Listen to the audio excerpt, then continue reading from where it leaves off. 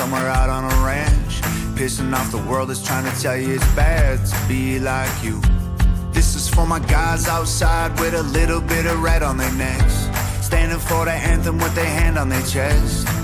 Rattlesnakes on some yellow flags hanging from their window panes. Buddy, you should watch where you step. Step, step, step, get to stepping, y'all. Get gone, get gone. We just wanna work, go to church, have a good time till we in the dirt. Remember who you are, white boy. Start a fire with some gas and a match, hanging out the window of a truck with a flag, pissing off the world that's trying to tell you it's bad to be like you. Just remember who you are, white boy. Raised in hell just like your old man, little slice of heaven somewhere out on a ranch, pissing off the world that's trying to tell you it's bad to be like you. This is for the guys who gon' fight to be free till the cops come around, who never let the flag that they wave touch the ground. Metal sign on a fence post, no trespassing allowed. And this is for the ones who don't run, reading Bibles, loading guns. They know what they gotta do and they know how to get it done. All the ones who learning lessons till the day they get to heaven. If you ain't one of us, then get to stepping. Stepping. Step, step, step, get to stepping, y'all. Get gone, get gone. We just wanna work, go to church, have a good time till we in the dirt. Remember who you are, white boy. Start a fire with some gas and a match, hanging out the window of a truck with a flag, pissing off the world that's trying to tell you it's bad to be like you. Just remember who you are, white boy. Raised in hell just like your old man, little slice of heaven somewhere out on a ranch, pissing off the world that's trying to tell you it's bad to be like you. Remember who you were, white boy, before they try to race in your past, told you it's bad. Remember who you were, white boy, before they put your kids in a mask to sit in the class. Remember who you were, white boy, before the only lives that matter were black. You got attacked. Remember who you were, white boy. I'm telling you, you gotta go back, be more like that. Remember who you are, white boy. Start a fire with some gas and a match, hanging out the window of a truck with a flag, pissing off the world that's trying to tell you it's bad to be like you. Just remember who you are, white boy. Raised in hell just like your old man, little slice of heaven somewhere out on a ranch, pissing off the world that's trying to tell you it's bad to be like you.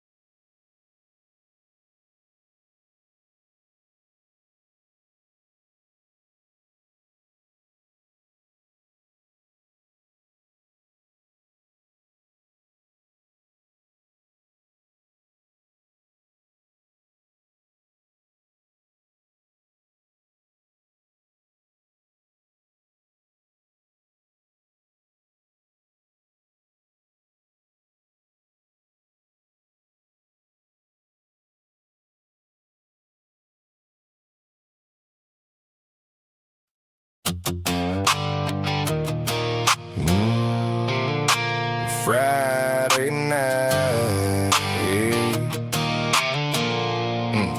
yeah. Clock hit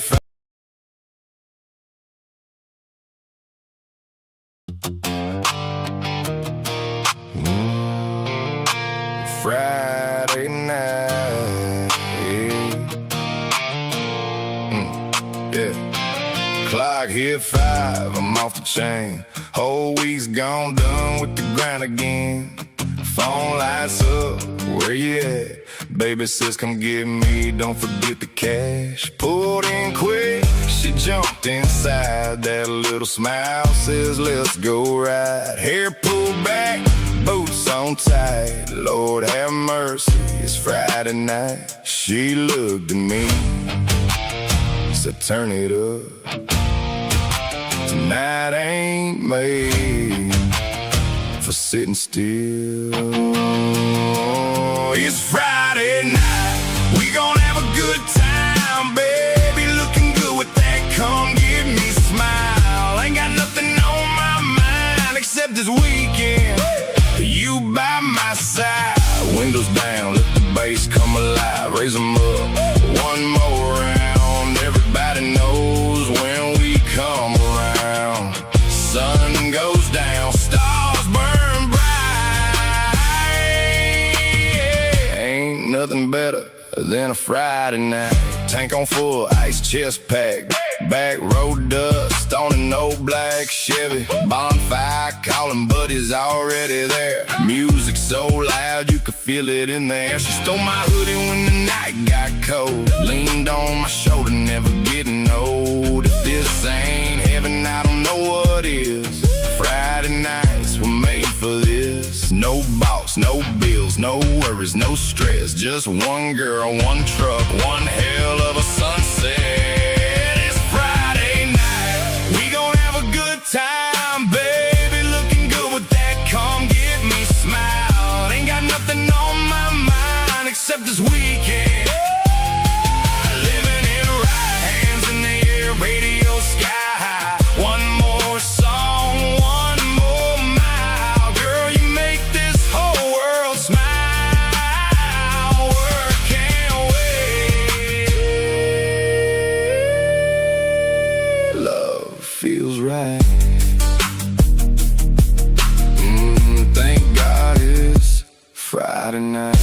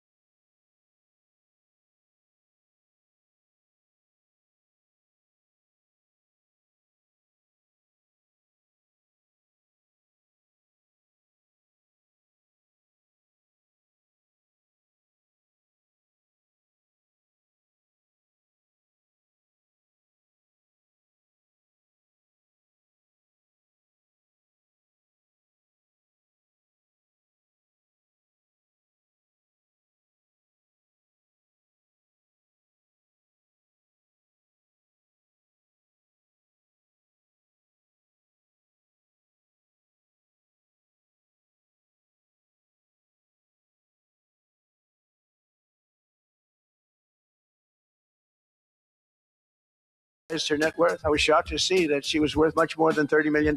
Folks, the walls are closing in.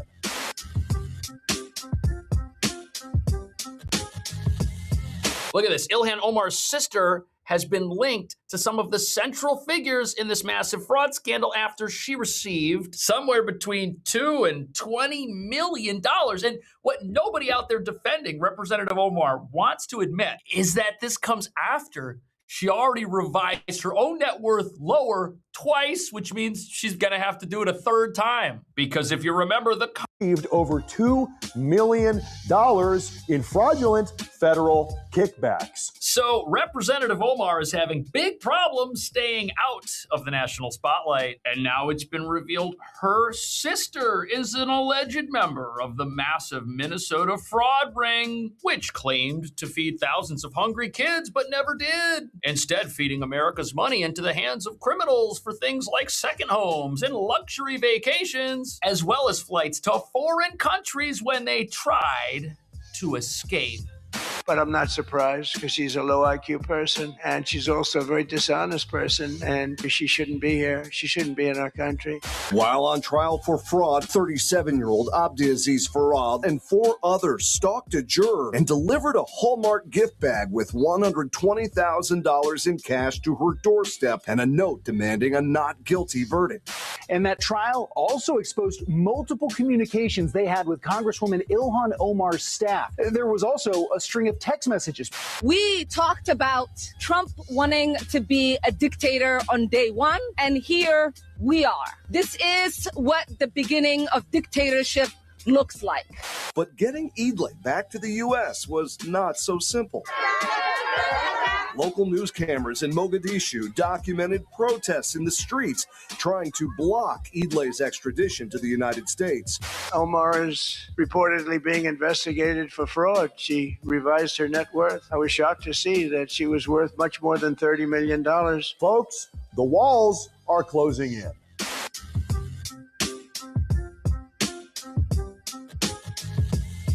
Look at this. Ilhan Omar's sister has been linked to some of the central figures in this massive fraud scandal after she received somewhere between $2 and $20 million.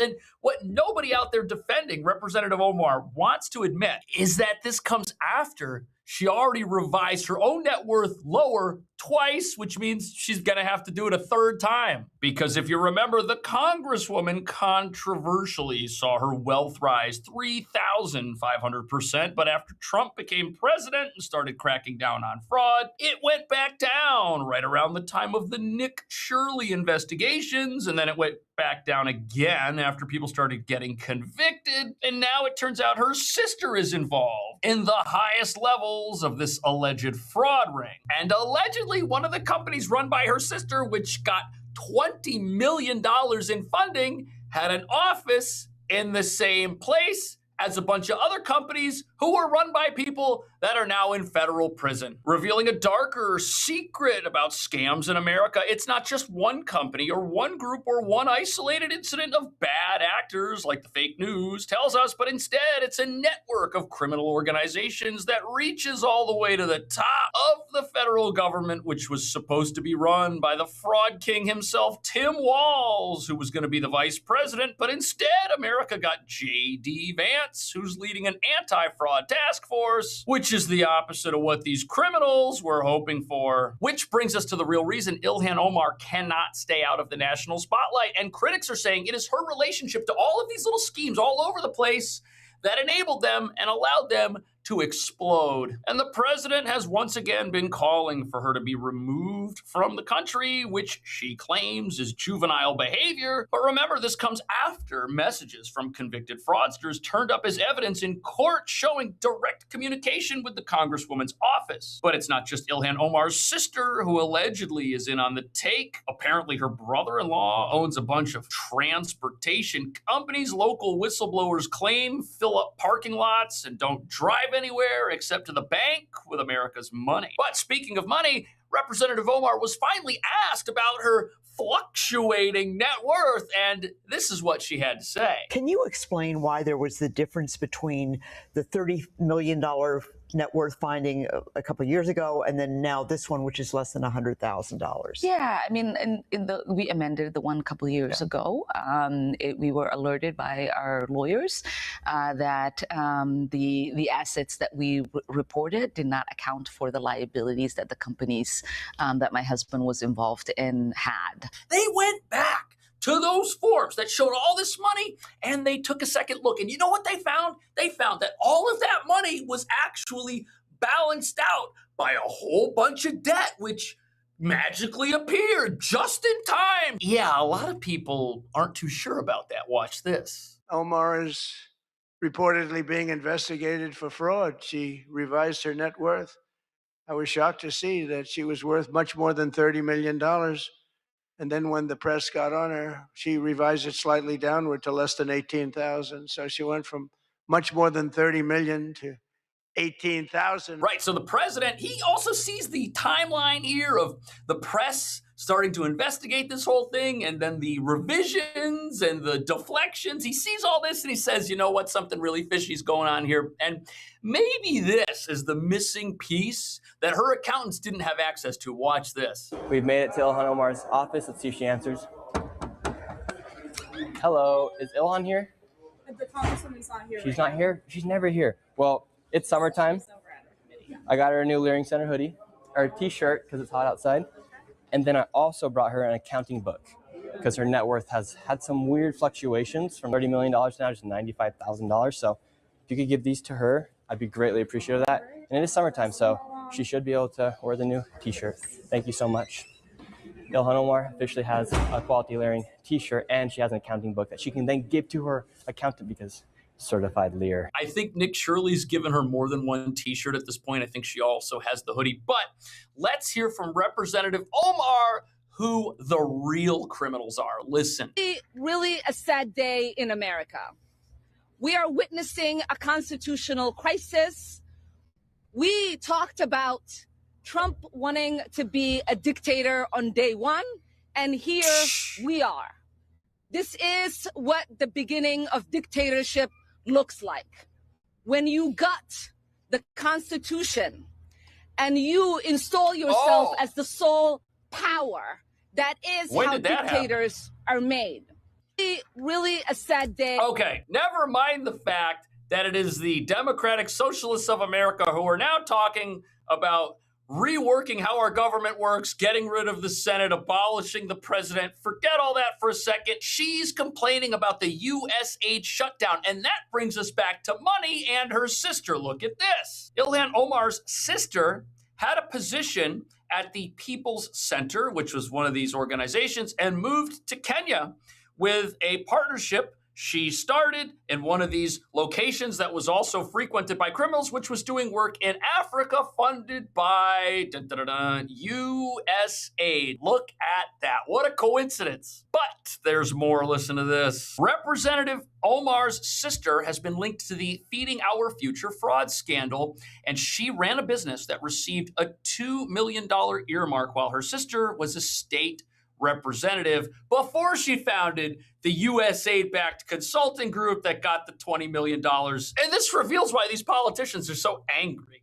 when Trump is out there cracking down on fraud, ending these programs. They've got family members that are running these programs. Of course they're angry. And apparently her sister had this $2 million business and this $20 million business. You got all these fraud companies registered at the same place where her sister's working.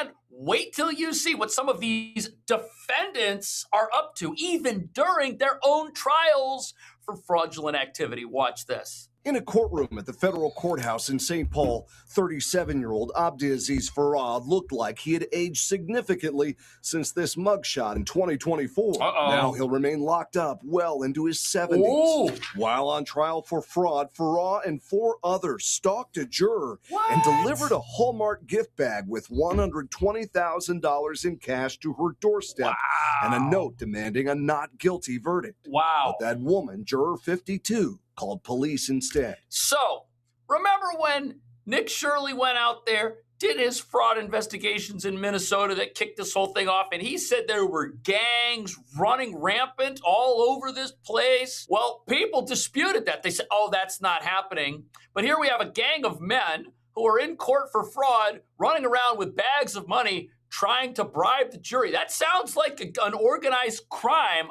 operation to me. And they thought they could just do this and get away with it. They thought the person was going to accept the money and fight for their freedom. But bribing jurors, that's nothing compared to what this other defendant did. Listen to this. This is the mugshot of Abdikerm Idle, taken just hours after landing in Minnesota Thursday. The 42-year-old reappeared in an orange jail jumpsuit at federal court in St. Paul Friday afternoon. Considered the right-hand man of Feeding Our Future founder Amy Bach, Idle faces 31 charges of his own for stealing millions of taxpayer dollars meant to help feed kids during the pandemic. Wow. And where did that money go? Because we know that there weren't any children. We didn't just have empty daycare centers all over Minnesota. We had these empty restaurants. We had all these businesses that claimed they needed all this federal money to rain down upon them so they could shower the populace with food and daycare and rehab and autism-related services, but there were never any people. So where did that money go? $250 million, that's no joke. And these people that got arrested, they didn't have all $250 million just lying in their bank account. And they didn't have a mansion made of gold. And they were in direct communication with Congresswoman Omar's office about these very same programs that they defrauded. Local news cameras in Mogadishu documented protests in the streets trying to block Idle's extradition to the United States. But authorities got him on a plane to Minnesota on Thursday, where he'll finally face justice after more than 4 years on the run. 4 years. Idle had little to say in court today, but he did have to swear under oath when telling the judge that he could not afford to hire his own attorney. Right. So then where did all the money go? If he doesn't have money to pay for his own attorney, where is it? Like, what happened to this money? That's what's really frightening. We do not know where this money went. We do not know who ultimately benefited from U.S. taxpayer piggy bank dollars because it's vanished. It's vanished into thin air because of these criminal organizations that are all being operated out of the same place, which isn't even a business, not even an office, a residential address where all these fraud rings are registered. That's just so weird. And you know something? There's a real argument being made that the entire apparatus of the left in America, all the support that it has, all of the supposed people who really need these programs and all the politicians that are fighting for this stuff, that all of it is based on fraud. We saw how it worked in New York with the adult daycares all over the place being run by these various scammers who employ the most people out of any type of job in New York State. It's now this home healthcare industry that it's exploding because you've got all this fraud employing all these people. So all these people, they don't want their jobs to go away when the government cracks down on fraud. Of course, they're going to get out there and say that these crackdowns are wrong. You've essentially got an entire part of this country which exists because of criminal activity and seeks to defend it because it's become a way of life for a critical mass of people who are about to vote for communism. CMS is pausing more than $1 billion in federal Medicaid payments to California and to Minnesota. Because of suspected fraud and non-compliance. Wow. That includes more than $867 million for California and over $200 million for Minnesota. That's crazy. If those states want that money, they need to provide documentation that these payments are legitimate. That's wild. Billions of dollars have been going to these states, California, Minnesota, add them all up, you get billions, and they don't provide any record of where this money goes. So they don't know.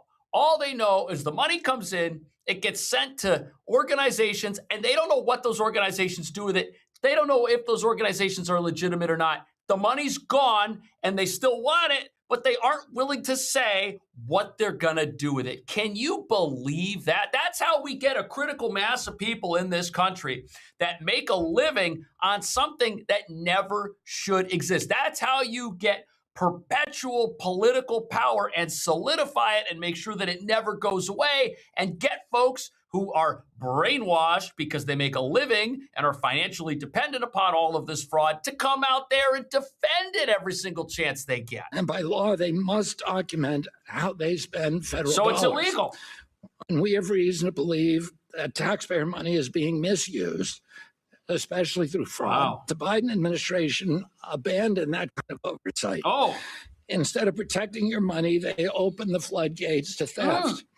They dismantled basic program integrity and oversight. Wow. Interesting. And remember, who was President Biden's successor? It was Vice President Kamala Harris. And who was going to help her run the White House and the country? That was going to be Tim Walz. That was going to be the governor of the state where all of this fraud first hit the fan and was uncovered. So they were going to take the guy that was overseeing a fraud empire and elevate him to the second highest and most powerful position in the entire country. He was going to be the one who was supposed to do what J.D. Vance is doing right now, crack down on this stuff, make sure it's not happening. But he was the person in Minnesota who enabled it all to happen and was going to walk into office as the successors to the Biden regime that enabled this all to take place in the first place. What a circle of fraud we've got here. What do you think would have happened to America had the 2024 election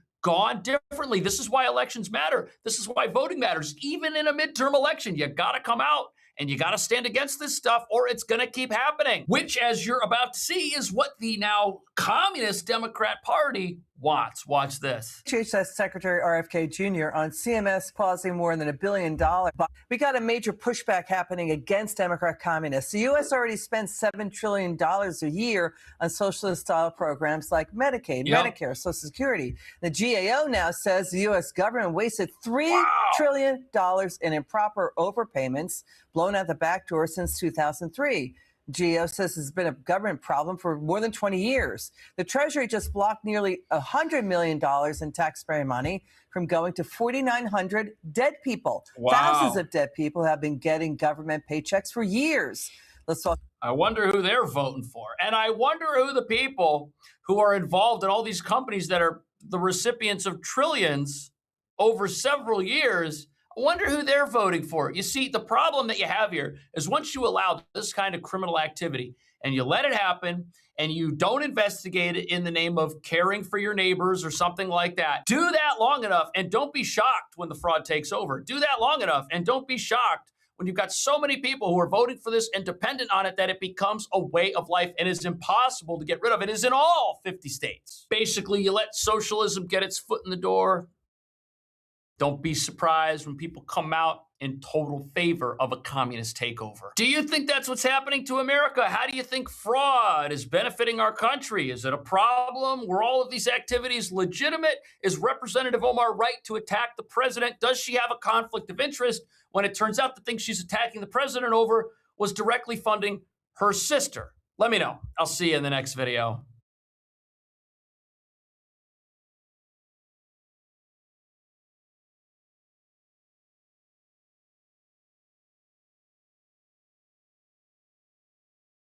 New York's mayor thinks looters are going to steal his free groceries. Look at this. That deal, basically, and is there going to be a limit on the number of items that someone can take that are discounted at that level from that essential basket? So our RFP makes very clear that this is a program for New Yorkers to be able to put food on the table, not a program for people to be able to make a quick buck through reselling. I'm going to pass it over to our EDC head, G Pack, to add some additional details. Oh, why doesn't he want to answer? That's weird. Yes, if you look at our RFP for the operator, we are looking to make sure that we target New Yorkers, whether it be at sort of a library card-esque thing. A library card. And also we manage who's buying and that is focused on everyday New Yorkers. How are you going to do that? So we are mindful of that. And so we're going to make sure that we have all the things in place to ensure that that does not happen. Oh, so they're going to have something in place to make sure that only New Yorkers are shopping there. Might be a library card, but don't worry, folks. It won't be ID because in New York, we don't require that to do anything. Watch this. And we're talking about a city-run grocery store, one in each borough,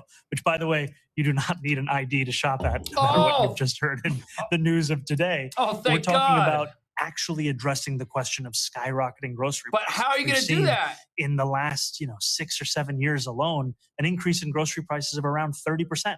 And we are going to be delivering a city-run grocery store, 1 in each borough, 5 in total, that will have the staples of a shopping experience, an essential basket of goods that are discounted by 30% compared to 30% typical off. retail prices. How are you going to And stop that is people something from that New shopping Yorkers will there? be able to feel in their pocket. They'll be able to save hundreds of dollars on an annual basis, knowing that the city is looking to actually deliver for them on something that is a non-negotiable in their life. But you're delivering it for everyone because everyone's going to be able to shop there. Now, at first, it sounded like there was going to be an ID card. And right away, the regime went into overdrive, making sure that nobody thought you would need ID to get the 30% off from the Mamdani Marts, which means there's no plan in place to stop somebody from driving in from New Jersey or Connecticut or wherever and loading up a truck and taking off to their own store where they resell all that same stuff. And then there's all the people in New York that sell things on the side of the road. Where are they going to get those products? Are they going to be getting them cheaper than a distributor would sell them to them? This is why these free stores don't make any sense. There's zero cost to operate the store. They don't pay taxes. They don't pay utilities. They could buy whatever they want and sell it for whatever they want. And now they're going to sell it to everybody. There's no way this is going to work. Watch this. Donnie, city-owned grocery stores, because you're not going to not have an ID. You don't even have to prove that you live in New York, even though it's New York taxpayer-funded grocery It's stores. a handout to everyone. We're going to have a bunch of freeloaders that want to come to Yep. New York now. Yep. Just for all of the free. What could possibly go Yeah, wrong? exactly. Communism When for you have people everyone. rushing to the grocery store. This is what the mayor had to say about this. This is so wild. How are you going to keep people from taking advantage of that, that deal, basically? They did not have an answer. He stepped away from the mic, notice that, and had this woman come up and proclaim that there was going to be a library card, and the backlash was massive. They are making it up as they go along, folks. What they're going to do in New York is they're going to steal from those who are productive and live here, and they're going to give that out to the entire world. Remember, this is a sanctuary city, and the resources of New York are open to the entire world. All you got to do is get here. Doesn't matter where you're from, doesn't matter what state you live in. We're going to tax the productive and give it to everyone. This place is going to implode so quickly, your head is going to spin. Watch this. This is a program for New Yorkers to be able to put food on the table, not a program for people to be able to make a quick buck through reselling. We are looking to make sure that we target New Yorkers, whether it be at sort of a library card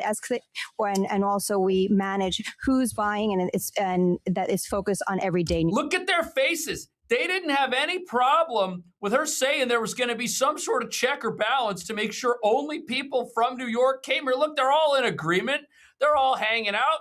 And then they said, gee, wait a minute. We're a no ID state. We don't need ID to do anything here. Better not have it to come to the grocery store. A library card-esque card. With it. They're so afraid of saying an I know. ID. They don't want to say even it. though that's what they're saying, that you're going to have an ID. But they're not going to check where the person is from. They're not going to check what their income is. And so this is going to be the fastest lesson in economics, in math, Look at in those basic bananas. reality that has ever hit. Mamdani is going to understand economics at the end of this. No, he's When not. every bodega owner in the neighborhood who he's trying to undercut by selling stuff 30% below market value. Oh, yeah. Every small business in town, those are going to be done because you know what? You can't compete with 30% off. And these stores, they're going to be required to have more than just bananas and oranges in them. There's going to be a core basket of goods that get the heavy discount. But these stores are going to have other things in them. And look at this.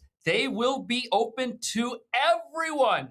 There will be no system to verify identity, residency, or income, and no one will be asked to show ID to shop City Hall. Confirmed. You're going to be paying for the entire world to rob you if you live in New York, and the mayor is totally okay with it. And you know what? Once this whole thing doesn't work out, he's going to say, well, we just need more money. We tried to help all these people, and it didn't work. And that's because all the rich people left, or they didn't pay enough, or you didn't pay your fair share. We need more taxes. By selling stuff 30% below market value, goes to the store, buys everything, and then sells it for cheaper. I'm sure that's going to be illegal too. So they're going to have to jail people who go and take stuff out of the store for 30% cheaper and sell They're not going to jail at market anybody. value. And then they're going to run out of product. And so then they're going to, within the first week, they're going to have to ration all of their grocery stores. So we're going to get to the end stages of the Soviet Union in the first week. And here's how that's going to happen. They're not going to jail people for coming to these places and looting them and clearing them out. In fact, they're going to spin that and they're going to say, wow, we ran out of everything. It looks like the Soviet Union in here. And that's because this place really needs help. We need more free grocery stores. We need even more money because stuff is flying off the shelves and flying out the door and ended up on the sidewalk. Oh, yeah, we're helping so many people. We need even more money to do even more. But think of how many people we could help if instead of 5 grocery stores, we had 50 or 500. And look at where that's going to lead. They're going to put bodegas out of business. Out of business. And when they do, you'll have no choice but to go to the government grocery store, which will have shortages. And when you do, you will need to get your ID in order to buy your groceries and your food. Yeah, they're going to do something. It's all going in the same direction. Always is. These people are evil. We are looking to make sure we target New Yorkers, whether it be a sort of library card-esque thing. We also manage who's buying and that it is focused on everyday New Yorker. Now, the interesting thing about that is the people telling us that this is going to be a store for New Yorkers will tell you that someone who came into the country illegally yesterday and is in New York today, living in a luxury hotel shelter today, is also a New Yorker. So their definition of a New Yorker includes everybody by default. That's why they're not going to check and see who's a New Yorker and who isn't, because everybody who finds themselves here is invariably a New Yorker, according to these people. That's the plan. It's a plan that makes no sense, but it does make sense when you realize collapse is the real plan. According to the proposal, the government grocery store operators will create free access cards that will help ensure that New Yorkers are not abusing the program. Oh, how are they going to do Shoppers that? without a card would not be prohibited from entering the store, but they would not be able to make any purchases without the ID. Huh, that's weird. But they say the operator will create a voluntary free-to-access membership card program to monitor sales activity and implement the discount program and any associated demand management measures. The savings card shall not be required for physical access to NYC grocery sites and shall be made easily available to any individual requesting one. Operators will work with NYC EDC to develop appropriate protocols for the collection, storage, and use of personal data shared by membership and card program participants. Yeah, that's going to leak. Conservative pundits began pointing out the irony of Mamdani's grocery store. So what is going to happen here? It sounds like they're going to have some sort of loyalty program. They're not going to stop anyone from coming into the store, but they may stop people from getting the 30% off discount if they don't have the loyalty card, which is supposed to be easy to access and available to everybody because everybody's a New Yorker. Got it. What could go wrong? For ideas, Democrats have forcefully argued against passing legislation that would require ID to vote. Democrats have argued voter identification would suppress the votes of many women whose names changed after marriage. It's all a lie.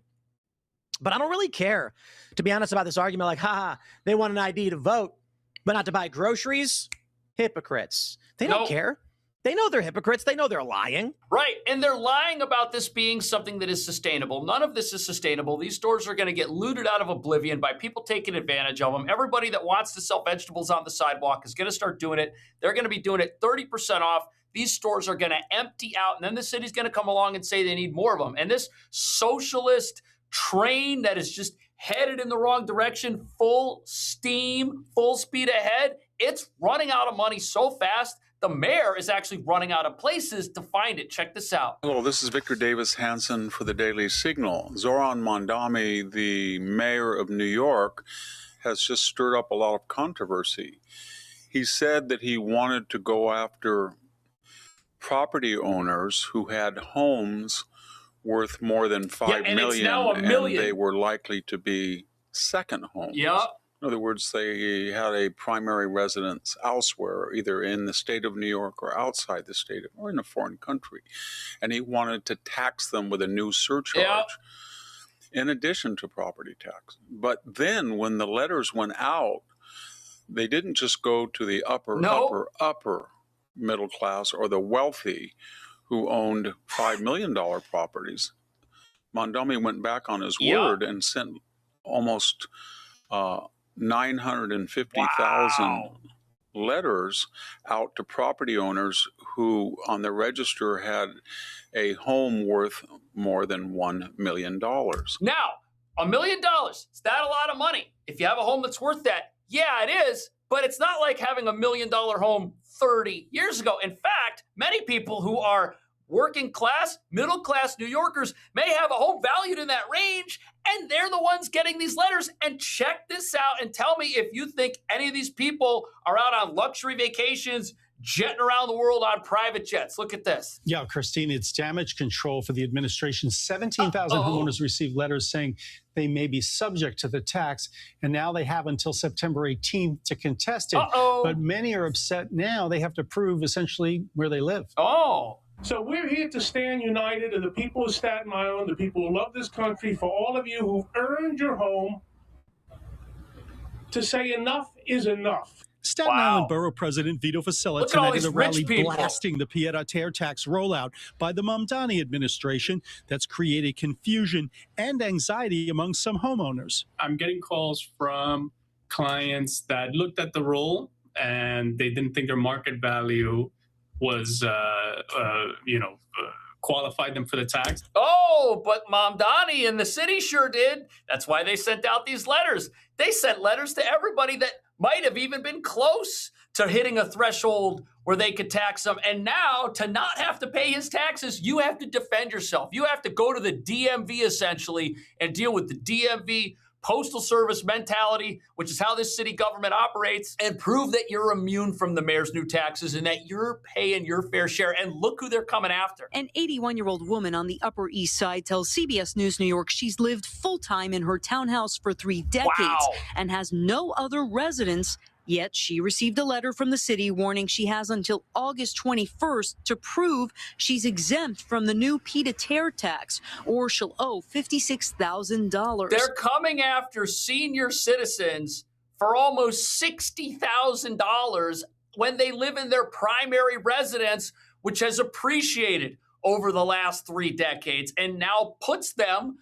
on this hit list, which is what many people are saying this list is, because they didn't just send out 17,000 letters saying they would have to pay the new tax. It's aimed at the wealthy who have second homes valued at $5 million or more, or apartments valued at $1 million or more. I understand the concerns New Yorkers have, especially when it comes to a new tax. Today, Mayor Mamdani said he's hired 24 additional people to deal with complaints, and he's extended the deadline for people to seek an exemption. Adding to the confusion is a list of hundreds of thousands of properties, most owned by New Yorkers who live here, published online as the new tax program was rolled out. Why would you do that? Why would you publish a list of people who you claim aren't paying their fair share or might not be, who they are and where they live in your city? Like, that is just ridiculous. You don't do something like that if you care about the well-being of those people. You're basically marking them. And you got these mobs running all over the streets in New York, the same mobs that are in favor of the free grocery stores and now know where you live. And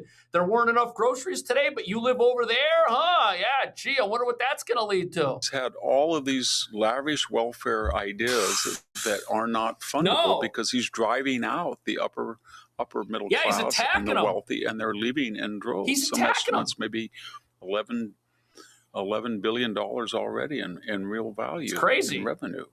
So he needs money. Yep.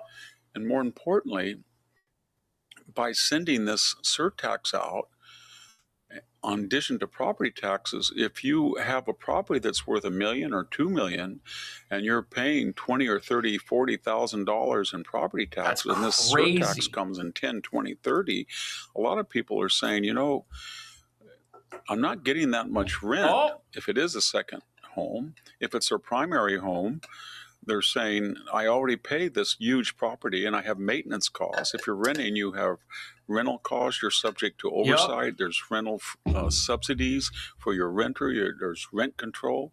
And so what he's trying to do is force people to sell. And what we heard earlier when Mamdani went out there and he said he's going to fine landlords, he said he was going to take away their buildings if they couldn't pay the fines. And he said he was going to increase the amount of fines and make sure that there were more fines. And the reason they want these people to sell isn't because they're not paying their fair share and they're jetting around on these luxury vacations. No, it's because if you own your own home in New York and you don't need the help of the government for anything, you are on this side of the fence and the communists are over here. Right? So you're opposed to the communists, even if you're a Mamdani voter, because you heard he was going to help the little guy and you believed him and you believed that he was going to do it with socialism. You've got people in New York who are waking up, realizing that they are ideological enemies of the mayor, even though they voted for him. This is crazy. Either sell their second home or he considers them affluent enough that they had their turn and it's time to sell because they will not be able to afford, especially retired people, a surcharge property tax on top of a property like that tax, 81-year-old woman, on top of insurance. And if you have a lot of sales, the house price drops.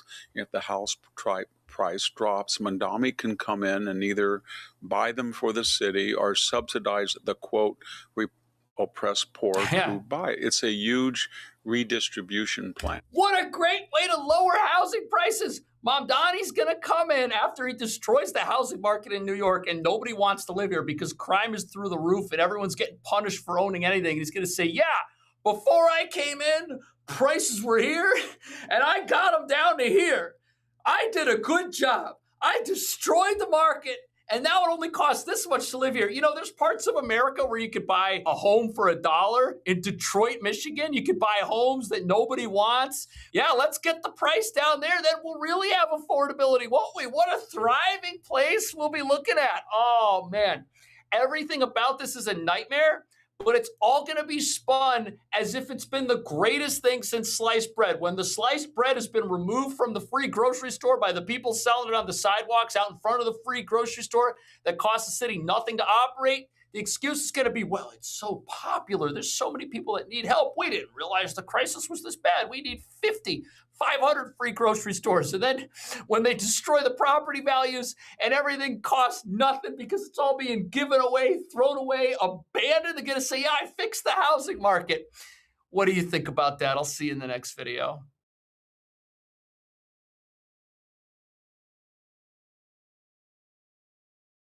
Well, the number of homeless living on the streets of Los Angeles is going up for the first.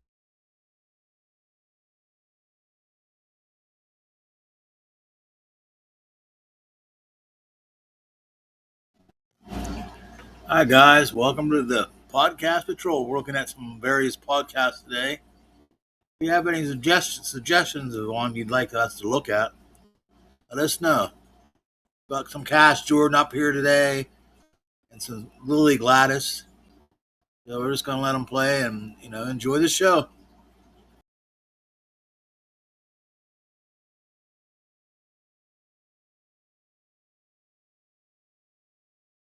First time in 2 years. LA Mayor Karen Bass released a lengthy statement blasting the Trump administration's policies. So homelessness in Los Angeles is headed this direction, and the mayor wants to blame President Trump instead of policies that encourage people to live on the streets, which she and the governor are proud of. However, now that these are backfiring, it's time for someone else to take the heat for this. But the problem is the voters in Los Angeles, they're aware of who's running the place, and they're not happy about it. Street homelessness is up across the city of LA by 3.5%, according to a CBS LA source close to LA Mayor Karen Bass. The count is certain to become a political issue in this year's mayoral race. Bass's campaign to lower homelessness, her critics will pounce on this, as will her challenger. Here on Skid Row, it always looks like nothing is being done. This annual count found more than 45,000 people experiencing homelessness in the city of Los Angeles. How would you rank the homelessness problem now compared to your 73 years in LA? Oh, it's out of control. It's as bad as you've ever seen it? This is as bad as I've ever seen it. If the city offered you some form of housing, would you take it? He said he would move into housing if it was offered, but until then, he said, I don't have anywhere else to go. It seems like you're deflecting to it's because we're not getting funding and so on. Do you bear any responsibility for what's happened?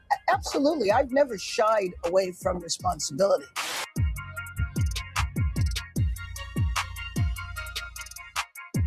There's a fascinating connection between how much the purveyors of human misery in America hate the president and the rise of communism. And what none of the communists supporting Karen Bass, the anointed leader of Los Angeles, will dare admit is that there are other cities in California that are turning a corner on homelessness in their very same state. And how are these other cities doing it? Well, they're getting rid of the homeless industrial complexes' grip on their societies, closing down non-productive shelters and getting encampments off the street permanently. But that doesn't happen in LA. You see, when an encampment here gets cleared, it just seems to come right back almost immediately. And this is a real problem because business owners don't like homeless encampments. The law-abiding don't like homeless encampments. People don't enjoy sleeping on the streets. And if we would just do something about this problem in one particular city that we're already doing elsewhere, maybe things would change, but instead things are getting worse because those making money off the needy don't want any of what you see on the screen to go away because every single person living on the streets is another excuse for more of other people's money, which these ever profitable nonprofits need to solve a never-ending crisis that just won't stop growing. And for years, that crisis was blamed on things like high rent, the events of 2020, expensive groceries, not enough millionaire taxes or billionaire taxes.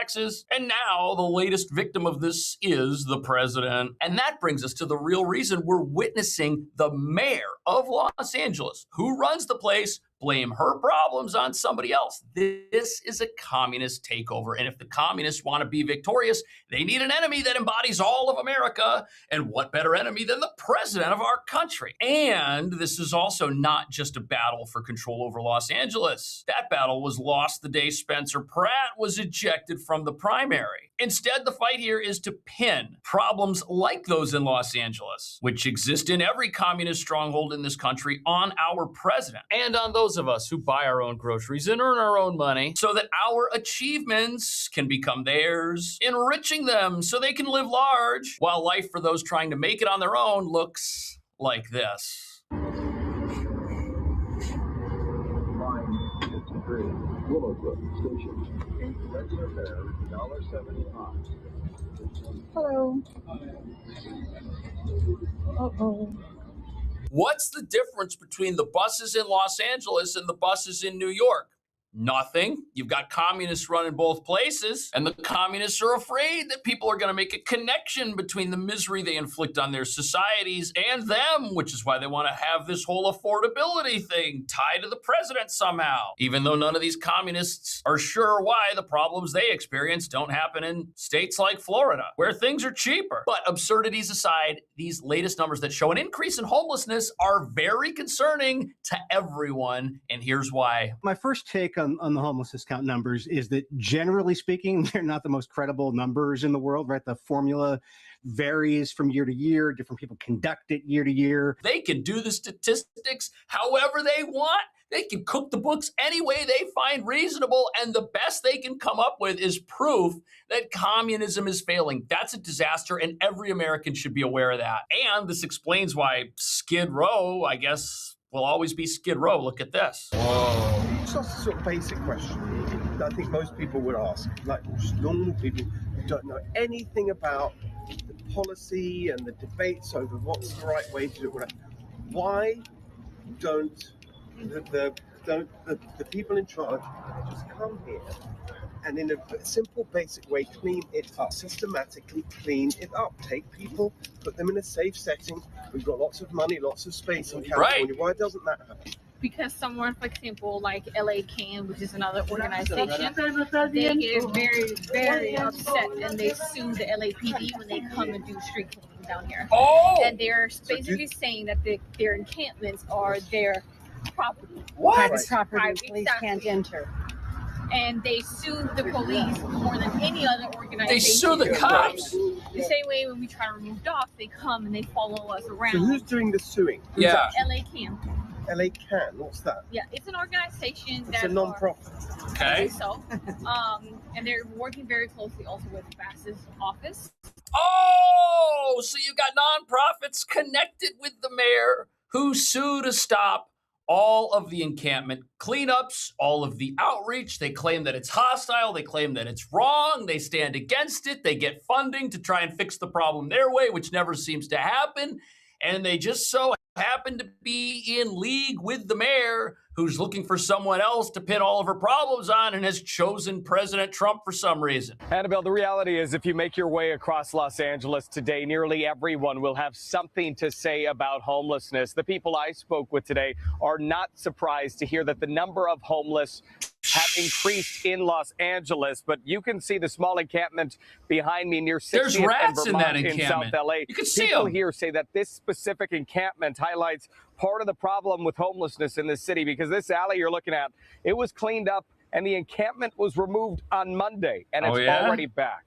Wow. So the local news says every single person on the streets has an opinion on this ever-growing humanitarian crisis, which doesn't seem to be getting any smaller, even though the amount of money that gets removed from everyone's paycheck to try to fix it every year keeps getting bigger. And they want answers. And they know who's running the city. They know who gets that money and does absolutely nothing with it. And that's a big problem if you're the mayor of this place. That's a huge problem if your communist policies are about to get tied back to you as the politician who brought this misery on people during an election year. You've got to understand there is a massive political push, and there are people telling Karen Bass right now, hey, look, you better blame the president because we need to spin your problems and all of our problems that we're creating throughout this country on him. That's how we win the midterms, is we have to tell people that the unaffordability is because of Trump's tariffs, that the high rents aren't because of something like a formerly open border or policies that stop people from building apartments. Nope, that's got to be Trump's fault too.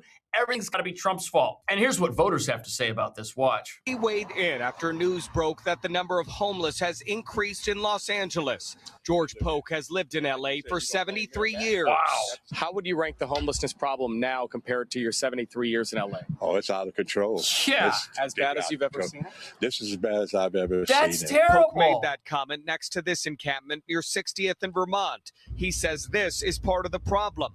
Today, this encampment filled half of this alley, just days after it was completely cleared out by the city. That was Monday. Good. Oh, man. That's immaculate.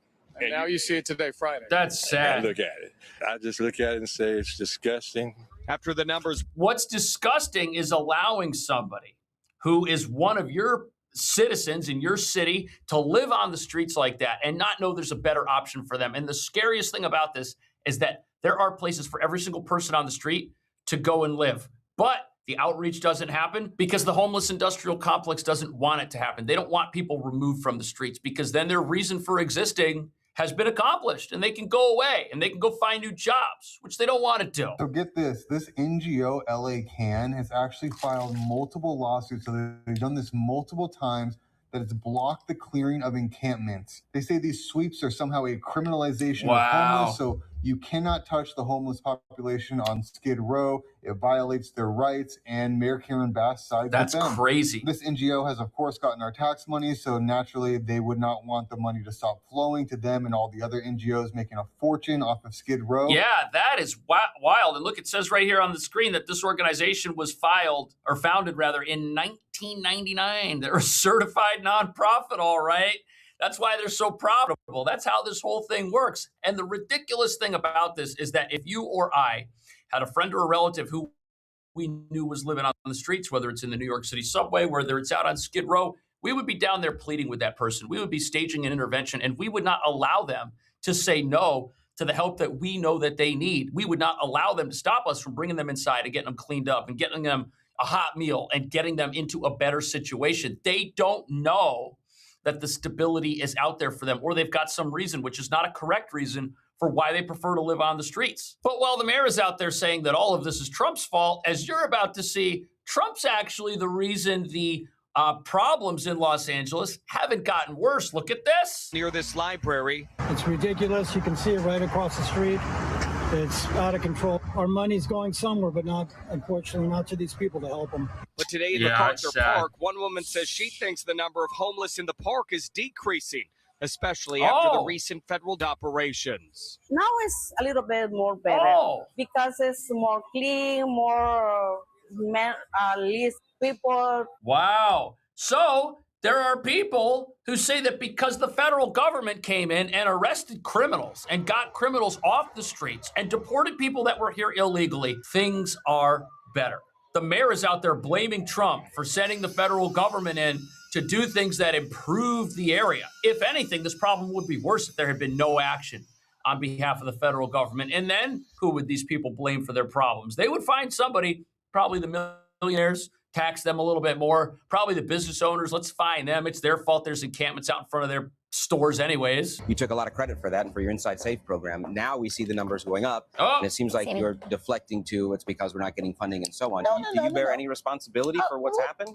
Absolutely. I've never shied away from responsibility.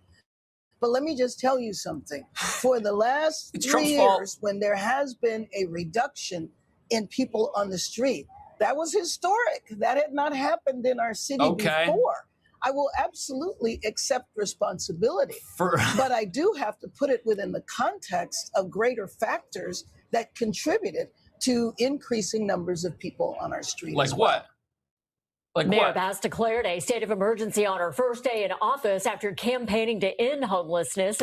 Okay, so she's been mayor for quite some time. She campaigned on ending homelessness, declared a state of emergency, and she's willing to take responsibility for all the good news about her state of emergency and her campaign. But when there's bad news, it's someone else's fault. And what is the bad news? The bad news is the Trump administration said, look, if you want money to provide services for the homeless, you have to tell us where it's going and what it's being spent on.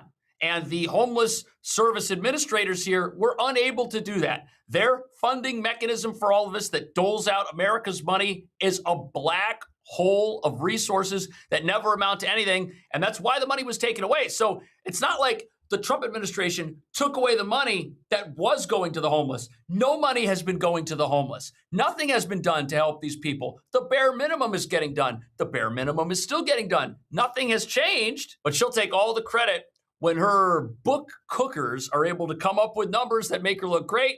And if they're not able to come up with numbers that make her look great, no matter how many times they try, well, let's just blame that on somebody else. What a scam.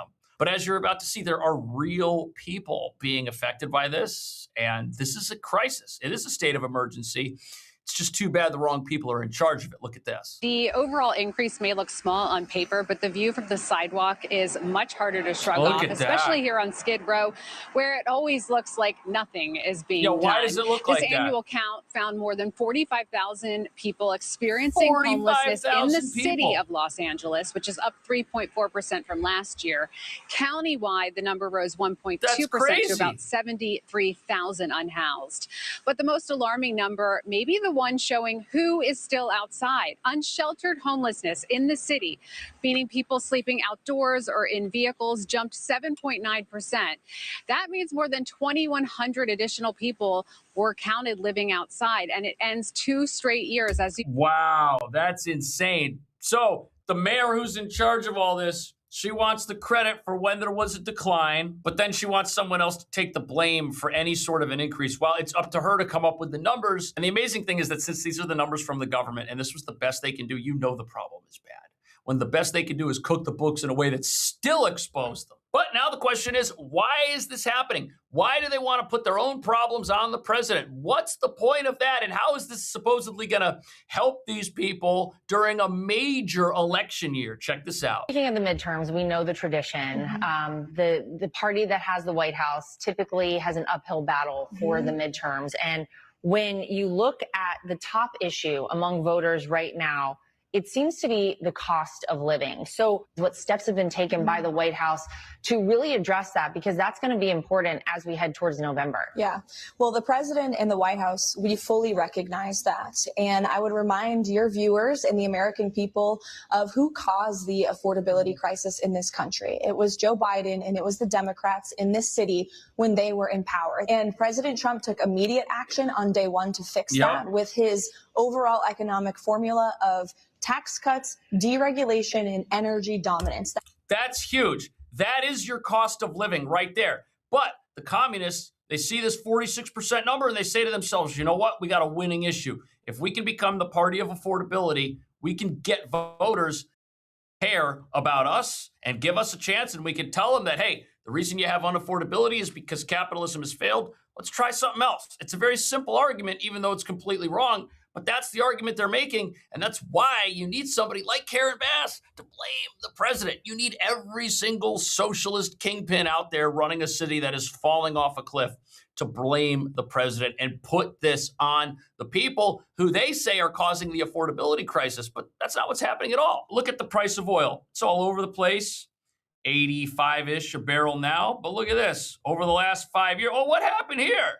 Oh, it was higher back here in 2022. Oh, look at that. Oh, this must have been Trump's fault. Nope, wasn't Trump's fault. Went down. And after he got in, it went way down. Yes, there's a conflict now, so it's up. But that's going to be temporary. And the idea that you're going to have sanctuary cities and a wide open border and everybody's going to have an affordable life while all of the money that these places have gets distributed to a very large and ever-growing number of people who need economic help, there is no way to tax enough millionaires and billionaires to feed the entire world, which is the goal of these communists. Their only answer is to take more money from people and to make people's lives even less affordable. That's why it's less affordable in Los Angeles than it is in Florida, even though they both have relatively similar weather. Why don't we have year-round encampments in a place like Florida? Well, because things are done differently here, obviously. Watch this. The cost of living. So what the past year and children who are signing up today, like my daughter, everything about healthcare costs, healthcare benefits, people, the patients. As opposed to Democrats have a favorable opinion of socialism over capitalism by a large majority, as opposed to Republicans who have by about 50 points more favorable view of capitalism over socialism.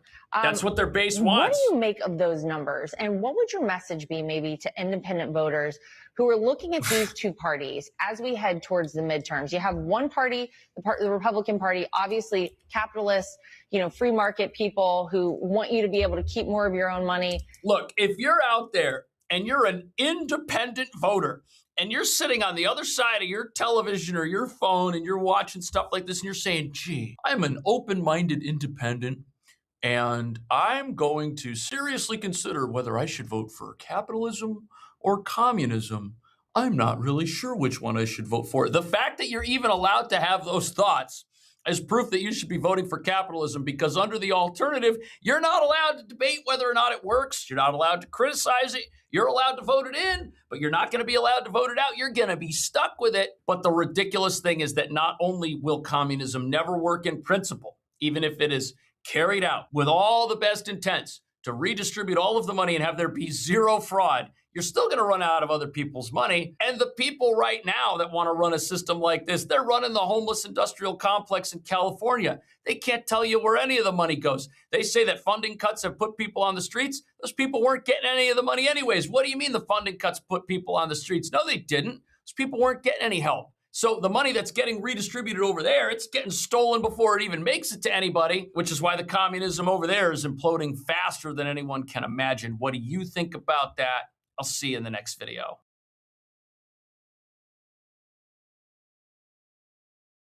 Spain decided they didn't need a border, and look what happened. This is crazy. This is like 60,000 people, and they all decided to just cross the border on the same day. Unbelievable. Chaos at the border of Spain's North African enclave. This is in chaos. Morocco. This is a city called Ceuta. You're The watching police as have no idea what to thousands do. of migrants break through the They're not fence breaking and through, man. They're completely hopping over. overwhelm the border police. Their video showing huge groups of people, mostly young military-age guys, mostly, huh? cramming into Wow. inflatable tubes or arriving on shore another way, some of them wading in the This is water wild. as they break through the they gates got a to boat. get to the They got a other boat. side. Sandra, Someone this is brought them here. reminiscent of kind of what we saw during the open border during the I Biden think it's administration exactly what we through saw. 2021, This can happen 2024, again kind of in similar to what America, we saw too. in Del Rio back in 2021. The socialist agenda, their platform literally says they want to abolish borders, abolish crazy. immigration enforcement, have complete freedom of movement. This is what it looks like. And here's why this is happening. Recently, Spain decided to grant mass amnesty to over 600,000 people. And now the socialists running this place, they're scrambling. They don't know what to do. Look at this. You have mobs all over the place. It's crazy. The police are totally overwhelmed. People are stealing. I guess they didn't do a whole lot of vetting when this happened. Oh, is that guy getting arrested? Oh, he escaped. Look, they just let him go. They just let that guy go. That business is done. They got a sign on the door that says they were selling Haagen-Dazs. There's some onions outside. It was like a grocery store. Look at these people. They're like, what's going on? The police are like, oh, it's fine. It's fine. This is just how our government works now. This is terrible. But wait till you see this. One guy brought a bike with him. Look at that. He's got his bicycle. En bicicleta por el agua. Where's he going? I can't believe it. Abolish immigration enforcement, have complete freedom of movement. They have a This is border what it wall looks too. like It's just in another country if they get what they want. Notice there is No one no cares. resistance from the government whatsoever. These people are That guy's coming got in flippers. without any obstruction. And if people don't know, Spain has a very left-wing government. Earlier Yes, this they year, did. they did a big amnesty program for over 1 million illegal immigrants living in the country. They had 1.3 million illegal immigrants apply for that Half amnesty got program between April and June. So that's what we call a Pull pull factor. factor, Sandra. They're looking for Look at something this. like that. They know if they can just get their foot in the country, maybe someday that left-wing government Right. will do another amnesty program. And you were just reading some of the wires. The locals Yeah. want an emergency That has declaration. It sounds happened. like The ministry's saying no, and they will not deploy military to the border. apparently they don't think this is an emergency. Yeah, I mean, the look at this. socialists- This is a total They free-for-all. say it's not It an does feel like emergency we were until it looking is. at a few years ago when you were reporting at the border here in the United States. This is happening right now. This story is breaking. And here's why this matters. Listen. And I watched the catastrophe that took place. It looks like an invasion of a country by hundreds of thousands of Yep. people. And that same thing's going to happen to us if the Republicans don't get elected, except worse. Much bigger, much easier to get into, despite the fact that we have built thousands of miles of wall, which I said we were going to Yep. do. But we didn't have that, forget it. But we have the safest border in the world. If we're not in office, our country will be invaded at levels that made Spain look small Right. time. And when I watched it, I said, boy, I said, I'm going to say it because I knew you were going to be at Camp David. And I say, that's going to be a talking point for the midterms. Right. Because when you look at what happened to Spain, they don't know what to do. And it's happening again today. They're coming in by the tens of thousands. They're just invading Yeah. the country. And what that is weak law, bad management, but very liberal law. They passed a couple of laws, and people read. You know, people are smart. They read from other countries, and they swam that 3-mile swim or however they got in, but nobody's seen anything Yeah. like it. That will look good compared to what's going to happen to the United States. And that's the thing. Some voices want you to think that these people that came into Spain are being brainwashed or misled, but they know what's going on. They know what the laws are like in this country, and they know that once they get in, removing them isn't something that is legally possible anymore. Look at this. Thousands of people hailing from Morocco and sub-Saharan Africa attempting to reach Europe. While it is still difficult to say for certain what triggered this unexpected migration wave, They according read to several something. media outlets and experts, one of the possible causes could be a Spanish court ruling. On the 8th of July, Spanish courts issued a ruling prohibiting the automatic return of migrants who reach Ceuta or Melilla by swimming. Wow. So they get For to most stay. of them, the hope was short-lived.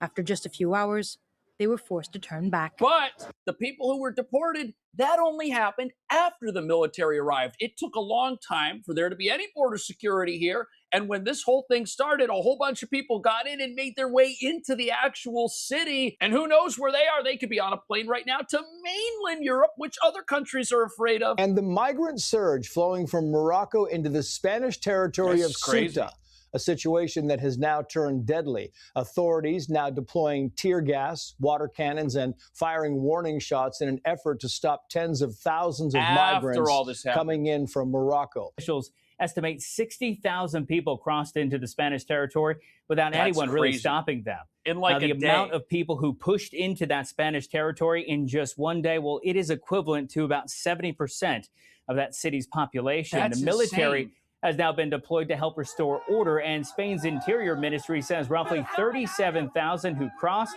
have already returned to Morocco. Okay, so Now, half Spain's got Prime in. Minister Pedro Sanchez is blaming criminal networks and human traffickers for the situation.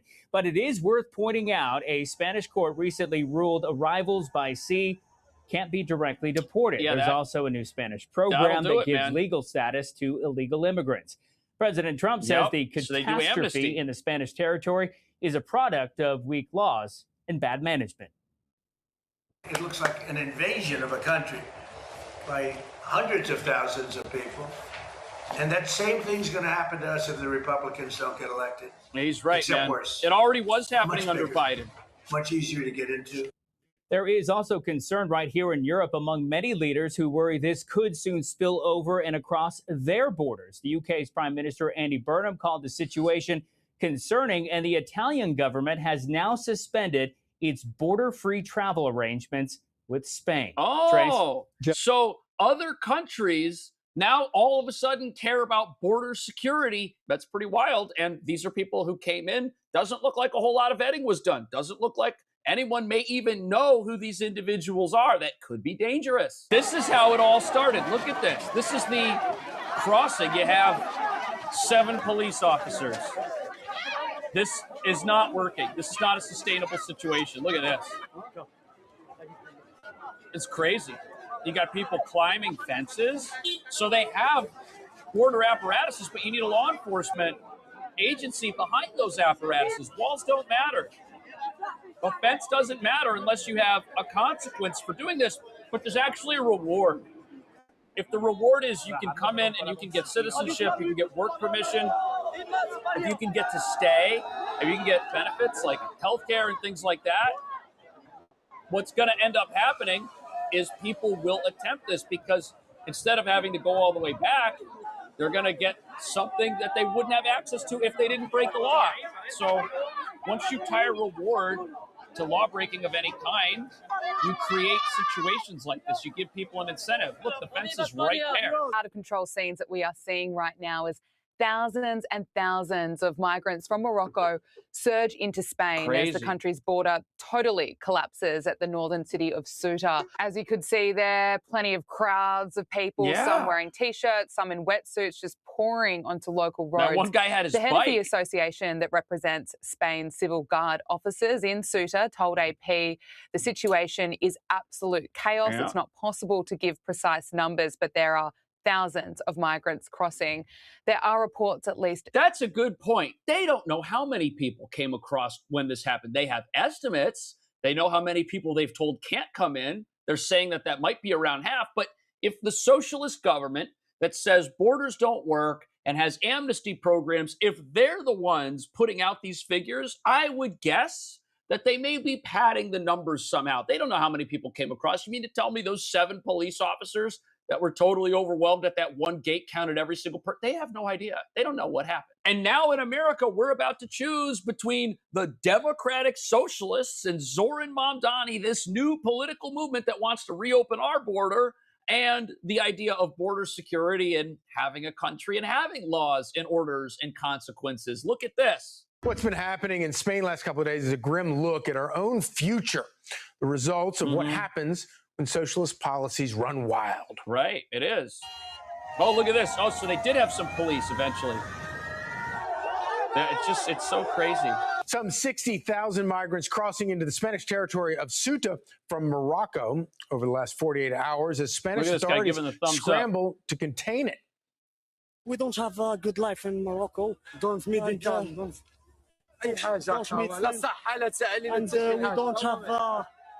we don't have a good medicine. They're talking about healthcare. And we don't have a good teachers and school. It's a bad life in Morocco. I want to stay here. I want to discover in Spain, discover in Europe. He wants to travel. I want to be active, and work. In the job, in the social life. He wants to go to clubs. Sounds painfully familiar. Residents are terrified for what it means for them. Right? It's pretty crazy. One day, when they've gone 2 or 3 days without food or a place to sleep, they'll break into our homes, they'll kick us out of our homes, they'll attack us. What will they do? Well, we saw them breaking into that can't grocery go about store. Our daily lives. We can't live our lives. We can't do absolutely anything, and we're at our wits' end because nobody is helping us. Wow. Yeah, their own government. Understandably, this is sending shockwaves throughout the region. One country's emergency is becoming a test of Europe's passport-free travel system. Because that's the goal. Italy you got to understand, getting into one country in Europe, getting legal status there means you now have access to the entire place. That's just the way the EU is set up. They think borders don't work. They think they don't matter. Well, now we're going to find out if that's really the kind of system that we should emulate here in America. What's coming, and it's already locking down to protect its own citizens. putting border controls on anyone coming in from Spain. Yeah, that's wild. You kind of have to. You're just invading the country. And what that is weak law, bad management, but very liberal law. Nobody's seen anything like it. That will look good compared to what's going to happen to the United States. He's 100% right. They reminded me, although I think they might have even been worse than the very worst days under Joe Biden when we were watching those caravans coming towards our own border. Well, I think you're right. The pictures were a little shocking, but they shouldn't be surprising. I mean, Spain granted mass amnesty for almost over 1 million illegal aliens earlier this year. Almost 600,000 have applied and received work permits. And so you have others that are sitting outside of Spain saying, I want that same thing too. And so you see this rush. But, the larger point here is that the EU as a bloc has had very liberal, very open borders now. Spain, in particular, you have to understand something. They have this stance that they need high levels of immigration, and this is how they're going to accomplish it. That's why they're doing these mass amnesty programs. They're saying that they want this, and their excuse for it is, oh, well, we have an aging population, so we need more workers, so we're going to have these mass amnesty programs. And they've been doing that for about a year now with these programs and these abilities that people have to apply to get to stay in the country and get to work there. So it's not like just some random thing happened and this was some social media prank or someone told a bunch of people, hey, you can go to Spain now. It's okay. No, people are watching. People know what's going on. People have contact with folks that are in Spain and got legal status, and they want that too. You can't blame them. Over a decade, and it's been an absolute disaster for a variety of different countries and a variety of different cities inside the EU. And they've gone so far as they've actually tried to pass a law this year, and they did, about a new return policy, how they can deport illegal aliens quicker and faster, but it's not enough, and it's certainly not working.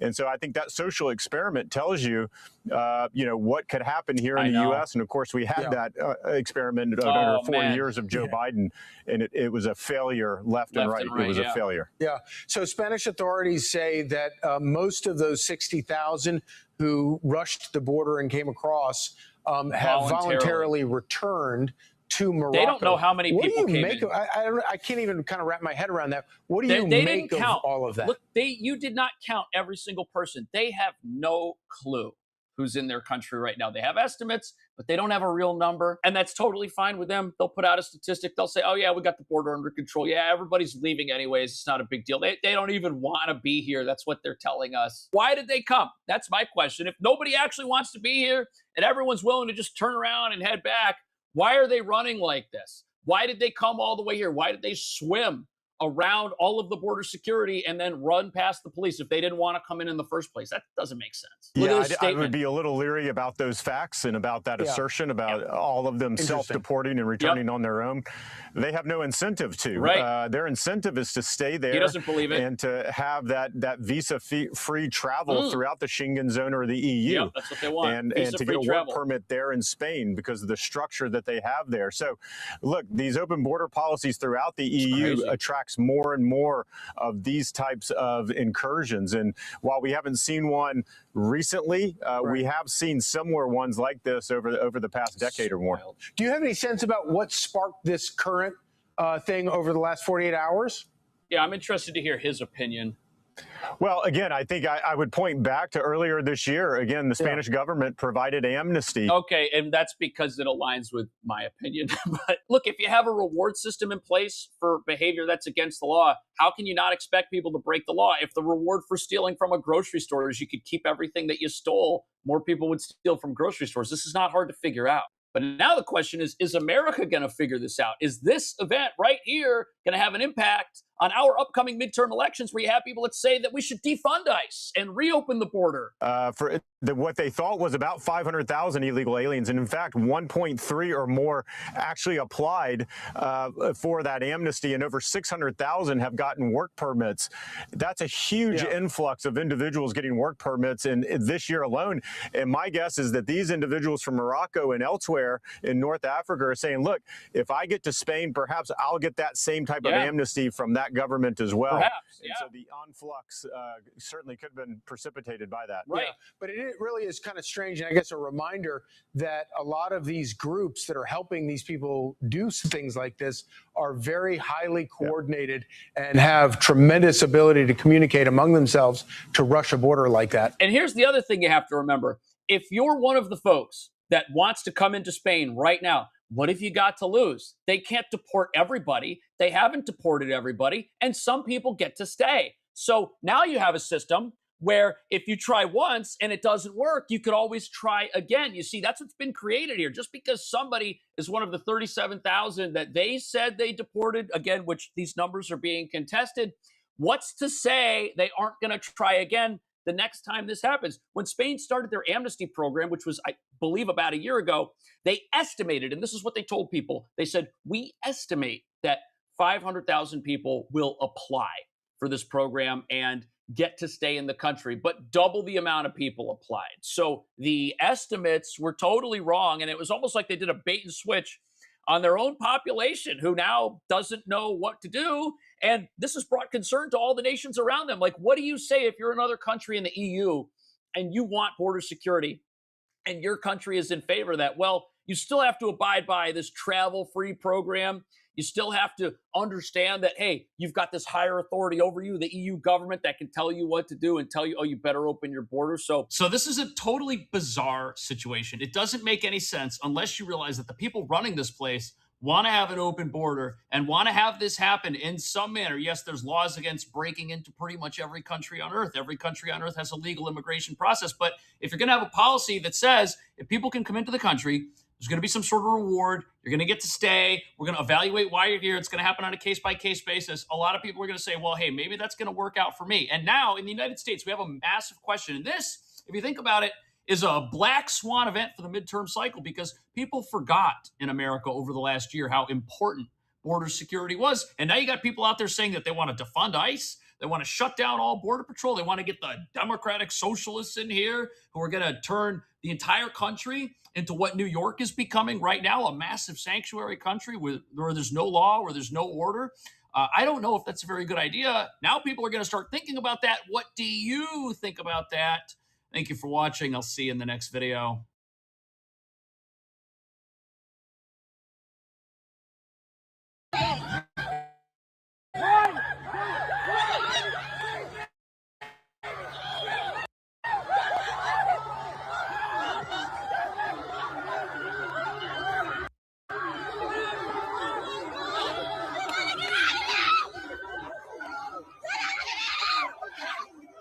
They'll be screaming about police brutality right after that, right? That's, it's always been puzzling to me how you have a certain group of people and they're constantly complaining about being the victim, being victimized by the system. Everything's out to get them. The whole system's rigged against them. The police are just literally scouring the streets looking for them, looking for a problem. And then they'll go and act like that. So brazenly, not a care in the world. They're out to a nice school lunch in that day. They're not worried about being arrested. They're not worried about anything. They're running and they know if they're caught, which they probably won't be, that nothing will happen to them, which is why we have repeat offenders. Okay, in this video, this woman is expressing how she just can't get over the fact that we are constantly playing the victim to the point where she is afraid to be in a relationship with one of us, which that is a good thing. I encourage that. Please keep on in that mindset. Not that we have to really worry about any of ours straying, in that direction, but she's worried about that. She's worried about being friends with us because we just do terrible things and then play the victim. Insane projection. The way people play a professional victim after they do you wrong has to be studied. And this is why I'm afraid to be friends or even be in a relationship with some of y'all, because y'all are professional victim players. Y'all literally play cry wolf. With that being said, I'm going to just stay to myself because y'all scared me. Well, you know what? I encourage that hashtag. Yes, I'm going to start using that hashtag myself. Play the victim, really? What is this in this video? This woman is solo traveling in the south of France at a beach, and she believes the fact that there are people around her also sitting at the beach, you know, the beach that their taxpayer money pays for.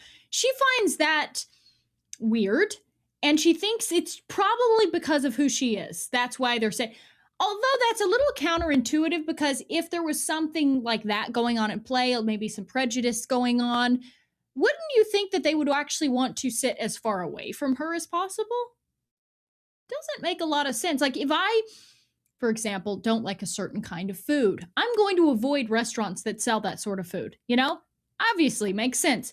Not in this case. Apparently, if people don't like something, they want to get as close to it as possible. On the beach. It was fairly empty. It's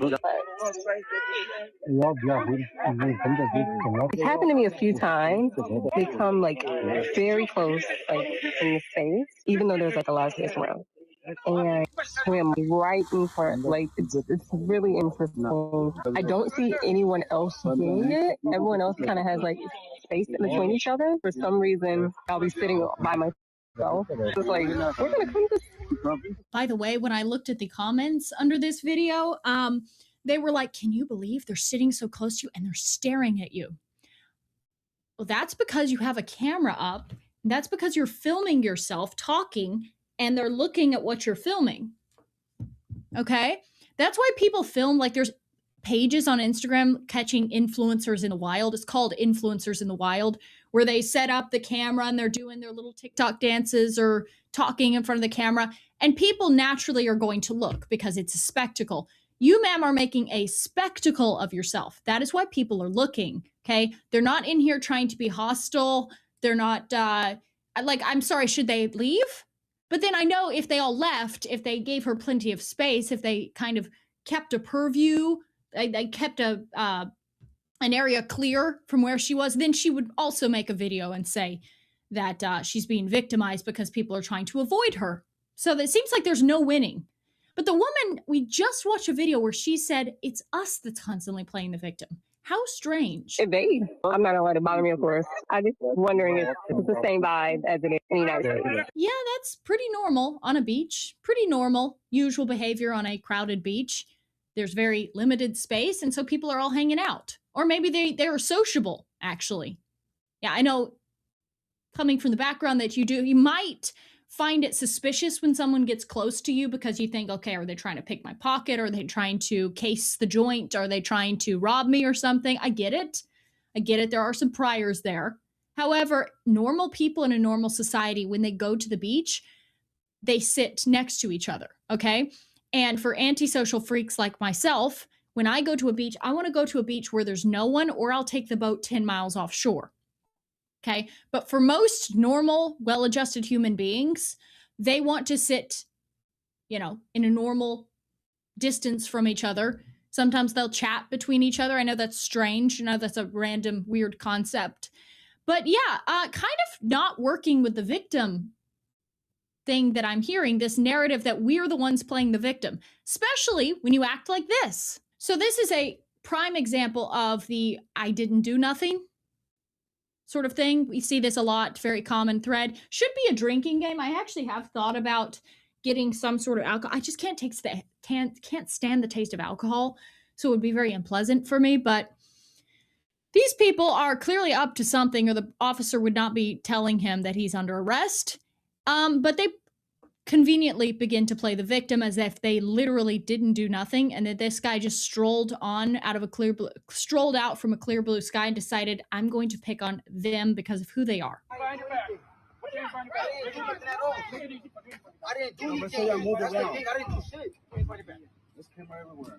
And by the way, keep your eyes peeled on the woman in the black hoodie. This woman, obviously he has something illegal in that bag that he has around his waist, that like fanny pack thing. And as he's being arrested, she walks over to take the fanny pack off him to obviously hide whatever is illegal in the fanny pack. Probably the reason why he's being arrested. This was probably like a drug bust. And then she gets arrested and she, of course, cries the victim. So just keep an eye on that girl and watch. Maybe I'm doing the wrong reading on this, but I think that's what's going on. Back up! Back up!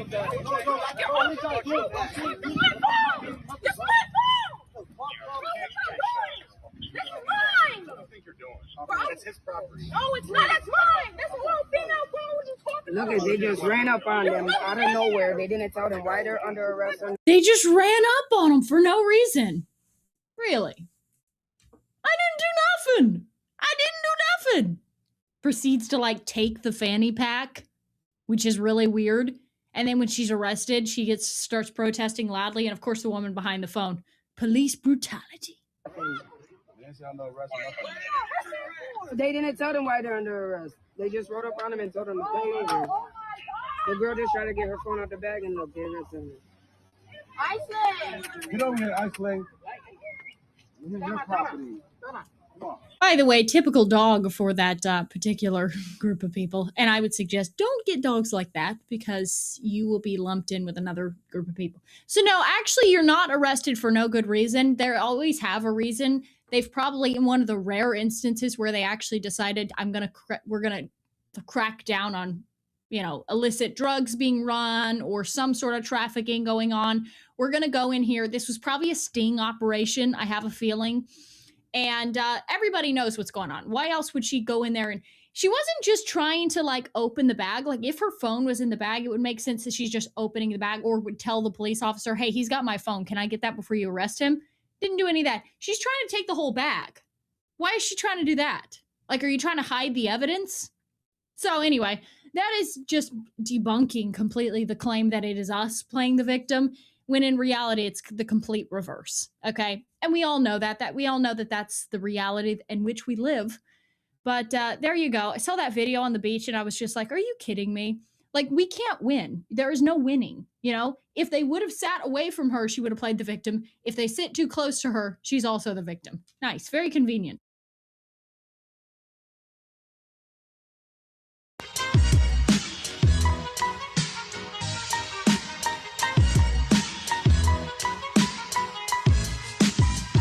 Locusts.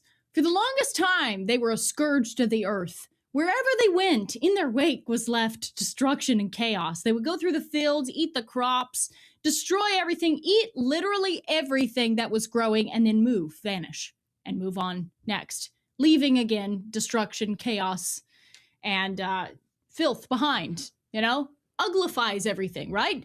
I think the locusts, though, are going to have, they got to run for their money as the most destructive people who seem to fly in, fly out, and when they leave, the place is unrecognizable. As you can see in that first clip that we started off with, that is a woman. I don't know what's going on. I assume it was maybe a shoplifting thing gone awry.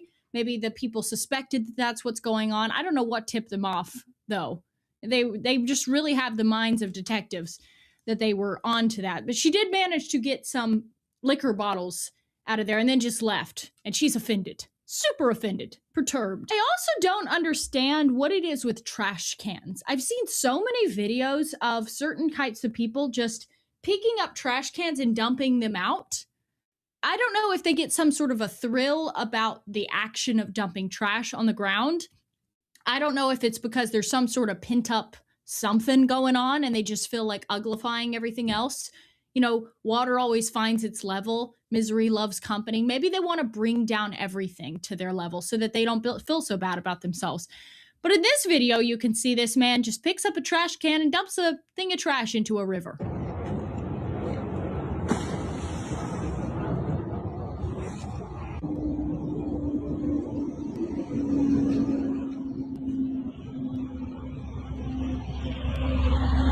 Walks off. Not a care in the world. I hope that made him feel better. I hope he really felt a lot better about his life. A lot of people, like when they are in their 20s or whatever, teens, 20s, they're living with their parents. They don't have a job. They can't get a good job. They got a garbage car. They feel bad about themselves. So their mode of operation is not to find the nearest trash can and dump the trash into the river and then walk off. Yeah, feel a lot better. Their mindset is, okay, I'm going to move out. I'm going to get my own apartment. I'm going to find some roommates. I'm going to hustle. I'm going to get a good job, get a nicer car, and I'll make it. Not with these people, on the other hand. They seem to get a great deal of satisfaction just from throwing trash cans full of trash into water. By the way, Have you noticed that in certain towns, there's always like bacteria epidemics where they have to close the beaches because there's like too much bacteria in the water? This happens a lot at beaches that are primarily occupied by certain people. And that's probably because they are defecating in the water. They're throwing trash.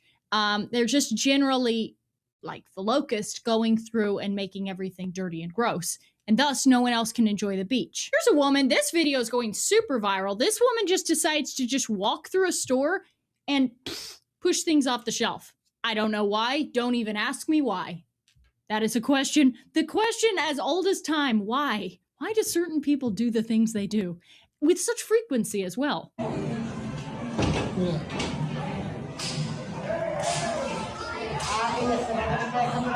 This clip is a mere 7 seconds long. It has Gotta love this frame too, by the way.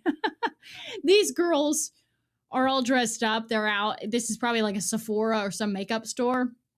They're dressed up. They're out on the town. They're going to spend their hard-earned money. And in fact, that's actually one of the pleasures of having money. I know that's not like a rich mindset. Like rich people are hoarders, and rich people, for the most part, are extremely stingy. They don't want to spend their money. But for normal people like poor people or middle-class people, when they get a little bit of money, they want to go spend it. That's the fun. That makes going to work worth it because you got to spend it on something you've always wanted. So that's how their mindset when they walked into the store. Other woman, she gets everything for free. So it doesn't really mean anything. Everything's like a Christmas present. And it's owed them. Not just that she's grateful that she got free handouts and welfare, but she's slightly resentful of that as well. So you have two different people. You've got people like me there, and they're appalled by this behavior. They're there paying their money that they earned, waitressing, whatever they do. And then this woman, she also has a bag. I don't know if she's bought something. I don't know if she was disgruntled at the worker. Don't really know what tipped her off. Generally, it doesn't take much to tip certain people off. And she's destroying. You have creators of society building the economy. They're working. They're putting money back into the economy. And then you have people destroying the economy, destroying places of retail, destroying society, simply for the fun of destroying. This clip is a mere 7 seconds long. It has gone viral for an obvious reason, but another that requires a deeper look. On the surface, it's nothing spectacular. We've seen this happen thousands of times. Millions? But you know who hasn't? These girls. They're regular members of society appalled by senseless destruction. Okay, so they go on to basically say exactly what I was saying. But that frame is hilarious. The frame is gold. Here they are on the highway. You know, highways used to be one of the wonders of the world. Like, a good highway is a thing of wonder, really. You know, to lay the highway, to have all of these millions of people driving every day and managing to not get into wrecks. And then the locusts come. And this is how they behave on the highway. Endangering, by the way, everyone else and themselves.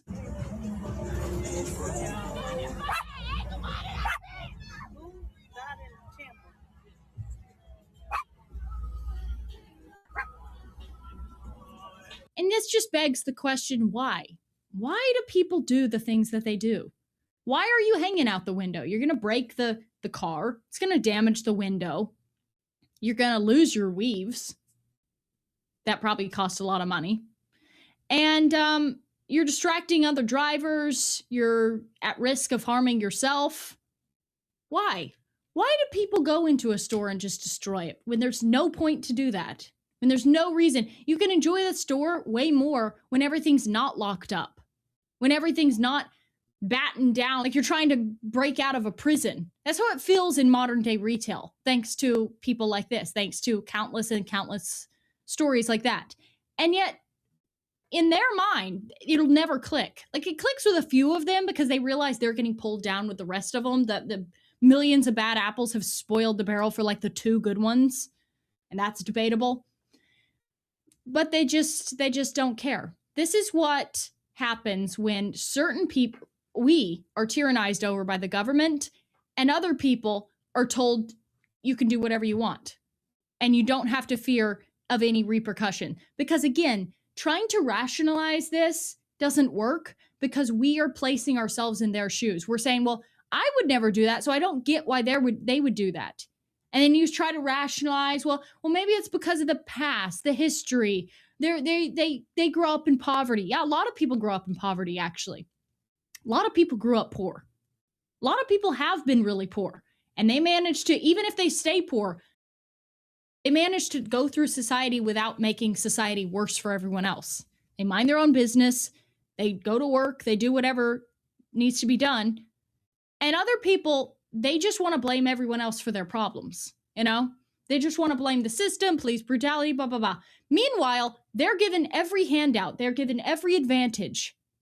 We are tyrannized over to try to compensate, to try to make them feel better. Doesn't work. So clearly the wrong stratagem that has been used, that has been employed, and we need to maybe go back to being a little bit more old-fashioned.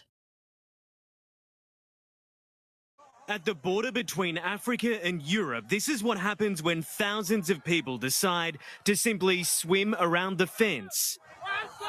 Some entire families making the journey, too many for border guards to keep back, and as order broke down, they busted through border control gates too.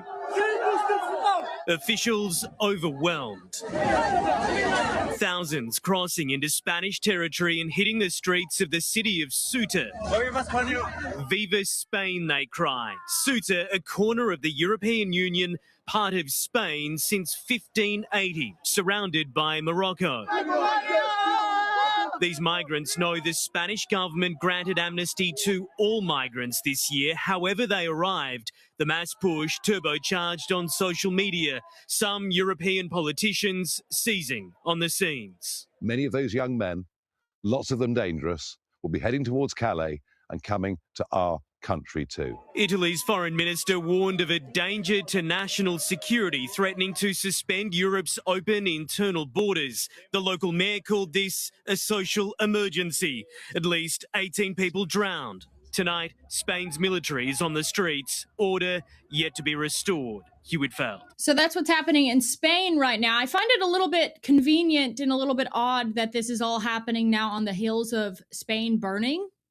Remember, literally the last video I did was about Spain and Europe being on fire. That's very interesting. And I have a theory about all these fires. You know, in California, how the fires happen in California all the time. And as more of the fires happen, the more people move, or they move into the cities, or they move away to the rural areas. And because they're sick of it. They're sick of building a house and it being burnt down. And it seems like there's nothing but incompetence. And all burnings is a very effective way, with plausible deniability, to grab land. You know who also basically runs the entire economy in California? It's all of the tech guys. It's all the tech bros. It's the people who run the social platforms. In California, which, by the way, that's basically the entirety of the economy in California is just based on these tech companies. Doesn't it seem strange that California, of all the states, is the one that's constantly having these fires, wildfires? And I wonder who's going to sweep in and grab up all that land so they can build more centers and more hubs for advancement and technology. And I think that that's the same tactic going on in Spain. Lay the groundwork. Get rid of all the people in the rural areas. Send them all packing into the small towns. And then run them out of the small towns and make them all be located, easily manipulated, easily controllable, easily surveillanced in the big cities. And now, on the heels of all the fire, just what Spain needs, right, is 50,000 more migrants seeking a better life. So there's a loophole in the law. So they realized if they just swim to Spain from Morocco, then they'll be fine. And that's what we've seen. It's like 50,000 have come in this tiny period of time. And it looks like storming the beaches of Normandy. Okay? For anybody who just thinks that, I mean, this is war. This is warfare. In the 1400s and the 1500s, in a decent time, when people cared about their country, they would see videos of this, of masses, huge swaths of young military fighting age men, very few women, very few children, just basically men. They would see swaths of men landing on their beaches and storming up the beaches, breaking through the barricades, running through the streets. They would see that as our country is being, they ambushed us. They caught us when we were asleep. The guards weren't on watch. They were asleep behind the guard towers. And now we're being invaded. That's how a normal country, a proper country, would respond. Before we look at the footage from Spain, this is the behind the scenes of what's going on in Morocco. Looking like the 14th century again, actually. In Morocco, these people are flooding to the border of Morocco, the border that's closest to Spain. They are all flooding down here. They are all being directed there. There's footage of people putting them in buses in Morocco and bringing them to the border, providing them with the supplies that they will need to swim across to Spain. So this is going on in Morocco, okay? Does this look like D-Day to you? Does this look like if you were a Spaniard living in Spain in your little coastal town, or you're even a tourist there, you would be like, I think we've just gotten so used to modern warfare that we forgot that traditional warfare still exists. Modern warfare, we're so detached from the warfare, like even in the Ukraine and all of that. It's like drones, it's airstrikes that are being conducted from computers in other countries. You know what I mean? So warfare, I feel like we've gotten away from the fact that when you see a group of people literally climbing your shores, that it doesn't process in people's brains that this is warfare as well. This is just the traditional mode of warfare. This is how warfare has been carried on since the dawn of time until now, apparently, where we just like communicate and call drone strikes, and we're doing all the warfare from computers and from the sky. So it's kind of invisible warfare. This is the most obvious in-your-face warfare I've ever seen. Just look at this. They're swimming across. Those are not Spaniards.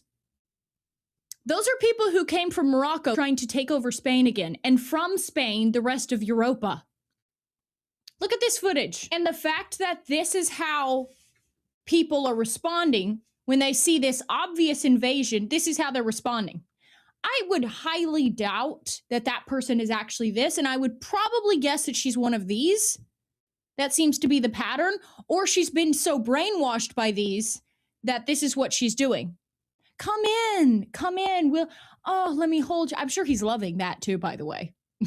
Loving that. At least we can say that these people will be hoisted by their own petard. We can say that that's at least what's going to happen. Okay, so in this video, and this will go into, I'll explain this rule a little bit in depth as we go on. These are migrants trying to illegally enter people's homes. So once they've swam across, they're now in Spain. Now the clock is ticking, okay? Not that really anything is going to be done. They say the military has been deployed, but they will do nothing.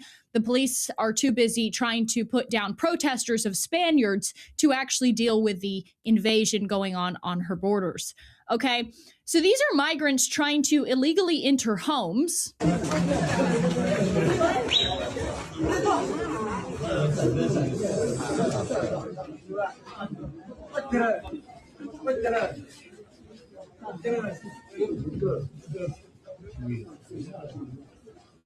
So as you can see in there, and this is happening all over this town in Spain. So what's going on here is once they get out of the water, once they land on Spain, they have been informed of this rule, okay?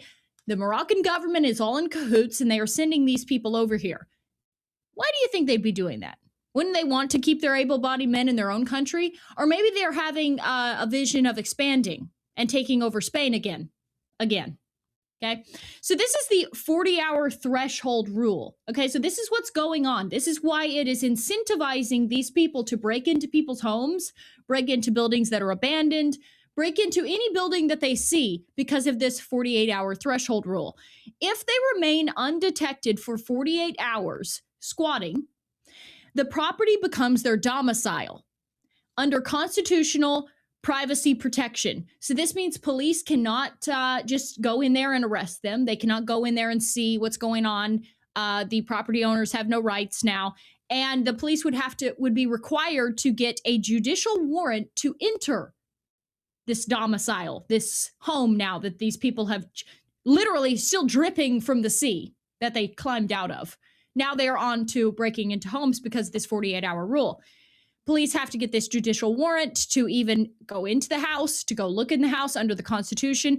And that, of course, puts it into this lengthy, sluggish process that could take years before they actually do anything about it. By that time, the whole family has arrived. By that time, there are new children in the house. By that time, they are fully ensconced in Spain. So what do you think that's doing?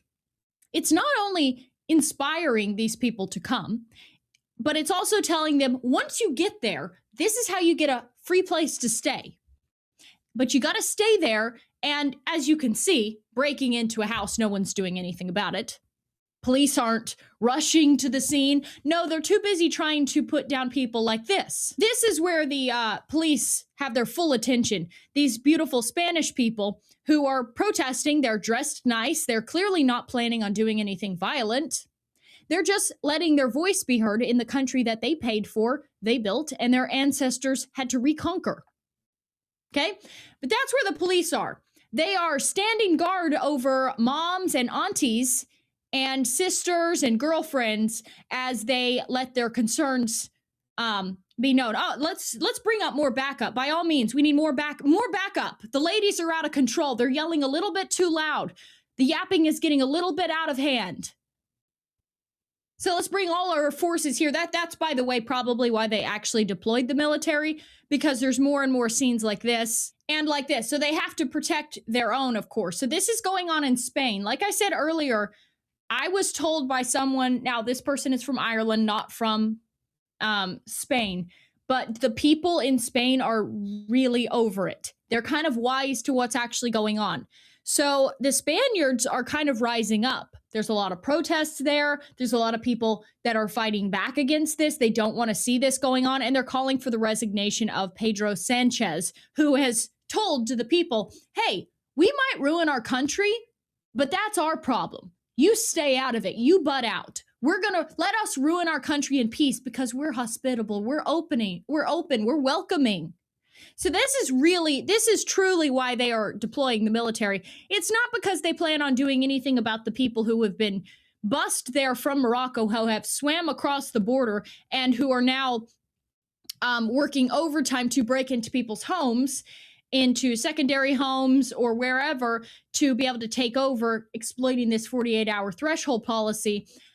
No, they're there to put down any resistance to that, or to make sure that they are monitoring situations like this, where it is patriotic Spaniards, actual Spanish people, who are marching through the streets, minding their own business. You know, I would say one word comes to mind: Belfast.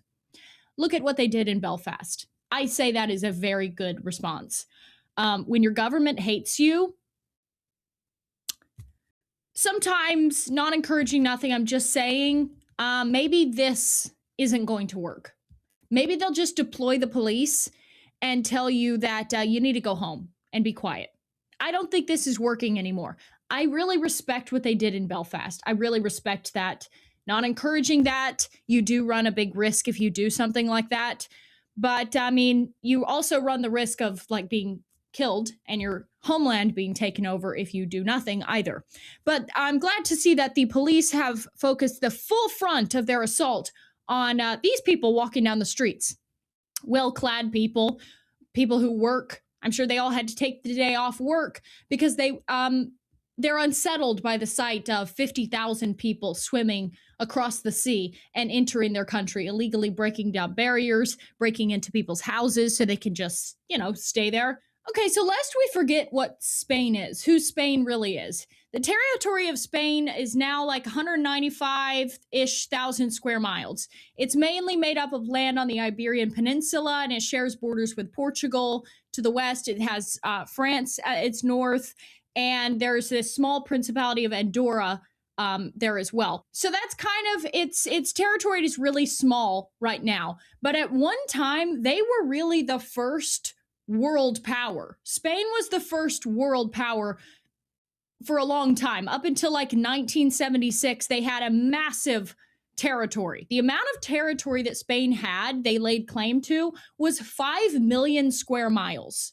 This stretched all throughout the world. It was not only Spain, but it was the Americas, from California to Argentina, even further up to the Pacific Ocean, with the Philippines and East Asia. And this was kind of the peak of Spain's territorial possessions. This was its peak of its power. So the 3 prior centuries before this peak, is when all of this happened. This is when the conquistadors went out here. This is Cortez. This is Christopher Columbus. This is all of these people that created this world power, this superpower, which was Spain. So they controlled vast swaths of the Americas, Africa, various islands in Asia and Oceania, as well as territory in other parts of Europe. So at its peak, this is in 1810, the Spanish Empire covered 13 million square kilometers. So this is like 5 million square miles. All right. So it's the largest empires in history. Prior to all of this, however, and like somewhat in between, you have the Islamic conquest and reconquista of Spain. So this is when, like I said, the Ottoman Empire, the Islamic conquest went into Spain. So this all starts in 711 AD, when the Muslims, led by this one guy, I don't even know how to say his name, crosses from North Africa and defeats the Visigoth king. So this is a big famous battle. So this started really early, okay? There's fighting between the Christian kings at the time, between them, and they're going at it all the time, but they still essentially own or have conquered this whole swath of what is now Spain today. Moving on. So that's a long time. This is a huge amount of, this is a very long time that Spain was under Islamic rule. So in 1031 AD, the caliphate collapses into smaller Muslim kingdoms. Then in 1085 AD, King Alfonso VI of Castile captures Toledo. So this is a major Christian advance. This is like one of the first breakthroughs that they'd had. So between 1236 and 1248 AD, Christians recapture a lot of the area. The only place left under Muslim rule is this Nasrid Kingdom of Granada, and that's still under Muslim rule.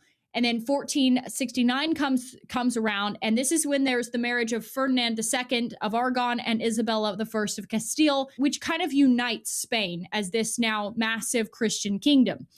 1492 comes along after this 10-year war, and the last Muslim ruler surrenders Granada to Ferdinand and Isabella, and this kind of completes the Reconquista. But I want you to look at how long this took. So you remember I mentioned 1492. So this is kind of when they win. They win it back. The Reconquista is complete after nearly 780 years, by the way. 780 years of domination by this Islamic caliphate. So for 780 years, Spain was under Islamic rule. It had been conquered by the Islamists. And people had allowed these Islamists to come in somehow. I can only imagine it was somewhat like how it is now. It was probably liberalized. You know, there were certain ideas being pushed around and acceptance maybe, and that's how they got a foothold, right? 700 years of living under this Islamic rule, they finally kicked them out. You know who else they kicked out in 1492? The very year that they basically win the last, after that 10-year war, the last Muslim ruler gives up Granada and they finally have their country back that same year. You know who they also kicked out that year? These people. What a coincidence. So they kick out the invaders. They kick out these people, 1492, quite a year to remember. And then all of a sudden they enter this golden age, literally a golden age. The amount of gold that they are bringing from Central America, Mexico, from all of these colonies that they have around the world, because they were like at the peak. They were the ones taking these tiny ships, like one ship, circumnavigating the planet, bringing back massive swaths of gold, making beautiful colonies over there. They literally had a golden age. They were literally, in fact, Cortez, when he, with one ship, with a couple hundred guys, and the allies from neighboring South American tribes who were sick of being sacrificed by the Aztecs, him and a little group of those dissidents, they were able to conquer the Mexican Empire, which was incredibly strong, outnumbered like 50 to 1. Okay? And they were so laden down with gold when they had to retreat before ultimately going back and conquering them that they couldn't walk. They had to leave the gold behind. If that is not a golden age, if that is not the telltale sign of what creates a golden age, no, Trump, fighting wars in another country does not bring you a golden age. You know what does bring you a golden age? Kicking out people who came there to conquer you like Spain did, and then keep kicking out the people that brought the conquerors there to begin with.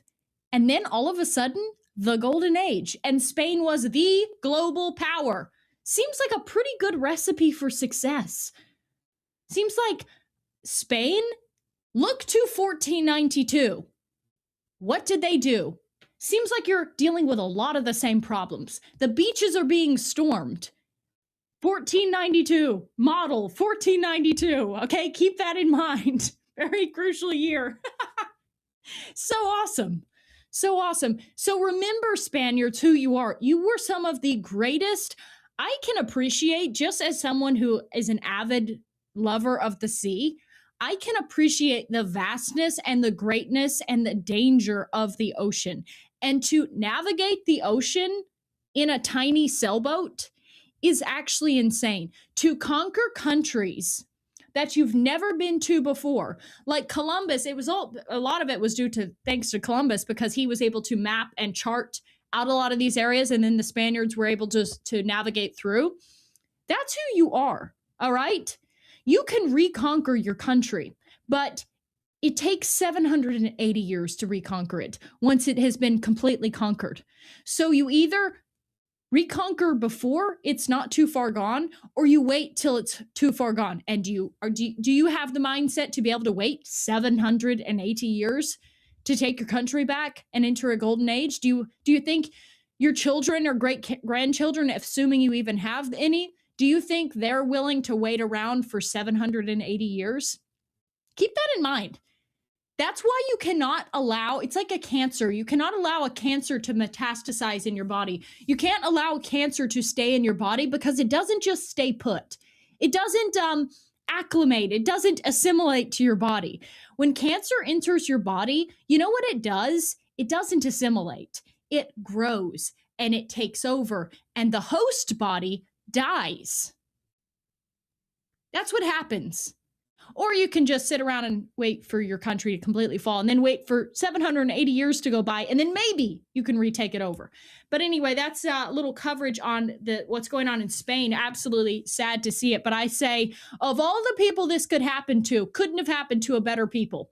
Could not have happened to a better people. There is no one that is there. People, the Spaniards are so I love the conquistadors. I love stories and history about what the Spaniards did, what even the English buccaneers did.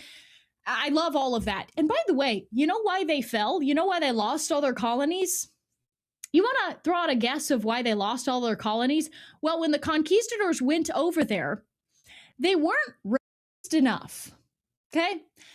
People say that these Spaniards were racist back then, and they treated the natives like, oh, really? Is that the case? Then why was it that they lost all of their colonizing, all of what they had conquered, all of what they had created? Because they were racist. That's why they fell. Look it up. The reason, really, deep behind all the layers, the reason why Spain lost all of their colonies was because they didn't bring Spanish women over there. And there was a lot of intermarrying going on. Well, then that creates a whole nother race of people. And so then the Spaniards, and now this new race, they start fighting amongst each other. And that's how they lost all of their colonies. So it seems like the message of today is to do the 1492 model, and also birds of a feather should flock together. And when they don't, you lose all of your conquest, you lose all of your gold, and you do not enter a golden age. So there you go. That's your lessons. That's your lessons. Speaking of lessons, I have learned my lesson because I've already been censored on a lot of things, banned on basically everything. And to be honest, the way that the Republican Party has so absolutely betrayed their promises and whatever, I have a feeling because of this war in Iran and the fact that everything has been let down, like there's the Epstein files and all of that, I would not be surprised in the least if we get a Democrat administration in this next election cycle. I wouldn't be surprised. That's what happens when our politicians do not care about their voter base, okay? And we know politicians don't care at all. We know.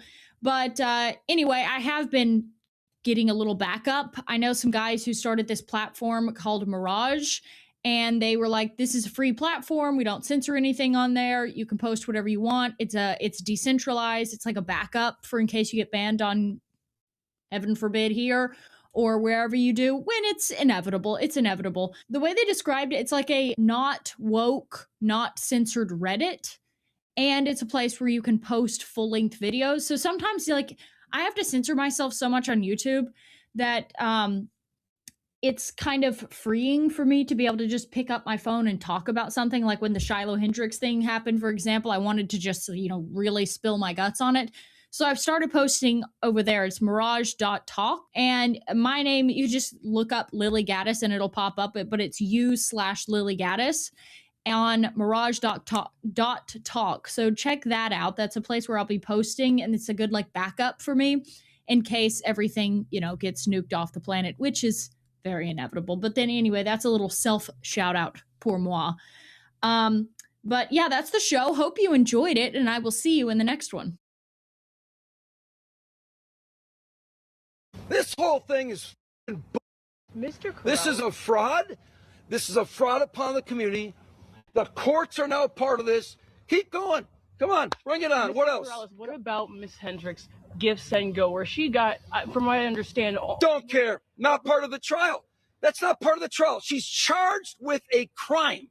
I don't give a shit about what she raised. There are free speech advocates all around America that are tired of this shit. And they gave her a bunch of money because they're tired of this shit. What's up, folks? Welcome back to the show. So the Shiloh Hendrix thing, I thought one of our rights was a speedy trial, but this Shiloh Hendrix thing just keeps dragging on and on and on. And that's how it works. That's how they strip away your freedoms without technically breaching the Constitution. Yeah, you might have your rights. Yeah, you might have freedom of speech in this country. Apparently not after the Shiloh Hendrix verdict, though. Apparently you have all these rights protected under the Constitution. However, they will still destroy your life and drag you through the courts for forever. What's it been, a year now? Since Shiloh Hendrix, that thing went super viral. The video of her just basically losing her temper after being robbed by someone. So they dropped the charges against whenever she yelled at the person that was robbing her. But they kept the charges against her yelling a slur at the Somalian guy who was at a park playground by himself without a child. And this guy, by the way, keep in mind, allegedly he already has a record of SA against a minor. So that's interesting. But those charges stuck. Okay. So she yelled at a guy and called him a racial slur, and now she's been in court as though she's a murderer. And this story is important because we're watching our rights be stripped away. It's easy to say, well, look at the UK, we would never be like them. This is how you get to where the UK is. They didn't just wake up in a clear blue sky and live in that reality.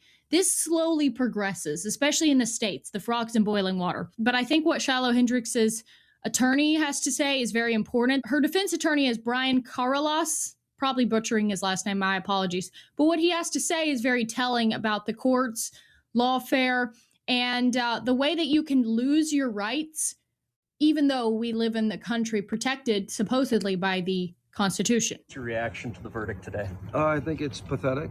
I think it's sad. I think it's sick. I think shocked. I've never had a trial where they keep people. This is a misdemeanor, by the way, till 10:30 at night. Never even heard of that one before. Most courts, most counties, what they do is around 4:30, 5 o'clock is they say, okay, we're going to send the jurors home. They got kids, they got families, they got things to do. No, we're keeping them. I've never heard of that before. So that alone, I know this is a thing, I guess, Olmsted County, they do this. I thought that was bizarre.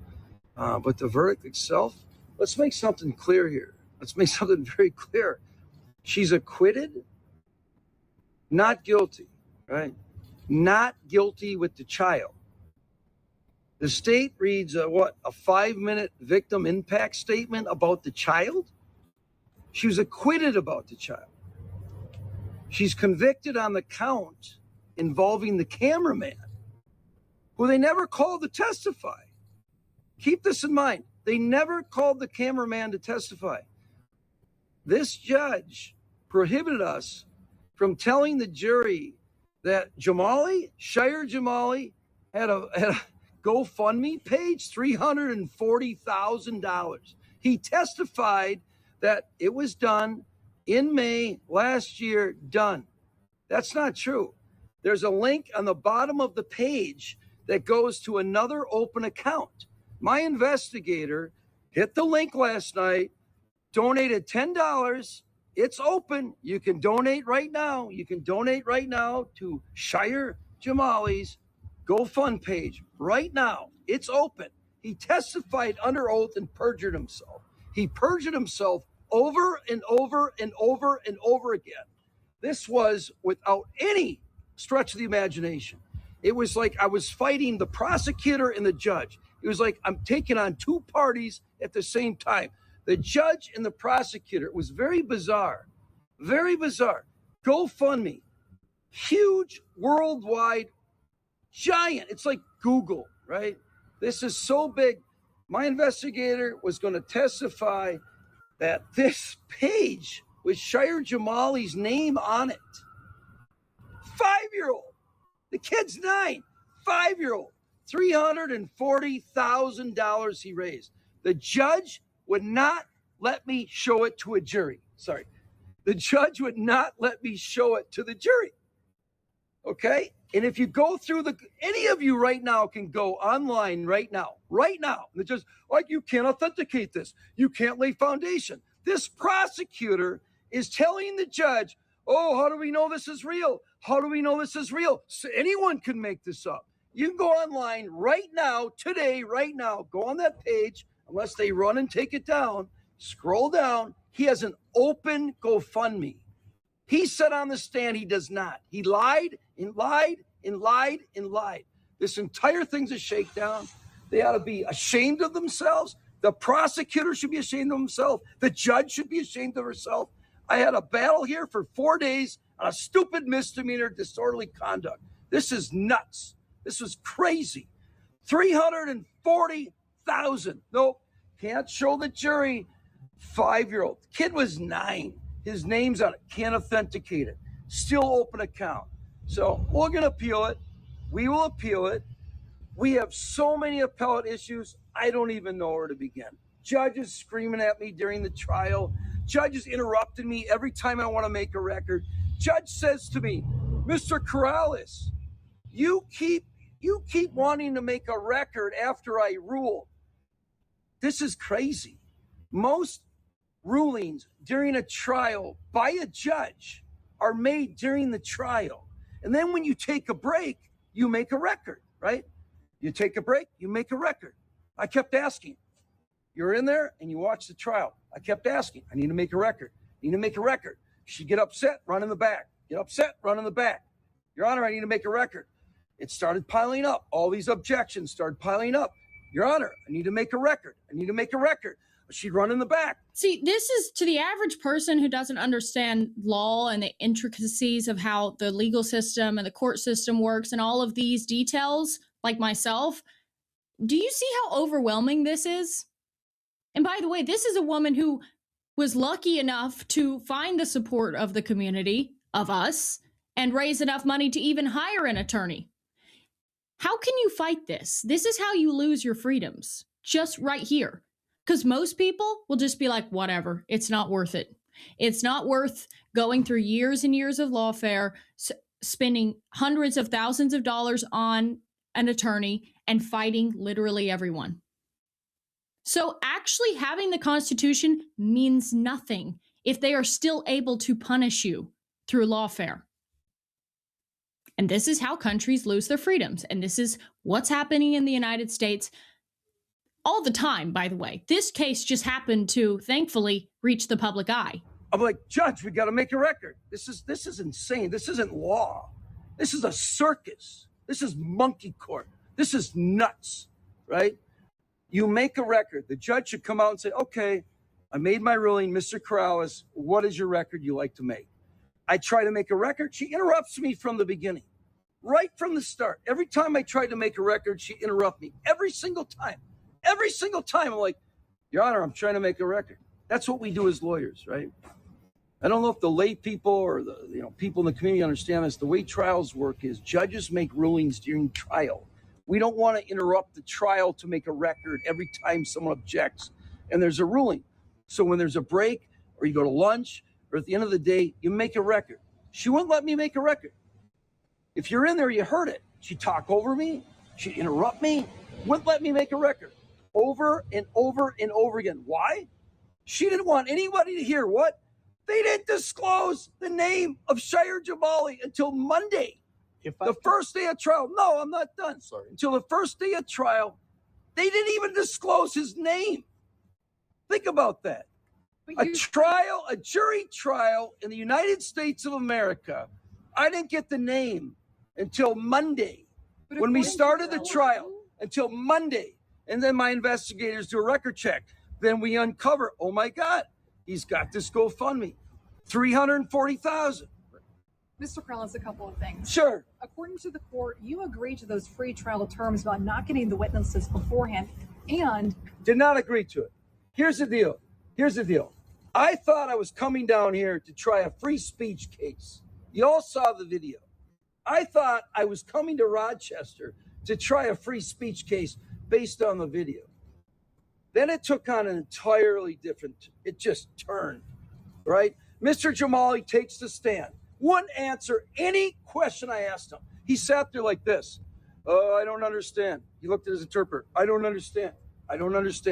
Over and over and over again. When the Isn't that just the oldest trick in the book?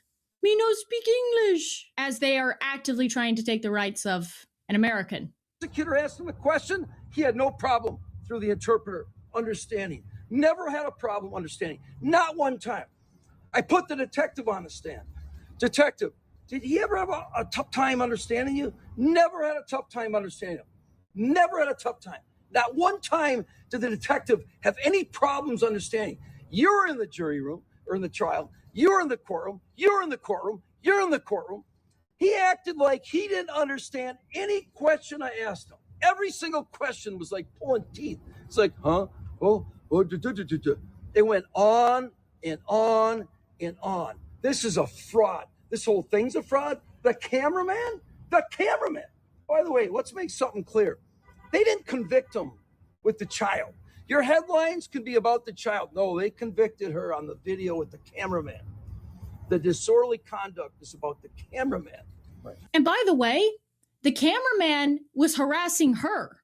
He's the one coming up to her. If anything, she's sort of acting in self-defense because he comes up in an aggressive way. What did you say? What did you say? With a camera in her face. She settled the dispute with the kid that's stealing from her.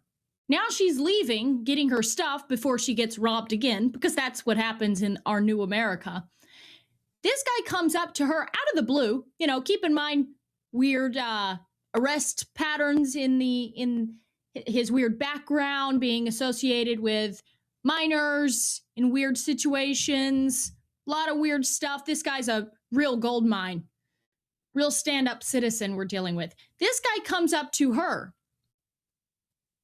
almost like it's a put-up job, by the way.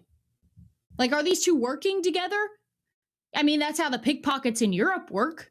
The pickpockets in Europe work in teams. One distracts you while the other picks your pocket. Is that what's going on here? Was that child there? Was this all a setup? Is this how these people plan on taking away our freedoms? And then the charge sticks with him. So somebody can come up to you aggressively, hostilely yelling at you with a camera in your face, and if you yell back at them, you'll be convicted for that, assuming you're this color. And from what I understand about the cameraman, he has a GoFundMe. And his GoFundMe, his GoFundMe is he died.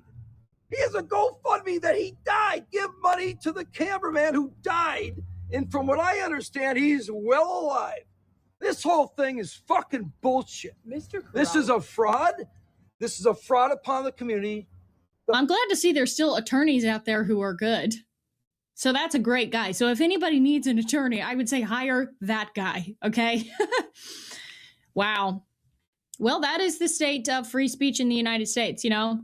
Like we used to brag that we were the greatest country in the world because we had our guns, we had free speech, you could say whatever you want, you can carry your gun on your hip. But the way things are going now, it's becoming a liability to utilize your freedoms under the First Amendment, under the Constitution. It's becoming a liability. It's becoming to where you can't really rely on the fact that you have the Constitution protecting you because Shiloh Hendricks has the Constitution protecting her. Why is she even in court? This shouldn't even have gone to court. It's ridiculous. Especially when you look at the people that's bringing her to court. Look at who the courts are siding with. And that's very telling. Because when you're in a conquered country, people out of a sense of survival will side against their own interests with the conquerors just to survive. That's why you see kind of girls are sort of the litmus test of where you are as a country. If the girls were all pro us, that would mean we're good. Our country reflects us. We got a strong majority here. We're safe. We're good. When the girls in the street interviews now are like, no, that's our greatest strength. We love it. Welcome. Come here more. What they don't even realize is that they know that they live in a conquered nation. And in order to survive and not be killed by the conquerors, the best stratagem is to assimilate, is to bow down, is to capitulate, is to try to be like, I'm on your side, don't hurt me. That's what's going on a mass scale. Not to mention our courts and our legal system is completely usurped and taken over by who hates us. So anyway, that's the update on the Shiloh Hendricks things. Hopefully they will be able to appeal it. And get some real justice for this, but it's like, and you guys, if anyone knows how hard it is, I have an attorney right now who's working on my Twitter issue. It is so many things. And my thing is a simple issue. I can't imagine what a runaround, how much stress it must be to be in a high stakes legal fight like this. For what? Because you righteously got angry and yelled a slur at someone who was harassing you after being robbed or attempted to be robbed, and you're in the wrong because she is who she is. By the way, totally mogging in court, okay? She looked great, and I was like, yes, girl, yes, get that pretty white dress on. You sitting there, get your hair done. She looked so pretty too. That's such a win. Such a win. It was such a win for the optics war. But so, like the juxtaposition, the comparison, the compare and contrast between her sitting there looking like Helen of Troy and then that guy, her accuser. Oh, the victim. I was just harassing her with a camera. And the physiognomy there. Not doing him any favors. But anyway, that's the show. Hope you enjoyed it, and I will see you in the next one.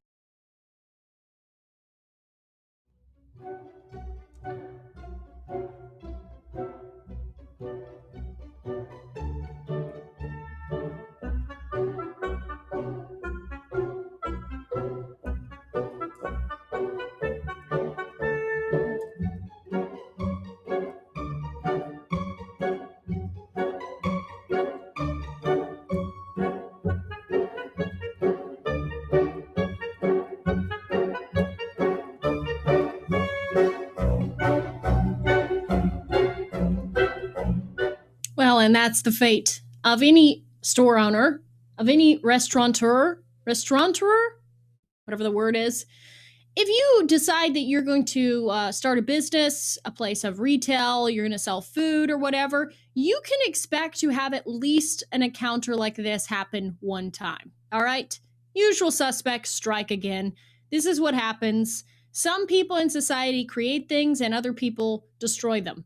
And a big deal, a big reason behind the fact that some people like to destroy and other people like to build is possibly historical, possibly because certain people have resentment in their hearts and they don't like things and thus they want to destroy them. And other people take pride in what they have. They take pride in their homes, how they live, their city streets, their community, and so they want to uplift and build it, okay? And that's why you see disparities between certain people, all right? You can scream, it's unfair. You can scream, there's a reason why this is. At the end of the day, you either care or you don't care. And as you could see, those thieves, really, that band of thieves who dined and dashed, don't care at all. The fact that the arrogant, swaggering way that they left the restaurant just really tells you everything to know. They don't care, and they're also not afraid of having any consequences. By the way, this problem could be solved very quickly. It's not like this is an unsolvable problem if you simply enforce the law.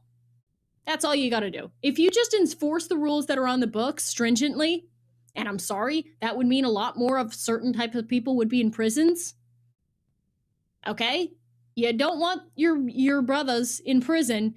Maybe don't commit crimes. Now, in this video, it's hard to tell if they are responsible for the fact that the ceiling caved in, but they are clearly at some sort of buffet. It appears that these people have either rented out the building for an event or that they happen to just be at the event. But in this video, it appears this looks like fried rice on the floor. That was the first thing I thought. I was like, wow. They really went nuts. There must have been some sort of dispute that went down, and there's fried rice all over the floor. Apparently, it's not fried rice. It is ceiling materials that have fallen down, doubtless due to the exuberance of certain parties at that restaurant.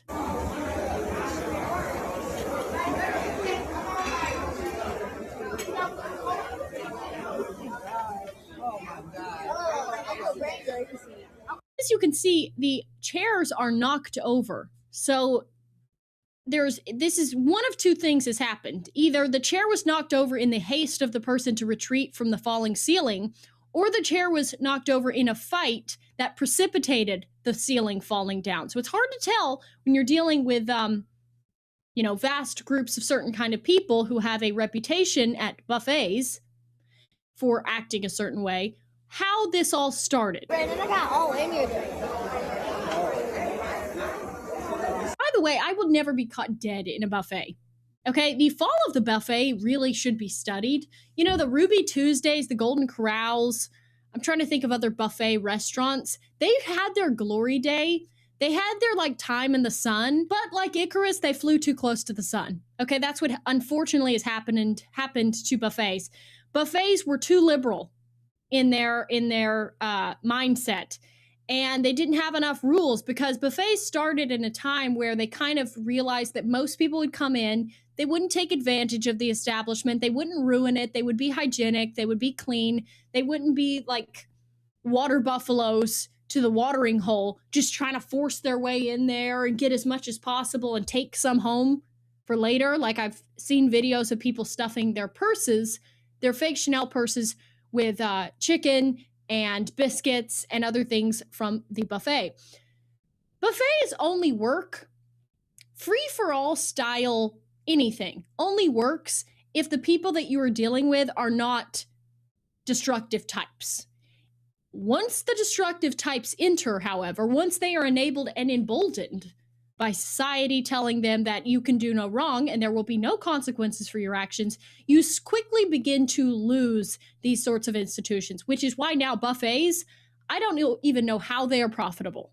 Don't even understand how they're profitable. The poor Chinamen that are running these buffets half the time, because a lot of them are Chinese buffets as well, people go in and they're like having a panic attack. And then the last time I went to a buffet was when I was lifeguarding, and a bunch of us went to the Chinese buffet, and we were like, we're going to go to the Chinese restaurant and we're going to get like a plate of food or whatever, as normal people would do. Maybe go up for seconds if you're feeling really bold. And we were accosted as if we were entering North Korea. Now, keep in mind, this was North Myrtle Beach. So if you know anything about Myrtle Beach and North Myrtle Beach, the demographics at certain times of the year sway and tend to certain directions, okay? So we went in there, enjoying our time. It's immediately the Gestapo. Immediately it is North Korea levels of watchfulness. There were little, the tinders of the table. They were there, they had their gloves on. They looked like they were primed for a fight. I'm like, oh my gosh, we're not here to cause any trouble. They had their little skewers, they had everything, they were ready for it. And they were very strict. You can't go up. How many plates have you had? And mind you, we had like one plate, okay? I think some of the boys at the table got seconds or whatever. That was it. That's how we all now have to live, thanks to certain people who come in and take advantage. They start fights. They take advantage of the buffets. They try to steal and take tons home. And now you have limits on it. Now you have limits. Now you have guards at the buffet table. And now you feel shame if you go up for dessert, or you first start off with your salad and then you come back and then you get your main and then you go back and you get your dessert. That's normal. That's like a normal 3-course meal. Now they will shame you. They will look at you like, you greedy pig. If you go up and you're like, I'm just here for the salad. I'm not getting extra. I promise you. I'm not taking advantage of the shellfish here. And that's how we get. Same with retail. You go shopping now, you get looked at and accosted and followed around the store as if you're going to steal something. Not because you're going to steal anything, but because, and they know you're not going to steal anything, by the way, when you walk in and you're like this.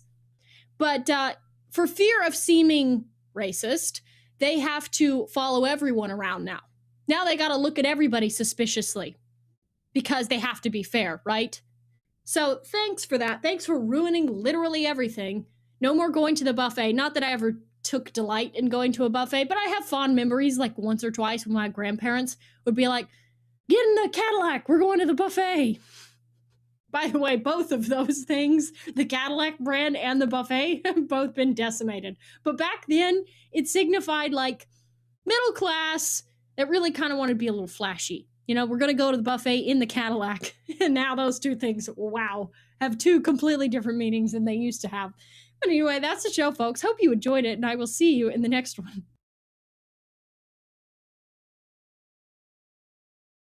Can you believe that when people get positions of power in politics, that they are corrupt? Can you believe that when people are appointed positions they should have never been in, that they commit crimes? And they exploit the system? And they revert back to factory setting? Can you believe that? That's shocking. Well, it's seen firsthand right here in this video. On June 12th, Thomas Hurd was sentenced to prison. Let's see, this is movies. This is movie stuff. For defrauding taxpayers and exploiting vulnerable Arizonans. You don't say. I'm shocked. I am shocked. The state for patients who were already dead. He billed for children, toddlers, for alcohol dependence treatment that they could never receive.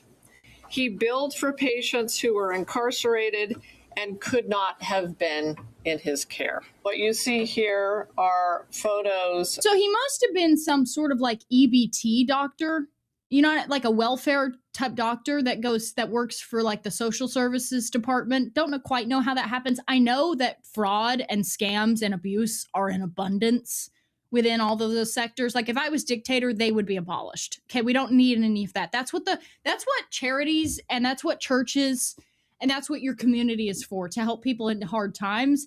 You don't need the government stepping in so that now they can say, oh, we totally need this. And then they take money from taxpayers to buy garish, gauche-looking, disgusting things like this. By the way, this is who's ruined designer brands. Of what we found inside this home, an enormous amount of luxury items inside the home. This is the house that he purchased with his fraudulent activity. Ugh, could you get anything more disgusting? I hate this design style. See the bar up here? First of all, wow, so much to break down here. The fall of architecture truly needs to be studied, truly. First of all, we've got the this like game thing. I keep pointing the wrong way because the monitor's flipped, inverted. You got this game thing up here, like some game or comic book thing.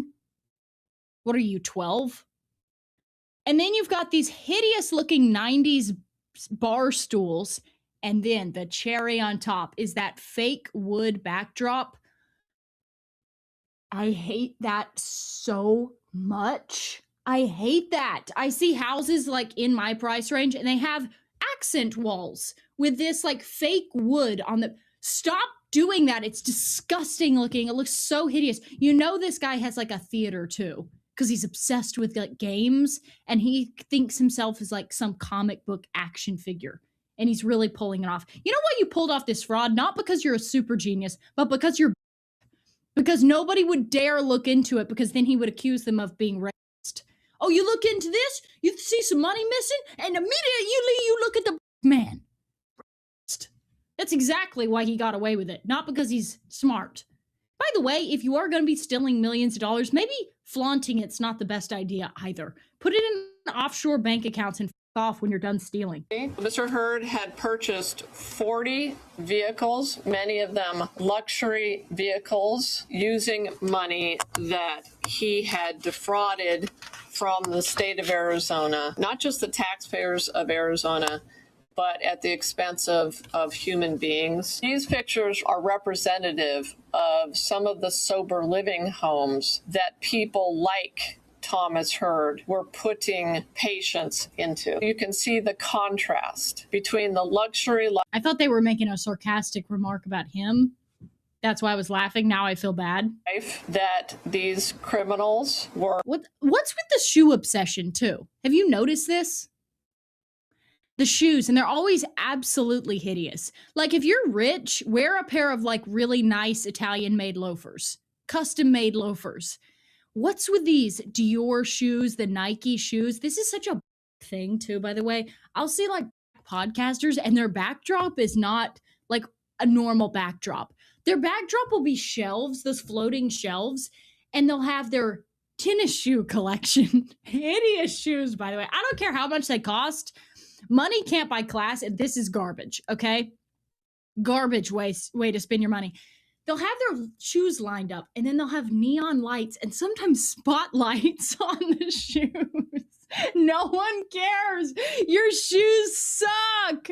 They're so ugly. It's crazy. Living and the conditions that they were housing, and that's a charitable word, the people that they were allegedly giving treatment to. This is a man who looked at some of the most vulnerable people in our state. People seeking help, people in recovery. Okay, so he's like an addiction. It's like an addiction thing. Again, with the addicts, with the addicts, let them. Allow them. You are a crackhead. You're a piece of you're draining your family's bank account. You keep going home, stealing from your parents, asking them for money. You're a drain on society. Let them die. Why do we have recovery homes for these people? It's just a get out of jail free card so that they can avoid. Sorry, I'm trying to adjust my pillow on here because my butt is killing me because I've been sitting on it all day and it's gonna get flat.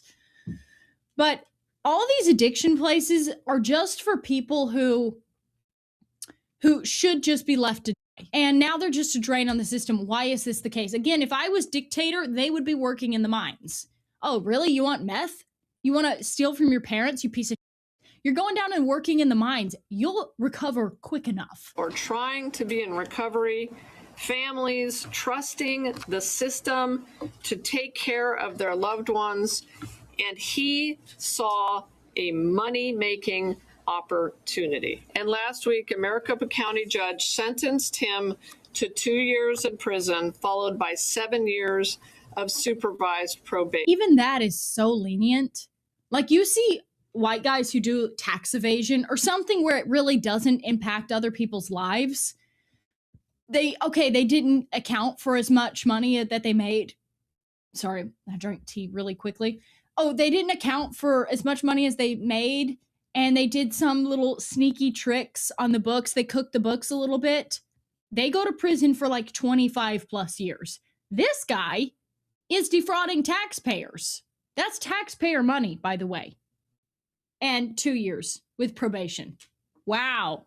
Really tough sentencing. Okay, here's some more fraud in abundance from the usual suspects. This guy was he ran a funeral home, or he works at a funeral home, and he was basically stealing people's estates. have anything to say. I don't get out of my face. I don't have nothing to say. Did you know? I don't have nothing to say. Get out of my face. You can see there a little bit of a back and forth, mostly with another reporter from another station, but did not take any questions. Her lawyer maintains her innocence, but this is not going away anytime soon. We do expect another update in court filings in the next few weeks. Oh my goodness, I cannot wait to hear the update on this. This story, it's got legs, girl, because the funeral home itself, and then obviously Unique, has a unique story herself. Absolutely. I mean, we first started looking at this late last year, November 2025, and it was because of the mishandling of organs and remains. As I mentioned, there were organs in buckets, allegedly. There were cremated remains just piled together. Nothing that was cleared there. We found out later that a family alleged that they had paid this person at a community funeral home, that's the name of the funeral home, to handle their father's funeral arrangements. And according to court documents, she lied and said that she was this person's spouse in order to obtain access to bank accounts, property. Imagine you're just like a normal person. You're just a normal guy on your day-to-day life. You die, you get cremated, you get buried, blah, blah, blah. Then this funeral director starts saying, hey, you've been a this whole time. I've been your partner. Ugh.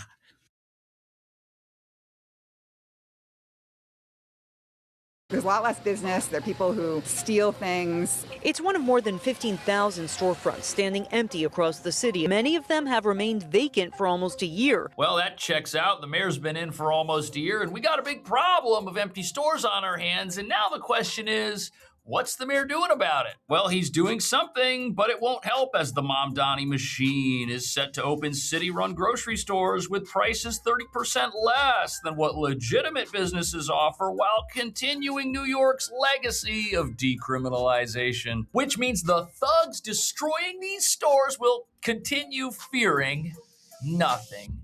How bad is the shoplifting here? It's bad. We've seen it at pharmacies, so much stuff under lock and key, all an effort to fight the shoplifting epidemic, and scenes like these.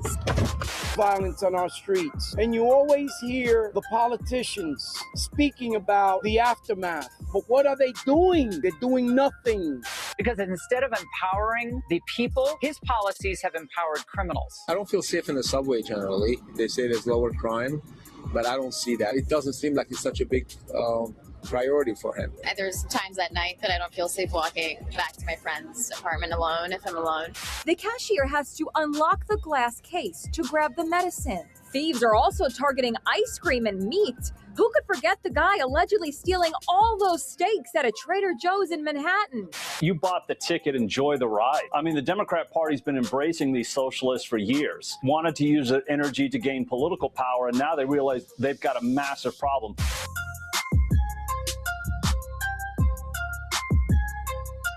New York is suffering from a new epidemic of what are being called zombie storefronts. Look at that, 15,700 of them. But nobody who has any problem with this wants to admit that if your jails are empty too, the criminals robbing these places aren't gonna stop.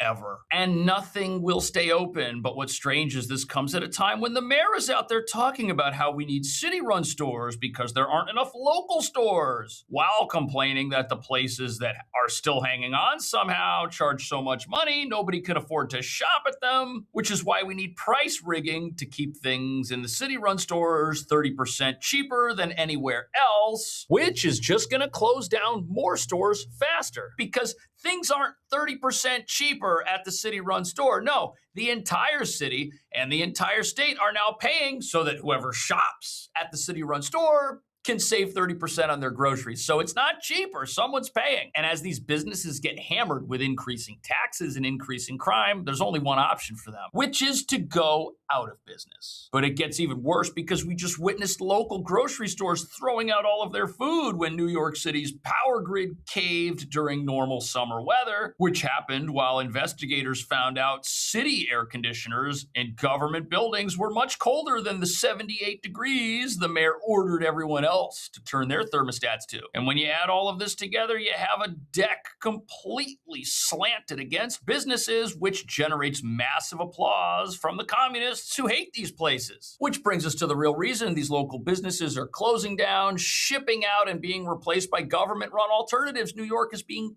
taken over and transformed, and it's happening fast. And to the communists, undercutting these local businesses that are barely surviving makes perfect sense. You see any local business out there? They deserve it. Their prices are too high. They're exploiting their customers, they're exploiting their workers, and if they get robbed by criminals, they deserve it. That is the attitude of those elected to protect these businesses. They think these businesses are evil because they can exist without the government, which is why shutting them down is the only thing the mayor cares about. Watch this. Selection of essential staples that will be predictably 30% cheaper at all 5 of our city-run grocery stores.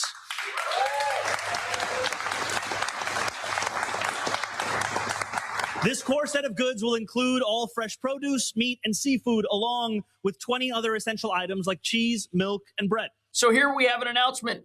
Prices go down in the city-run grocery store, but all year we've had other announcements of how taxes are just going up and up and up, which means everybody else is paying for this, and that includes the very business owners that now have to compete with this and can't. Who can compete with 30% off constantly? Nobody. But then there's the crime. Check this out. Then they all have something to say, right?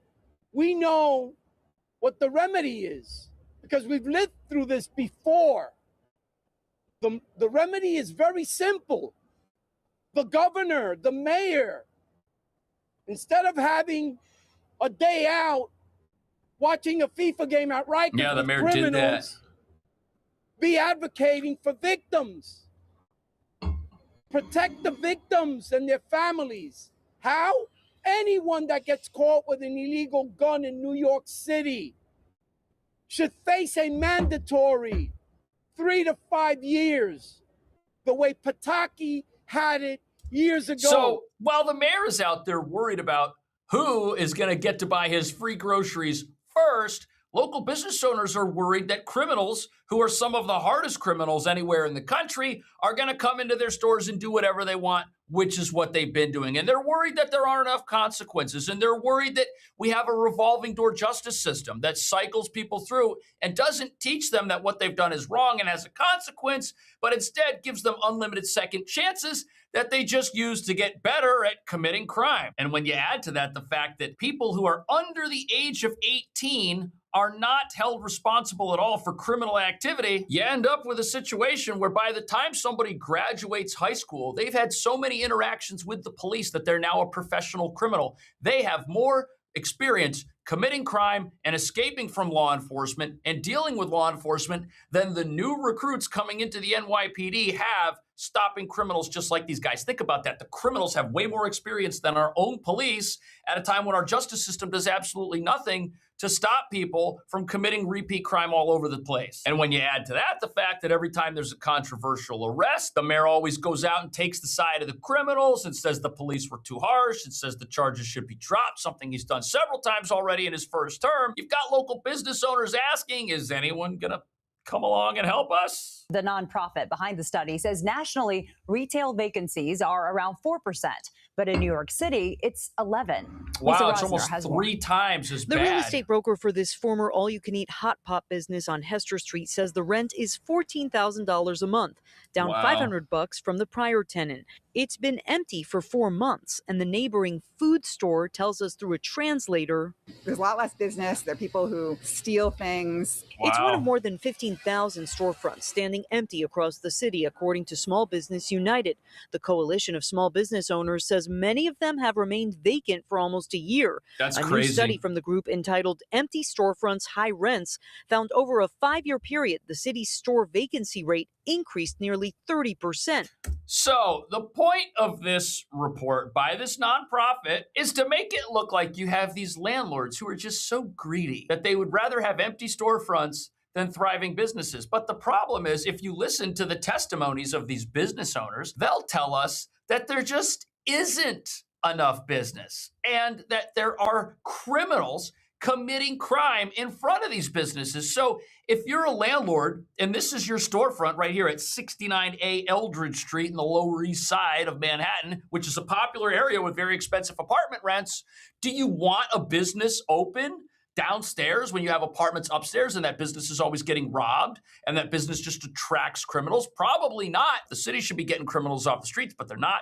The city should be improving these neighborhoods, but they're not. The city should be making sure that there's not crime being committed in front of where people live and where people are trying to work, but they're not doing that. But it gets worse. Watch. Dropped around 6%. Many of these storefronts initially become vacant in the first place because their previous tenants could not afford the new rent. I believe it. Stephanie Nelson is a real estate lawyer who works with commercial landlords. Commercial landlord owners are holding out because they know there is really no statute that governs what they can charge, unlike residential. The Real Estate Board of New York says it's a mistake to attribute retail turnover to rising asking rents. It says recent vacancies are tied to changing consumer habits. Right. This comes as state legislation was introduced earlier this year that would stabilize rent for small businesses. Okay. That would be a disaster. They've already frozen rents in the apartment market, and that's creating a lot of problems for people who are looking to rent a place because now there's nothing available and landlords are going broke. So if you're going to do that with these storefronts that are already empty, you're just going to create more problems. The real solution here is to put people in jail who commit crime, but nobody seems interested in doing that for some reason. Where there was respect for police officers, where they'd make an arrest and it would stick. Not make an arrest and minutes later the person is out because he couldn't afford bail. Yeah. Right? We're dealing with a very serious matter here that affects all the small businesses. When are they going to come out and say, if you get caught with an illegal gun in New York City, you're going to do 3 to 5 years mandatory? That's what we need. That's what New Yorkers need. But the problem is the people running New York, they look at these business owners and the last thing they care about is their stores getting robbed. The last thing they care about are criminals walking in the door and doing whatever they want. That is the last thing a bunch of college-educated communists care about, what's happening to actual working people, because they despise these working people. These bodega owners, they don't need them. Many of them make more money than people who are now hundreds of thousands of dollars in debt because they went to college and learned about communism. So you've got major resentment here between the elite ruling class that is setting itself up to take over New York and transform it and the people who actually make the city work. They look at these guys and they say, you know what? Their high prices, I don't care if they're the result of crime. I don't care if they're the result of landlords who are asking enough money to make sure they get tenants that can really afford to stay there and can afford to do more than they're supposed to do, which is just running a business. Oh, I don't care about that. I don't care if products cost more because we've got things like congestion pricing that jack up fees on the trucks that are delivering food to these places. I don't care if it costs some more to operate because every time there's a heat wave, they got to throw out all their food because the electricity goes out. They don't care about any of that stuff. In fact, what they do care about is transforming this place at all costs, which is why their policies empower criminals. Check this out. Because instead of empowering the people, his policies have empowered criminals. I don't feel safe in the subway generally. They say there's lower crime, but I don't see that. It doesn't seem like it's such a big priority for him. There's times at night that I don't feel safe walking back to my friend's apartment alone if I'm alone. Yeah, this is a big disaster. New York is not a place where people feel safe. Now, we've been told for years that, the crime stats are dropping, and if people don't feel safe in New York, well, that's just all in their head. There must be something wrong with your thinking. You might have a prejudice or something that you need to get rid of in order to start feeling safe. But people know the reality of what happens. They know that there's no law enforcement mechanism that tells a criminal in this place to be on their best behavior and change their ways. Therefore, the criminals don't. And now average people are suffering with the results of that because they don't feel safe walking to their friend's apartment. They don't feel safe taking the train to go to work. And the idea that these criminals don't prey on businesses, that's ludicrous. Right now, the subways and all of the areas of the train that have stores, those are all shut down. The MTA cannot make money with the subway infrastructure that they have. Why? Because there's criminals everywhere. There's criminals below ground, there's criminals above ground, and as you're about to see, in areas where crime is highly concentrated, businesses can't survive at all, which is not only what we're seeing up on the streets, but also somewhere else. Look at this. Would you buy food and drink from one of these vending machines down in the subway? Have you seen them? They're new. Maybe I was at Grandma's. Yeah, see, that looks good. Grandma's. Look at this thing. It's brand new. Do they actually work? It works. They don't think it I works. just saw a woman buy some Because water. nothing down there works. I love this. Crazy, right? I need this in every train Yeah. station. This is on the F line at 2nd Avenue. The Here we F go. at 2nd Look at her. Avenue. She's getting water. Oh my gosh. Back in the day, the little newsstand stores were in almost 300 train stations. That was in the 80s. Now there are just a few dozen. Yeah, and you know why that is? These places, they try to exist in the subway. They were trying. But guess what started happening? The criminals figured out that they could do whatever they want to these places. And this is a major issue. Crime happening at these little stores, it kicked them all out. It shut them all down because crime is worse underground. There is more lawlessness down here than there is up on the streets. These places got hit the hardest first, and they were the first small businesses to close, and nobody cried for them. So now we get vending machines. And listen to what the MTA says about this. We love the old school news. Back in the day, the little newsstand stores were in almost 300 train stations.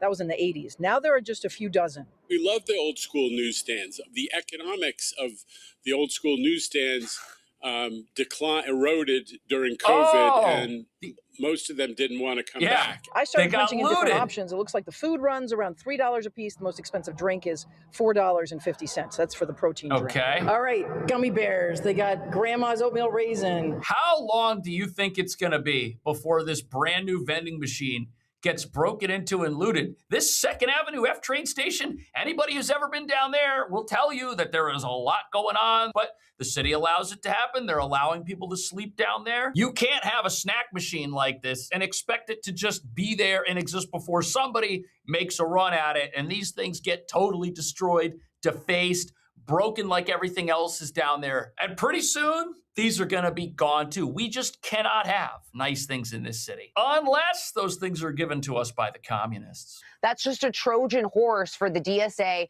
to seize power within the Democrat Party. And then also America. You can look at the DSA's own survey from 2021. 80% have degrees. Most are white collar workers. Only 4% have blue collar jobs.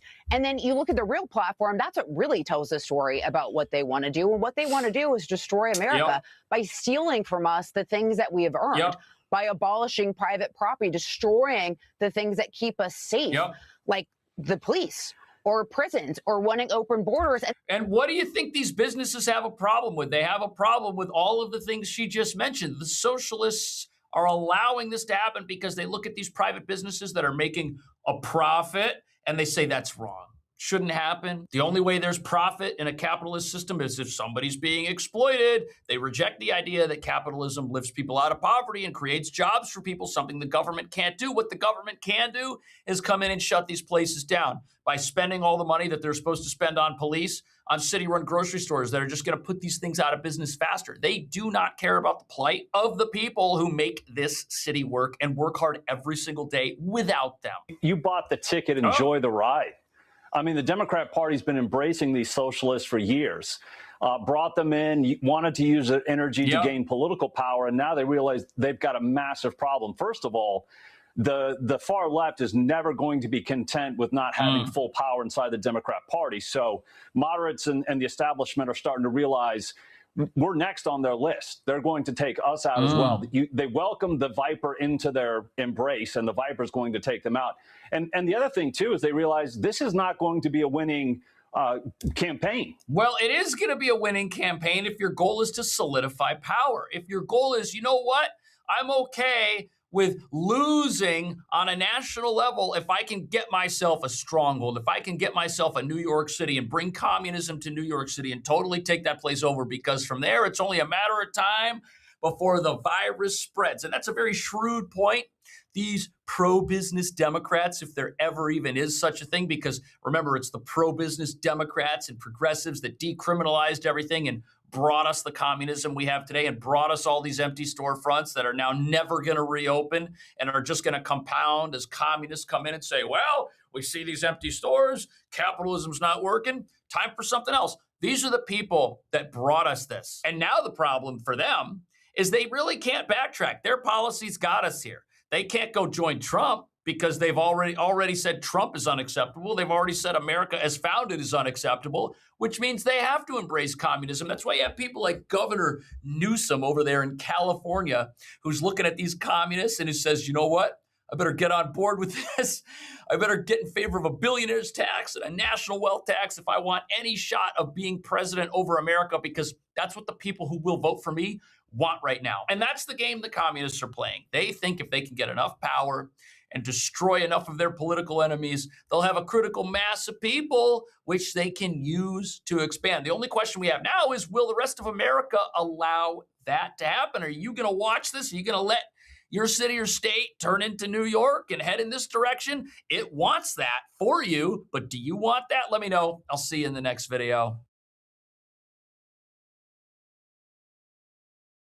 Mayor Mamdani was just rejected by his own voters. Look at this.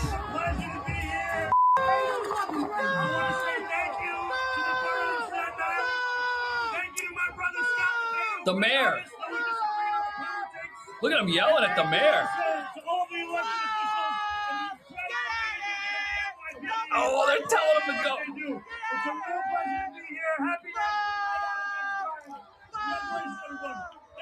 Wow. Wait, that was his whole speech. He only lasted 30 seconds. Oh, he's bowing out. The crowd ain't bowing out, though. Ladies and gentlemen, are you ready for some more dancing? Whoa. They were there to have fun. Look at all the cops. Yeah, they're giving him a hard time about the cops. Cut his speech short the other day. That's because a large crowd started booing him off the stage after less than a minute into the speech. Yeah. That was happening during a national night out against crime event. Our Brian Against Yanis is live crime. in our There's a newsroom. pro-police Brian? event. Hi, Aisha. Well, it has been a rough week for New York City Mayor Zohran Mamdani. Tuesday, the Democratic Socialist was booed and cursed at an NYPD community event on Staten Island. Oh, it's an the most NYPD conservative event. borough in the city. Yo, he hates the police.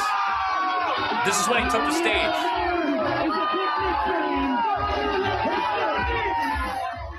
Mamdani is also facing criticism over his new pied-à-terre tax. Yeah. Fresh accusations, his anti-Israel rhetoric is stoking anti-Semitism, and now growing questions about how Mamdani is going to pay for his $10 billion a year agenda that's projecting to cost more than he said. Let's start with free universal childcare. The Center for New York Wow. City Affairs estimates the cost. Yeah, he's going to pay for all this stuff by defunding the police, and this was a pro-police event. And as you're about to see, New Yorkers are very aware that the mayor is using his platform here to bring communism to our entire country with who his new political allies are. Watch this. No, you're good. So with El Sayed's victory, this is maybe the biggest potential prize for the American left in November now. Do you plan on formally endorsing him, maybe even going to Michigan to campaign? My focus thus far has been on New York City, and what I will tell you is that I know that many New Yorkers were incredibly excited at the result. I tried to stay up until it was called, but then I eventually called it a day. But I do wish him the best. So not totally closing the door on maybe going to Michigan. I'm here right now. So he's open to campaigning with politicians that have views that are to the left of what he campaigned on. Listen to this. ICE has nothing to do with immigration. ICE has nothing to do with the southern border. ICE is about normalizing paramilitary force on our streets. ICE is about weaponizing the idea of immigration against the Constitution itself. That's pretty crazy, but it doesn't stop there. Watch this. To ask you though, just about this victory. He did especially well in higher educated, higher income areas, whereas his opponent picked up more support from more low income parts of Detroit, rural areas with a lot of working class residents. What do you kind of make of that dynamic, given that El Sayed very much campaigned on a working class? Yeah, they rejected him. I will leave much of the assessment to pundits. What I will say is that when you are facing $60 million in outside spending, you are facing. So the people who didn't vote for the candidate Mamdani is very excited about for some reason. We're too stupid and we're too brainwashed to do what the socialists want. So he's writing them off completely. Meanwhile, this is what people are saying about his new political allies. Listen to this. Does Abdul El Sayed's candidacy for senator in Michigan concern you? Yes, sir, it does. Why is that? Well, to begin with, I look at the connections that his father-in-law, Chikaku Tayyib, has to Brotherhood-linked groups. This includes being the president at one time of CARE Michigan. I would also look at El Sayed's ties to a group called Mgage, which purports to be a sort of get out the vote or candidate recruitment organization, but it has close ties to CARE. It was created by a former CARE member who at one time was on a watch list and was also a consultant to convicted. That's weird. And as you're about to see, this is part of the communist blueprint to totally take over and remake America as soon as possible. Watch this. First, I'd just like to congratulate Dr. Abdul El Sayed on his victory. Oh, he's a doctor. He ran a campaign where it was best described by his words of money out of politics, money in your pocket, Medicare for all. Except And the rich people if voted those for him. simple commitments and beliefs are what drives Representative Johnson to these kinds of conclusions, I think it That's shows gonna you be his how opponent. deeply out of touch the Republican Party is with the concerns of working class Americans. Because what we have seen is, despite him facing more than $60 million in outside spending,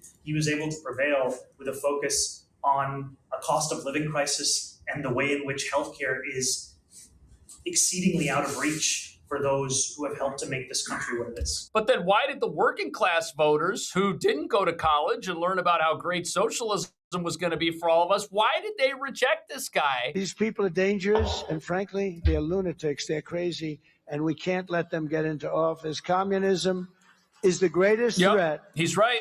To our country in its history, including even World War I, World War II, Pearl Harbor. I think it's the greatest threat. I could be the greatest communist in history. I tell everybody here, would you like a free house? Right. We'll take one from your neighbor. Would you like free rent? We'll take it from whoever. We'll take your building away from the landlord that makes 2%, and we'll run the building ourselves. What they don't say, and what Republicans should say, is that at the end of a year, you'll have nothing but squalor, poverty. You'll have a life of hell. And the important thing to realize here is every single thing these communist candidates are out there promising, whether it's frozen rent, whether it's a free grocery store, whether it's a free home that gets taken from somebody else, all of it gets taken from somebody else. They're not promising affordability. They're promising punishment for those who have been able to succeed in this country so that they can give what they have to everyone else for some reason. And why do we have affordability in this crisis? I don't know. Maybe it's because we had a wide open border and we let an estimated 20 million people into the country who didn't even have permission to be here, and those people didn't live on the streets. Whose policies were those again? Well, to get the answer to that, you'd want to ask the stump of the Democrat Party, which used to be attached to a tree, which has now been cut down, and out of that stump is growing socialism. That's the answer to the problems that they've caused, that they're only going to exasperate by just punishing more people. But that doesn't matter to these voters. They want to see punishment. They want to see vengeance. They're disguising their hatred of our country as affordability. Well, I think it says a couple things. First of all, the base of the Democratic Party just wants radicals. It wants these DSA types. It wants people who hate even the idea of private property ownership. Right. But it also, I think, tells us that that particular set of ideas is very popular in places you wouldn't expect, because outside, he's this guy who holds himself out as a working class hero, as a guy who's going to fight for the working class. How does he fight for the working class? By flooding his state and his country with low-wage immigrants. Of course, those people will drive down the wages of the working class. And he also doesn't want to do anything to protect the Michigan auto industry. He's fought against the Trump tariffs that have saved the Michigan auto industry. That's crazy. These politicians, they're literally out there promising to cure the very problems they cause with the policies they want even more of. It's so wild and it's radical, but it goes to show you these people, these socialist candidates, they want a full-on revolution and they are serious about it. they're not taking any prisoners. And to get you to get on board with it, they're going to say, hey, I care about you. Hey, Trump's ruining everything. Let me come in. Trump's capitalism, it's failed. It's time for something new. Let's erase that system and let's bring in what we're going to do here, which has never worked anywhere. And now for a paid advertisement from Rumble Wallet. Quick question. How much control do you have over your money right now? Technology is changing everything, and it's changing how money works. Crypto started as a niche, but now it's going mainstream. Faster payments, more control, fewer middlemen. This isn't hype. This is where things are going. With Rumble Wallet, you can buy Bitcoin, hold dollar-backed securities, and even buy digital gold backed by real gold all in one place. Rumble Wallet is a non-custodial crypto wallet, which means you, not a bank or a middleman, control everything. Setup is simple. It connects with MoonPay, so you can use your debit card or credit card or bank account to be up and running in minutes. And for a limited time, you can start your wallet off with $20 in US stablecoin USAT by downloading Rumble Wallet and entering my exclusive promo code CashJordan20 when you sign up right now. You could even use your Rumble Wallet to support your favorite creators by tipping them, like me. So do this right now. Get out your phone and scan the QR code that appears on the screen right now, or go to wallet.rumble.com/CashJordan and download Rumble Wallet. From there, you can enter my exclusive promo code CashJordan20 to get that $20 of US stablecoin USAT. This is a limited time offer, so act now. Take control of your money and get started with Rumble Wallet today. Terms and conditions apply. See the description below or visit rumble.com/promo-official-rules for details. So, interestingly, as much as the media will pull this guy out as a socialist, as a guy who's trying to stand up for the working man, where did he do the best? He did the best among wealthy white liberals and among new immigrants to the United States of America. He basically represents the modern Democratic coalition, which is self-hating white liberals united to people who just came to the country for the first time and don't actually have the sense of appreciation for it that they should. Wow. Those are the people who are voting for al-Sayed. He doesn't have a constituency among the working class he pretends to represent. Right, he's going to shut down the auto industry in Michigan, which is the only thing keeping it alive right there. And you know something? Affordability starts with all of the stuff these communist candidates are against. It starts with law and order. Put the criminals in jail. Now it's safer to walk down the street. Now it's more affordable because you're not getting robbed. You're not one of the news statistics in the New York City subway as felony assaults and grand larcenies shoot through the roof. Grand larceny, experiencing that doesn't make things more affordable for you at all. Second of all, we need more capitalism, not less. You know why your rent's so expensive in Mamdani's New York City? No one can build a building to compete with the 4-story building right here that's got $5,300 apartments in it. You can't build across the street and make this guy lower his prices. No, that competition is not allowed. Where I live right now, I can drive to Walmart, I can drive to Costco, I can drive to Sam's Club, I can drive to a whole bunch of places, Target, I can go to Whole Foods, I can go anywhere in 10 minutes and spend the money in my pocket. And that means all the places that are around me right now, every single day they have to fight for my business because I'm one decision away from giving it to anybody else except for them. Capitalism, competition, those two things, that's going to make your life very affordable. But if we're going to eliminate that, if we're going to run a terrible transportation system in a place like New York where nobody can get anywhere and no one's got any autonomy, you're going to be paying for the $10 ice cream in the fridge. You're going to be paying through the nose prices at the only grocery store you can find because that's the only one you can get to. You're not going to get to the Mamdani free grocery store. It's so crazy how backwards their system is. It's already failing everywhere. And here's why we need to watch out for this. 100% that's possible, without a doubt. I mean, the polling seems to indicate that it is in danger. So how should members of your party, the Democratic Party, come together to defeat the Republican candidate? Yeah, well, I can't come together with someone if you are willing to embrace people that loves Hamas. That's not a big tent situation. There are things that are unacceptable to have these views as a Democrat, I think. Well, not to the new version of the Democrat Party that's out there. Look at this. U.S. Senate. Abdul El-Sayed won the Democratic nomination, defeating moderate Haley Stevens in a closer-than-expected race that exposed divisions within the party. Outside groups poured more than $60 million into advertising backing Stevens, making it one of the most expensive primaries in the country. El-Sayed made that spending a central issue throughout his campaign, casting it as a symbol of outside influence, and he returned to it in his victory speech today. What we showed is that the power of our many is greater than the power of their money. What we it's a showed is movement. that if you're willing to build a movement brick by brick, if you're willing to go and travel your state and have the conversations in rooms big and small, starting in moments when people aren't even paying attention to an election, but are paying attention to the price of gas and the price of groceries and the price of housing and the price of healthcare, that you can build a conversation that builds into a movement that defeats Goliath. Now, he's right about that. He had a whole lot of in-person campaign events. He ran a campaign that got people excited, and he talked about affordability. But these socialists, their answer to affordability is not any of the stuff that gives you affordability. What's their solution to gas prices they don't like? Cap that price. What's their solution to you not making enough at work? Well, force your boss to pay everybody $50 an hour. What they don't realize is that when you cap the price at the pump, you get gas rationing. What they don't realize is that when you do what California did and you start working towards these obnoxious minimum wages, all the workers lose their jobs because the businesses can't stay open. Their policies bring more of the disaster they have a problem with. If you want real unaffordability, vote for communists. You know where you don't see any capitalism? On the island of Cuba. And things are so unaffordable there. Nobody's got any money for food.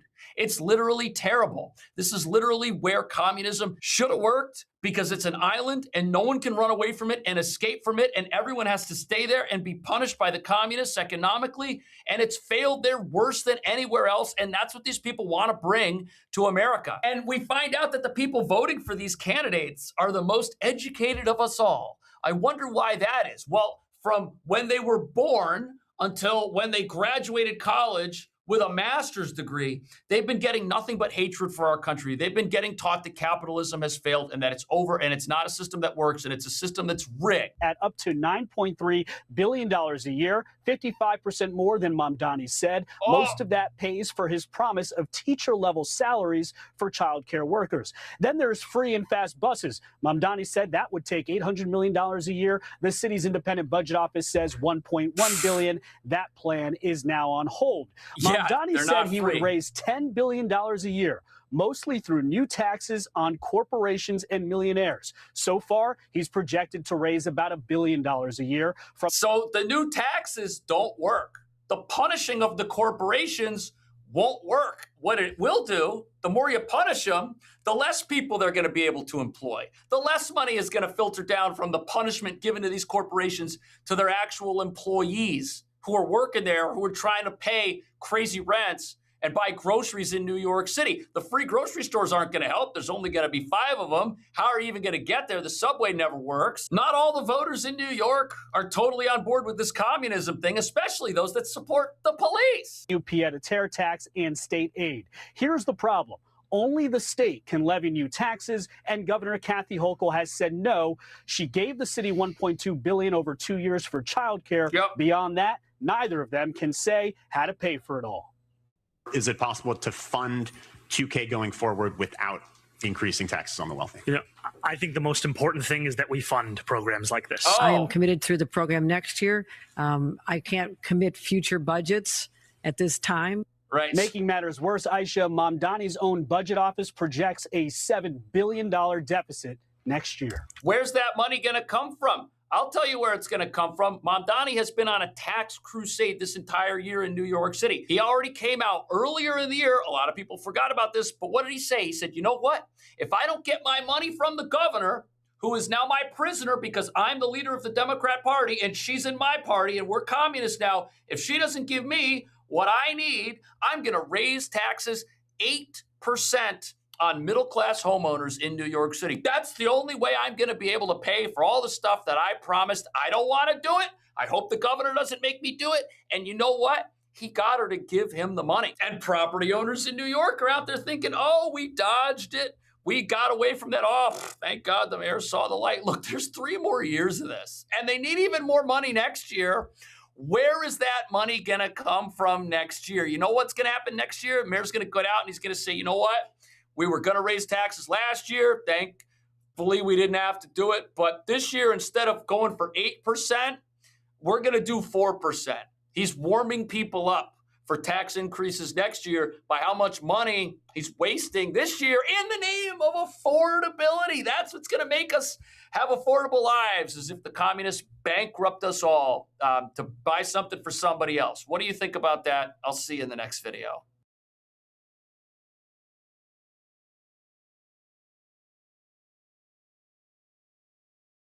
New York's housing situation keeps getting worse. Look at this. Why is the cost of housing so high in New York City?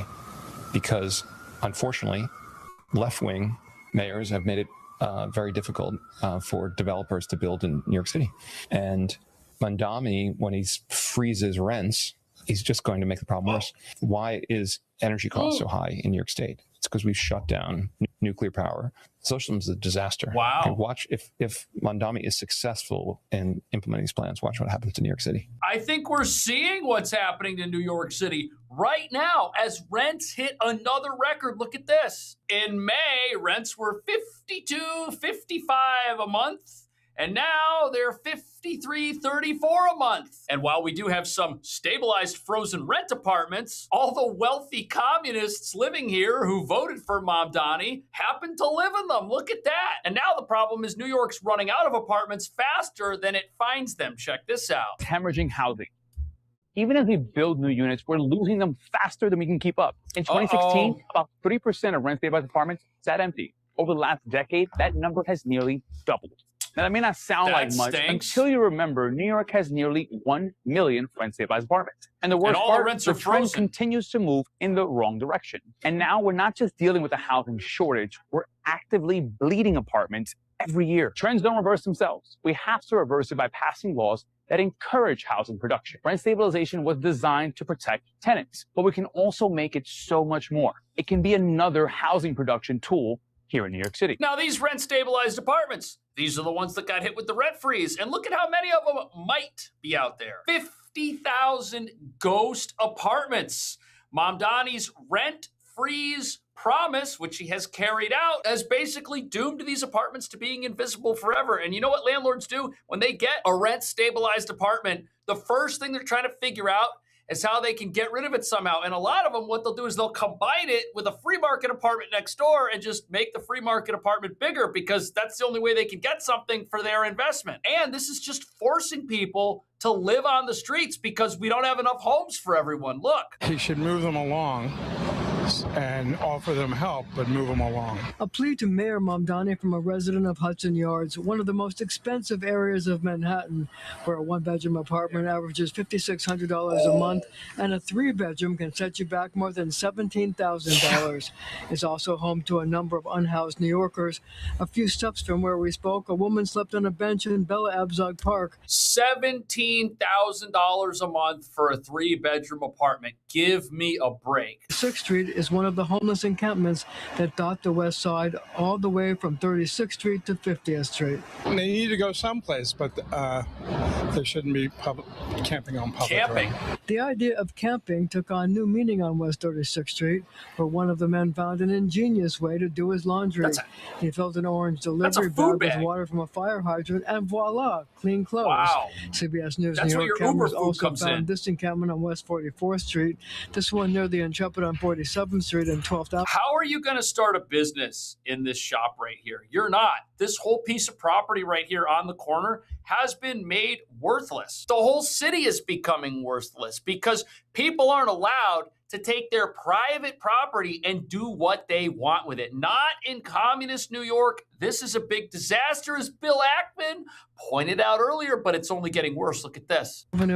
Another one on 49th Street, and so They're on. everywhere. Mayor Mamdani's plan is to send outreach workers to the sites and give the unhoused a week to move or get shelter. How do I feel about the encampments? I feel like there could be something better done. Figure out a better solution. Homeless shelters. I mean, it's terrible. I think that, there needs to be some sort of solution for them so they can get housing. So what do you think the mayor should do?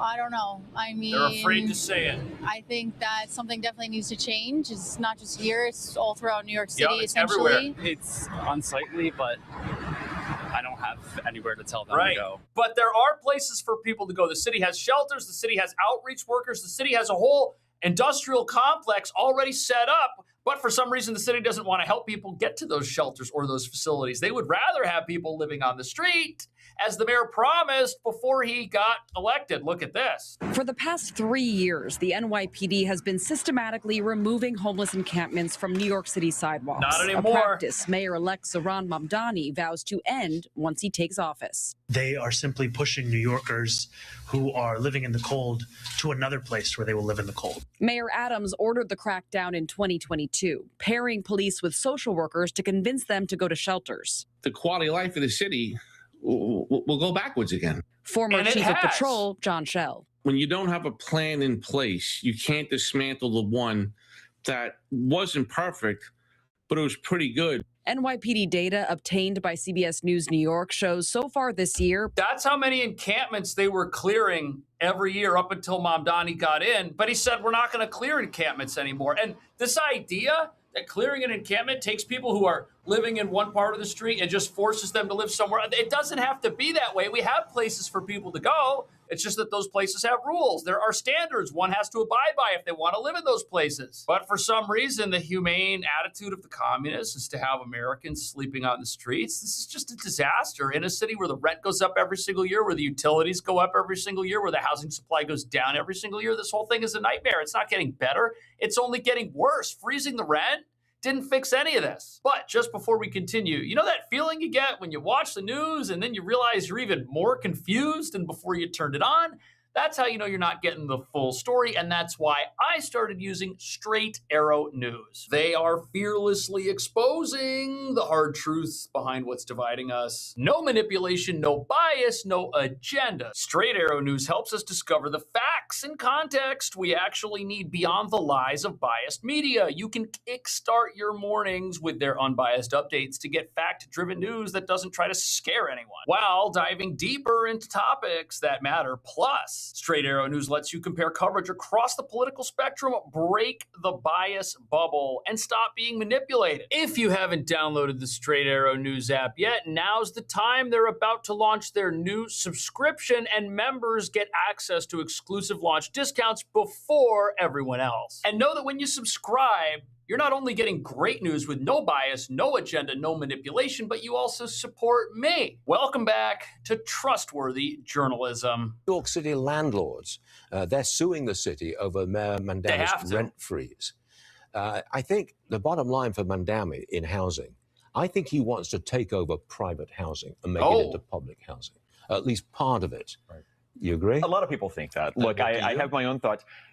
It certainly looks like that, right? Like, he's got people in his administration have said that that's what they want. You look at the fact of where inflation has gone in terms of insurance, in terms of utilities, these landlords, and let me stop and say, everyone recognizes there truly is an affordability crisis. The people that are getting rent freezes, it's great for them, and there's need and help that they should be getting.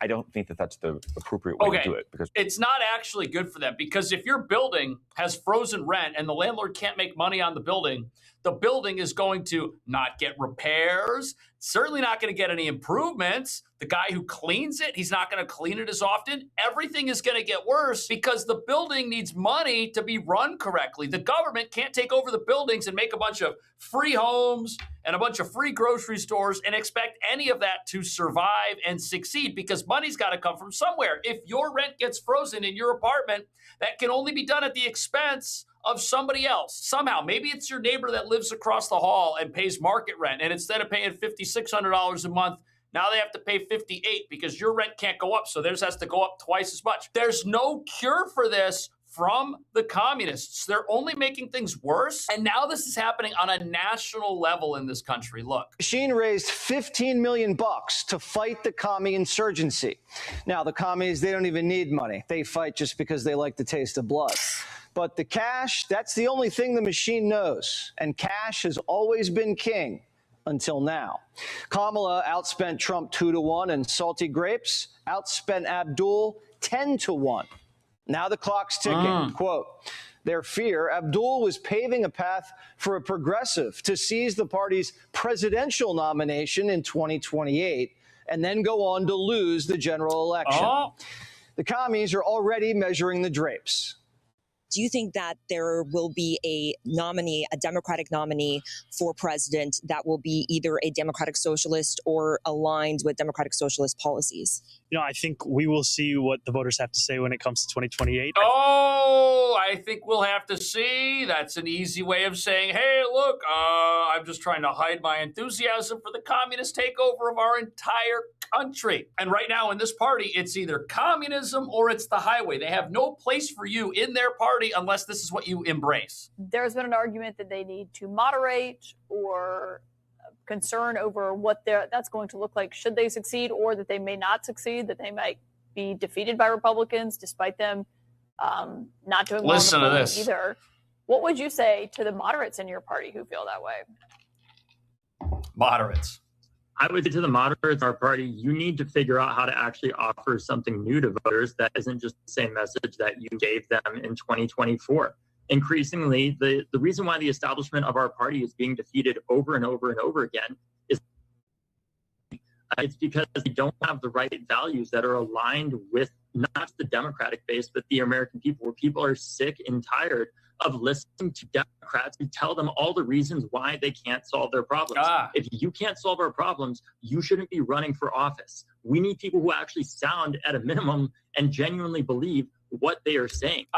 Okay, so the Democrat Party, in order to succeed, they need people who sound at a minimum that they actually believe what they're saying. And they don't want politicians who have zero solutions. So what is the solution this political party has come up with? They have come up with communism as their solution. Why? Because they refuse to embrace capitalism. You having private property, doing what you want with it, earning a living because of it, helping somebody else with it, giving them a place to stay, opening a business, running a grocery store. That's not cool because you're earning money, and that means you have something somebody else doesn't have. So they've come over here and they're saying, all right, our solution is going to be that everybody has something. And if you have too much, we're going to take from you and give it to somebody else. That'll make life more affordable. This is their disguise. Their disguise for communism is affordability. If you want affordability in America, you need more capitalism, not less. And that's why New York City is failing and falling apart, because they've eliminated capitalism. These landlords that have a building that people are camped out in front of, they can't just turn it into an apartment building and charge whatever they want for rent. Nope. That's not possible. So guess what? We have a massive homeless problem. We won't build enough homes. The homes we have are evaporating in New York. And now the solution is communism. I think that we have seen the best thing to do is to listen to what voters want. The buzz at this week's D.C. cocktail parties, Abdul's unstoppable. One of his former staffers says this. I think if he wins the general election, he will run for president. I have the same thing. I see. We're two for two on who's going to run for president. Yeah, well, these communists, man. He will be the progressive front runner. Progressive. AOC might be the heir to Bernie's throne, but she's only one in the Bronx. And let's be honest, the Democrats haven't had good luck running women. So if Abdul wins a general in the Rust Belt, he's going to have street cred. The establishment's ordering a code red, calling this a mortal danger to the party. They've even cobbled together a war room to do opposition research on every single commie up and down the ballot. What's the point of that? Why is the leftover husk of the Democrat Party trying to defeat the thing it has created? And what don't these people understand? Every single liberal policy that they had led us to the communism they have today. And I'll tell you how it started in New York City. It started with this idea that they were going to expand their CityFEP's housing voucher system and give free homes to as many people as they possibly could. Well, guess what? That didn't work. In fact, all it did was raise the price of homes. If you're going to give vouchers that are $4,000 a month for a two-bedroom apartment, let's say, well, now landlords know that every two-bedroom apartment they have can get a minimum of $4,000 because there's a housing shortage and some people have vouchers. So landlords were making all kinds of money. And here's what that did. You had a government system that was feeding the private sector in some way. That's liberalism, this crony capitalism thing you might have heard about a few years ago when that term was being thrown around. But that created an unaffordability monster for regular people. So instead of bringing competition in to get rid of things like $5,600 a month rents because we don't have enough apartments, no, instead, what we're going to do is we're going to go from funding landlords that already have a monopoly to just punishing them for being in this business in the first place. So we create a monster and then we bring in communism to eliminate it and replace it with something worse. That's where the idea of confiscating properties from bad landlords who have too many violations and too many fines is coming from. That's where the idea of a free grocery store comes from, because, the grocery stores we have, because we banned things like Walmart from New York City, and the grocery stores we have are charging so much money because there's not enough competition. Well, we need to punish them for even being capitalists in the first place. But the communists have a secret weapon: crazy white women. You're going to hear establishment preservationist Democrats saying, Abdul can't win in the general election. And this is horse. It is horse because look no further than New York. Why are they winning? Because the people are sick of politicians whoring themselves out to corporations. That's true. The ladies better not get too cocky because Abdul's numbers just dropped. But who are they winning against? They're winning against the people who sold out to corporate interests through the liberalism that guided the Democrat Party into socialism. So they're winning against themselves, but this is just the new monster that's escaped the lab. Does this thing have a chance on a national level? That's what America's going to decide very soon. America's going to decide if it wants to look like Zoran Mamdani's New York City. Watch this. Once El Sayed became the favorite for that nomination, and now that he's actually become the nominee, Democratic chances have fallen dramatically. You can see it right here. Cast your prediction odds. Take a look here. Chance to win the Michigan Senate race. You go back to April at this point in the month. Dems had a 79% chance. Look how that number has fallen dramatically. Down we go in the Lake Michigan. Now we're talking about just a 59% chance, while Mike Rogers, the Republican nominee, look at this, 21% chance, basically doubling, now up to a 41% chance.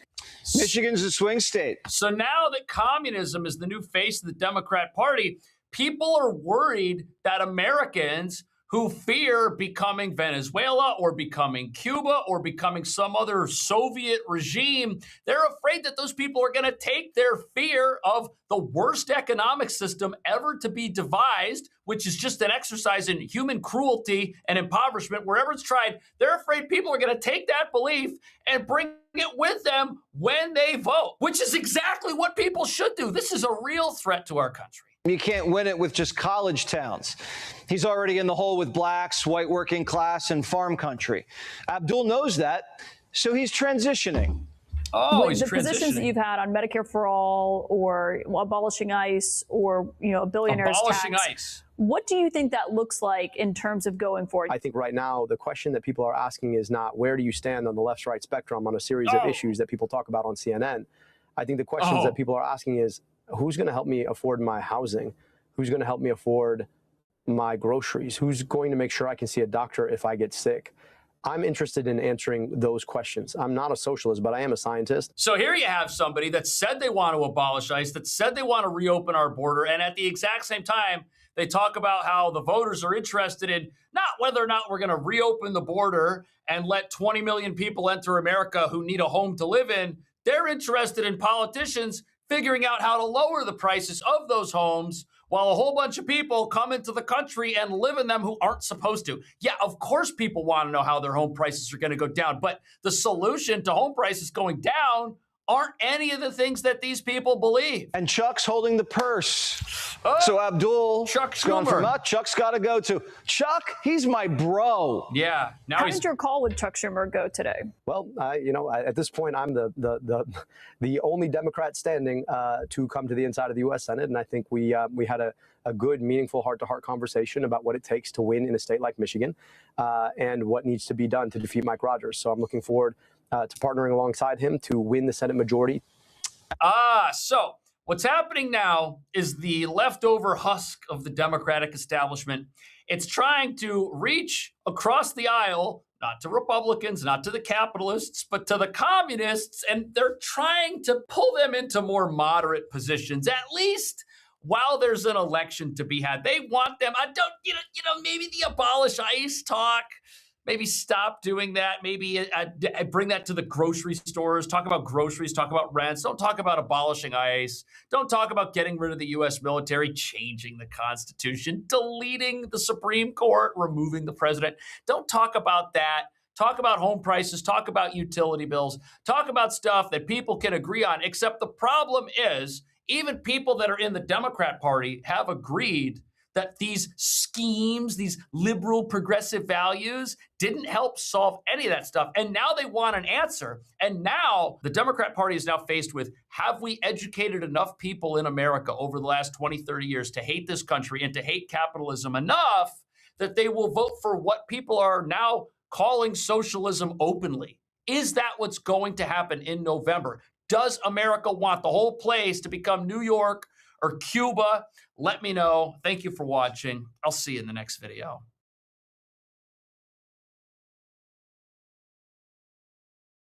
City-run grocery stores are supposed to make food more affordable, but Chicago's experiment is hitting a roadblock after spending $13.5 million.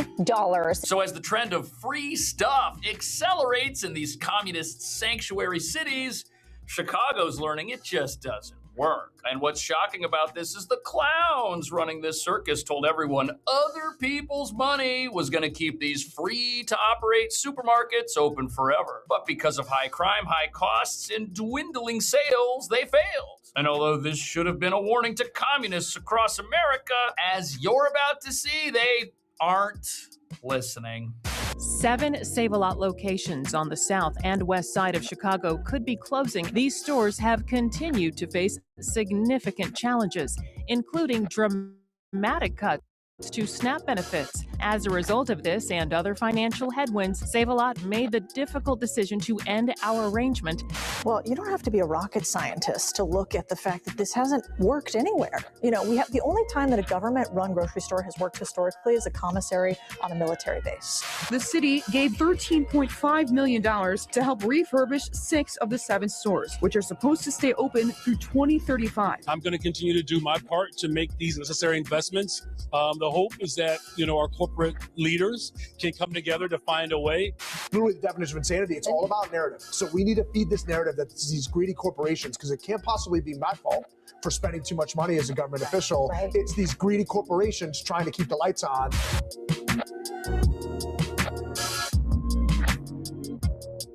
So there was an entire country at one point that tried this whole government-run stores thing, and it didn't work. But we're not teaching people about that in America anymore. But the communists in America, they think that for some reason, this isn't going to happen again under their watch. But as you're about to see, it already is. And Chicago's $13.5 million failure with their city-run stores pales in comparison to the $70 million circus Zoran Mamdani is bringing to New York City right now. A proposal experts say will drain the local economy and eliminate businesses and jobs because local grocers can't compete with 30% lower prices at the city-run stores, while their wealth and their customers' wealth gets stolen to fund these places. And the dumbest thing about these free-to-operate stores and the debate surrounding them is nobody wants to answer the question why there's no grocery store there already. If there's so much demand for a grocery store and if we need one so bad, why isn't there one? Well, the answer to this is obvious. You see, New York City's first government grocery store is going to be opened in a neighborhood that used to have a Target, which was looted out of existence just 3 years ago and never came back, exposing the real problem. And that's the problem of profit. If a place is unprofitable, it means the value being expended to keep its doors open eclipses the value it provides to its neighborhood, and closing is the only logical move. Otherwise, the place just wastes money. Which brings us to the real reason these government-run grocery stores just imploded in Chicago and why it's about to happen again in New York City. Nobody wants to admit that these places just aren't worth keeping open in the first place. But the problem is the communists that want them open are guided by a belief that things should always exist as a matter of fairness, and that if there isn't a grocery store somewhere, a grave injustice has been perpetrated against the members of wherever that place is, even if there was a store there before, which had to shut down. But before we get into the spectacular and predictable implosion of these Chicago stores, there's another issue everyone's missing that you have to understand, and it has to do with prices, which are the whole reason the communists say we need these stores. They say that prices are too high, but what they fail to understand is that prices have a purpose. If something's expensive, that's a signal to businesses to start selling that thing too, and once they do, the price goes down. Something we saw with eggs. Prices went way up. Producers saw them and rushed to get in on the action, and once supply grew so fast it outpaced demand, prices tanked. Companies that accelerated their production first got rewarded for it. The companies that came in too late got punished for being too late to the game. That's how capitalism works. And once you understand that prices are temporary and that communist-induced poverty is permanent, what happened in Chicago should serve as a warning to our entire country. It's going to make an impact to the community, a real big impact. 7 Save-A-Lot locations on the south and west side of Chicago could be closing. The grocery store chain terminated its operating agreement with Yellow Banana, the Ohio-based company that has managed the stores since 2023. Save-A-Lot sent us a statement that says, in part, these stores have continued to face significant challenges, including dramatic cuts to SNAP benefits. Compared to last year, the stores have experienced a 26% decline in. So here's the problem. In 2022, this company was given $13.5 million by the government to open a whole bunch of stores and run them. And then on top of that, they raised another $13 million. So they had a $26 million budget to run some stores. And they were supposed to stay open for 10 years, but here we are 4 years later, and they're all shutting down. And while the people defending this will say, oh, it's Trump's fault the stores imploded. That's right, he cut people's benefits. So the government giving money to these stores to stay open wasn't enough. We also had to pay people to shop at them, and that still didn't keep them open. And the fact that people are still paid to shop at these places, and they were given all this money to stay open, and they completely collapsed, that should scare everyone, because we're going to try this again in New York City, and instead of $13 million, we're going to spend $70 million, and we expect it to be better somehow. And this is just one example, at least here in New York City or Chicago, where we are trending towards we need the government to save us, and now we need the government to feed us. But how do you think about this? Governments well, can't you don't have feed to be a people. rocket scientist to look at the fact that this hasn't worked anywhere. Right. You know, we have the only time that a government-run grocery store has worked historically is a commissary on a military base. That is literally the only time in history that it's worked for over a 2-year period. They tried it in Detroit. They obviously tried it in Chicago. You know, there's a gent here trying to do it. And the problem is the margins don't support it. It's like, why would you go after the 1 to 6% margin business? It's extremely tightly run. Right. And one of the smartest men in the world, you know, who ran this in the beginning, Sam Walton, had a heck of a time trying to get prices this low. Right. That's the whole thing about this that's so ridiculous. Grocery stores already make no money. And if the prices at those stores are too expensive, that serves a purpose which will correct itself. But the communists, they want to shortcut that process. They see a high price and they say, oh, a high price, eggs are too expensive, capitalism's failed, tear the whole thing down. Forget the fact that the United States has been existing on capitalism for hundreds of years, and we're the greatest country in the world, and we feed the most people in the entire world. I mean, no, forget all that, tear it all down. Prices were too high last year, up, it's over. And so then they want to come in with their government-run stores. They use a temporary inconvenience, which will correct itself, as an excuse to burn the whole house down. And that's what they're doing in the 2026 midterm election cycle. They're saying our system is over. They're saying our country's rigged. And absolutely none of this is about helping people. If you wanted to help people, you'd take the $70 million that you're going to blow on these stores, which aren't going to stay open, and you would just buy groceries for people from Costco or Walmart and have people go there and pick up their free groceries. You wouldn't open a store that's going to implode, but that's not what this is about. What the communists want is they want to use a temporary problem, which fixes itself as part of a normal business cycle, to come in with their system, set it up as fast as they can, and have pictures of all these happy people that came out of the government-run grocery store with a bag full of stuff that somebody else paid for, bragging about how, oh, this is great. We need this everywhere. We should just steal from everyone so we can have all kinds of cheaper free stuff. But here's the problem the communists miss, which is why their plans always collapse. Look at this. In this article entitled "The Problem with Government-Run Grocery Stores," which is very short, we get our answer. To make a profit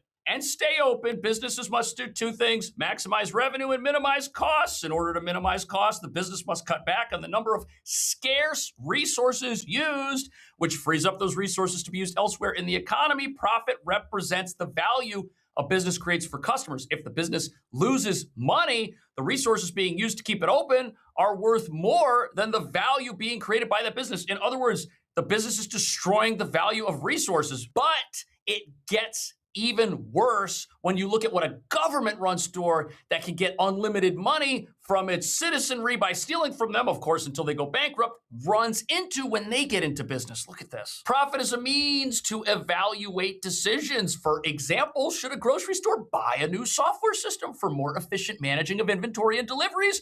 Or should it invest in a physical warehouse without a profit and loss calculation?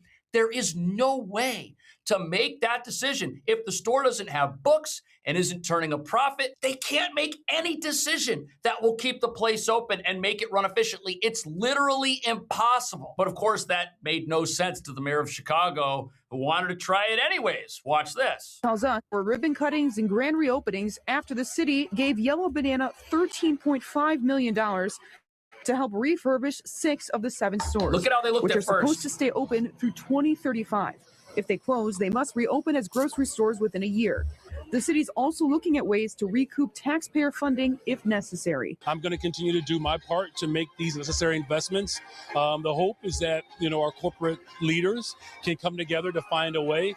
Again, the federal cuts have had profound impact. Oh, so it's Trump's fault, and it's the fault of the corporate leaders who have to abide by profit. And if they don't make profit, they have to make the decision to close the store. And here's what I want you to see. When these places opened, they were full. And this is what the communists are hoping for in New York. They're thinking that, okay, Chicago, this thing didn't work out, $13 million. We're going to get $70 million. We're going to go even harder in New York, which means our stores are going to stay open a little bit longer. And the optics of empty shelves in the Soviet Union or in Cuba, that's not going to happen because we're going to steal so much money up front that it takes a long time for people to figure out that these places aren't working. Never mind the fact that criminals are going to be robbing these places. Never mind the fact the business is incapable of making decisions that will actually allow it to keep open. Zero part of this is sustainable. And that's so crazy because this left social green conglomerate we got over here that now wants to bring us all communism. This is the party of sustainability, right? There is nothing sustainable about a grocery store that just needs unlimited money to exist and can't make any decisions. Zero of that is sustainable. That's why these things collapse. Look at this. Involvement in everything that we do. And boom, so I want the government to come in and save me.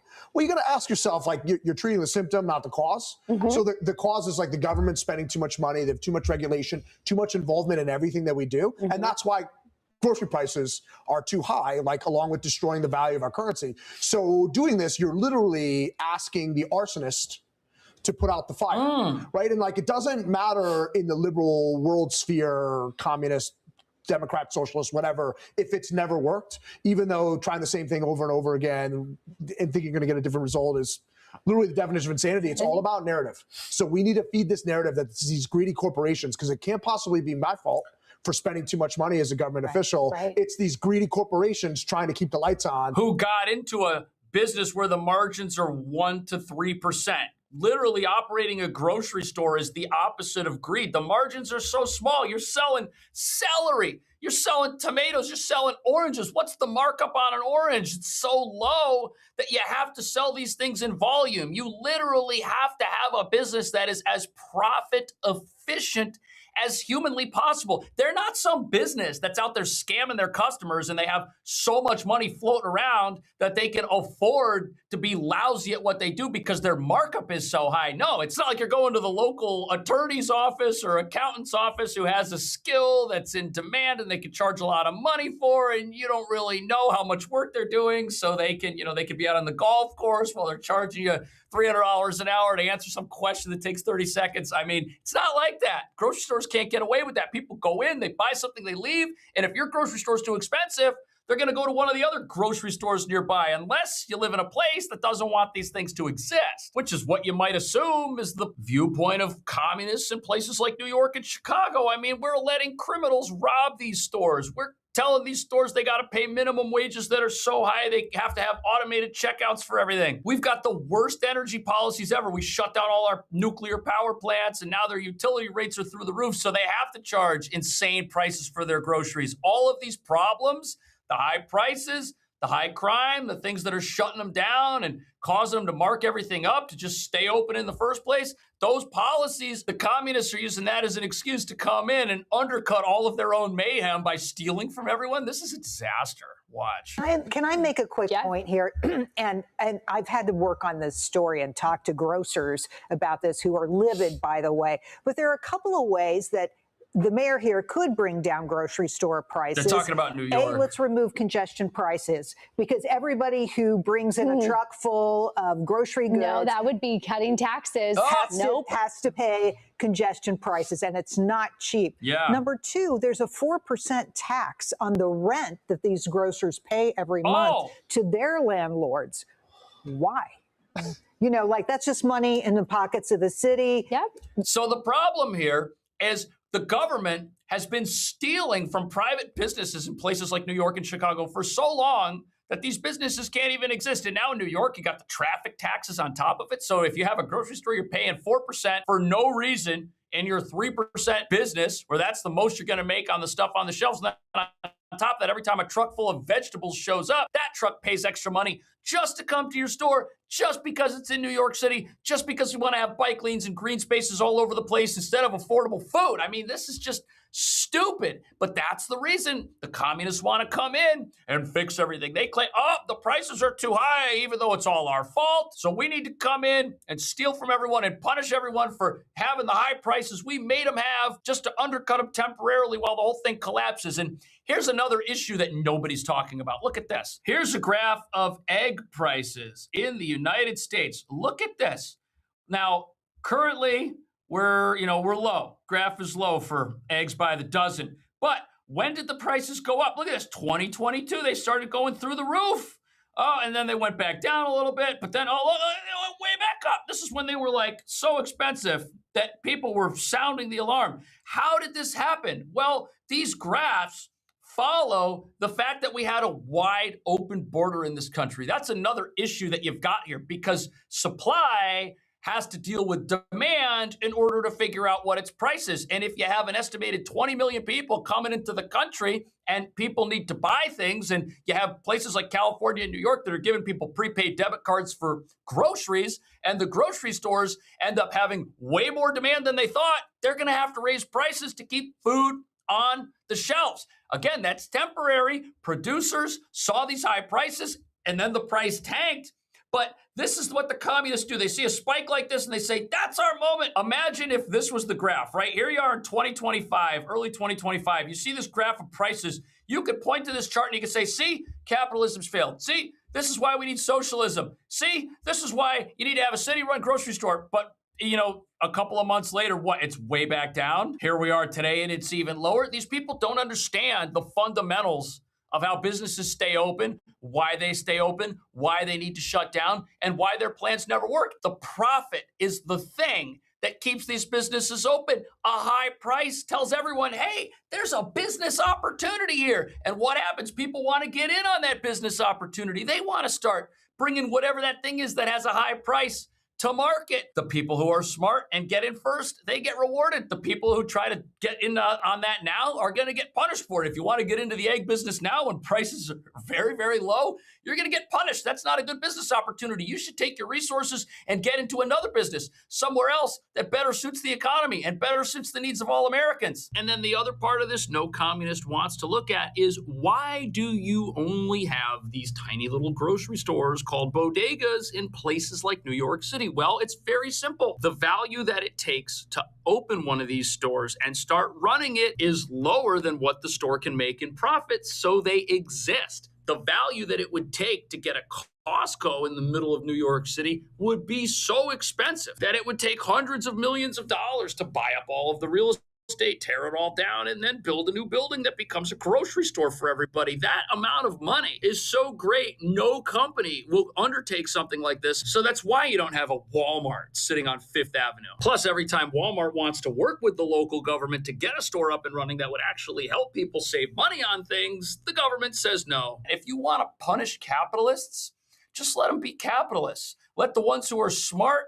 Get in when it's time and actually help people. Let the ones who are dumb and greedy and saw high eggs 6 months ago and are not bright enough to figure out that that ship has sailed, let them get into the egg business today and go out of business, right? Like, let's just let the market be the market and let it sort out its own winners and losers. But no, in communism, everybody loses, just like they're losing in Chicago with all their grocery stores shutting down. 7 stores shutting down, can't stay open. New York's going to go and do the same thing. What are we doing here? Let me know. I'll see you in the next video.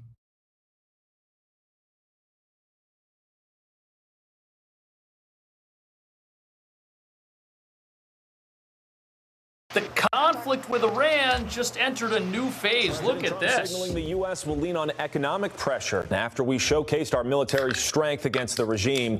Now, as Tehran presses for concessions, some lawmakers say our tactics are working when it comes to reopening the Strait of Hormuz. Okay. What you see now is an act of desperation, I think, because President Trump had prepared to unleash unmitigated fury on Iran just the past weekend when they came to the table again and said, no, we want to make a deal. However, Iran is now demanding major concessions to reopen the waterway, raising the question, does Tehran have the upper hand or is it overplaying it? Oh, there is no question that Iran is in the desperate position. The IRGC would love to make some money off the strait, but it's just not going to happen. Thanks to the U.S. Navy, President Trump is able to sit back and take his time and basically ignore all these demands. And the reason is, as J.D. Vance hinted over the weekend, there is oil coming out of the strait through pipelines and also through dark transits and ship-to-ship transfers. Those international mariners are a pretty clever bunch, and there is quite a bit coming out, and that's why we hear this talk about oil continuing to flow. So Iran is never going to have leverage over the Strait of Hormuz. And as you're about to see, their neighbors are making sure of that. Look at this. There's some who've speculated the strait will never go back to being the way it was before. What would you say? I would take, I think they're saying that in a doomsday sort of way. I would say it in another way. The strait is never going back to the way it was because the Iranians have used or tried to use it as a choke point. What we are going to see over the next 2 years, the strait's going to become irrelevant. It is going to become just another body of water.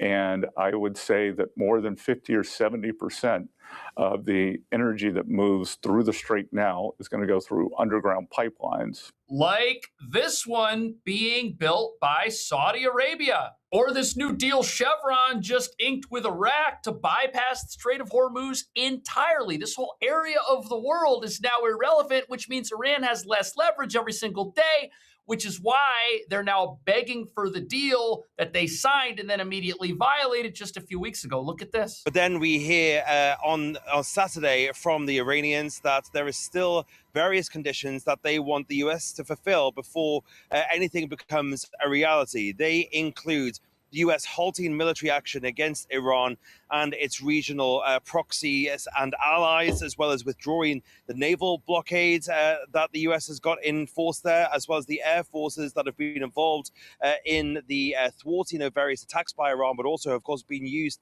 to bomb Iran as well in the past. They also are demanding compensation for damage caused in this conflict, as well as the lifting of sanctions and the unfreezing of Iranian assets. Now, how is that different than the deal they were asking for, which they had during the Memorandum of Understanding, which would have led to sanctions relief and would have led to all of these things if they abided by the things that they immediately agreed to? Also, while I'm making this, Trump is out there tweeting that he's going to seek reparations from Iran for all the damage that they've done in the Middle East. So he's turned that around on them, in addition to now the blockade pressure, which isn't going away and is having an effect every single day. Over the weekend, Iran laying out those demands, which include billions of dollars in sanction relief, even war reparations they're calling for, and U.S. troops withdrawing from the region and ending the naval blockade. What did you think of that over the weekend as the regime laid out their new demands? Oh, Iran's demands are completely unreasonable. And they really show that the IRGC is out of options. All they can do now is these occasional terroristic-like attacks towards international shipping and towards U.S. bases. But remember, we still have 50,000 U.S. service members there, 2 aircraft carriers, the amphibious ship Boxer, destroyers, the list goes on, our Space Force watching all that as well. The alarming point to me is what becomes of the nuclear dust. But let's remember, we have extremely good overwatch of that area, and we have ended Iran's ability to enrich and that path to a nuclear weapon. Iran responds to U.S. military pressure, and Admiral Cooper will keep that pressure on as long as he needs to. Right. All Iran's regime is doing right now is thinking and talking about money because they want money. They want to either toll ships or get some sort of breakthrough financially. They need something to keep going because the economic blockade against their country is doing its thing. It's been doing its thing this entire time. This is the peaceful part of this whole operation that gets zero attention because it's working so well. It blows up the narrative that Iran has leverage. They don't. Every day they lose it, and every day they go more and more bankrupt. Look at this. Operation Economic Fury, led by Secretary Scott Bessent, is devastating There's the no Iranian money. economy. And I say this jokingly, but seriously as well. The Iranians are more afraid of Secretary Bessent than they are of Secretary Hegseth right now. When they're coming to the table to our negotiators, they are talking about cash, cash, cash, because they'll absorb the bombings. They don't care about their military. They don't care about their soldiers or even the Iranian people. But what are they worried about? They're worried about that their currency is tanking. Inflation is the highest in 80 years. The IRGC controls half the economy. Because this is a corrupt elite regime that has devastated that country for many, many decades. They are constantly asking for access to cash, access to their assets that we've frozen. And what the president is talking about is that's the squeeze. That coupled with the blockade, that's what's going to eventually get the Iranians to move. And that's why it's all that they're talking about. And this ploy that they've got where they're coming out and they're saying they want reparations. I mean, give me a break. They're the ones that every time there's some sort of issue with the United States, fire on their neighbors who aren't even involved in this. Their neighbors are the ones who should be asking for war damages, not them. And here's the other part of this. What regime in world history has survived hyperinflation? Zero. There are no regimes that have survived hyperinflation. That collapses all regimes. And the writing is on the wall here for a peaceful transition of power. And this is the one thing that nobody wants to see happen because it means Trump was right. Stopping them from getting a nuclear weapon was the right decision. And this economic blockade, which temporarily led to higher oil prices, also a good decision. Speaking of which, $78 a barrel was Friday.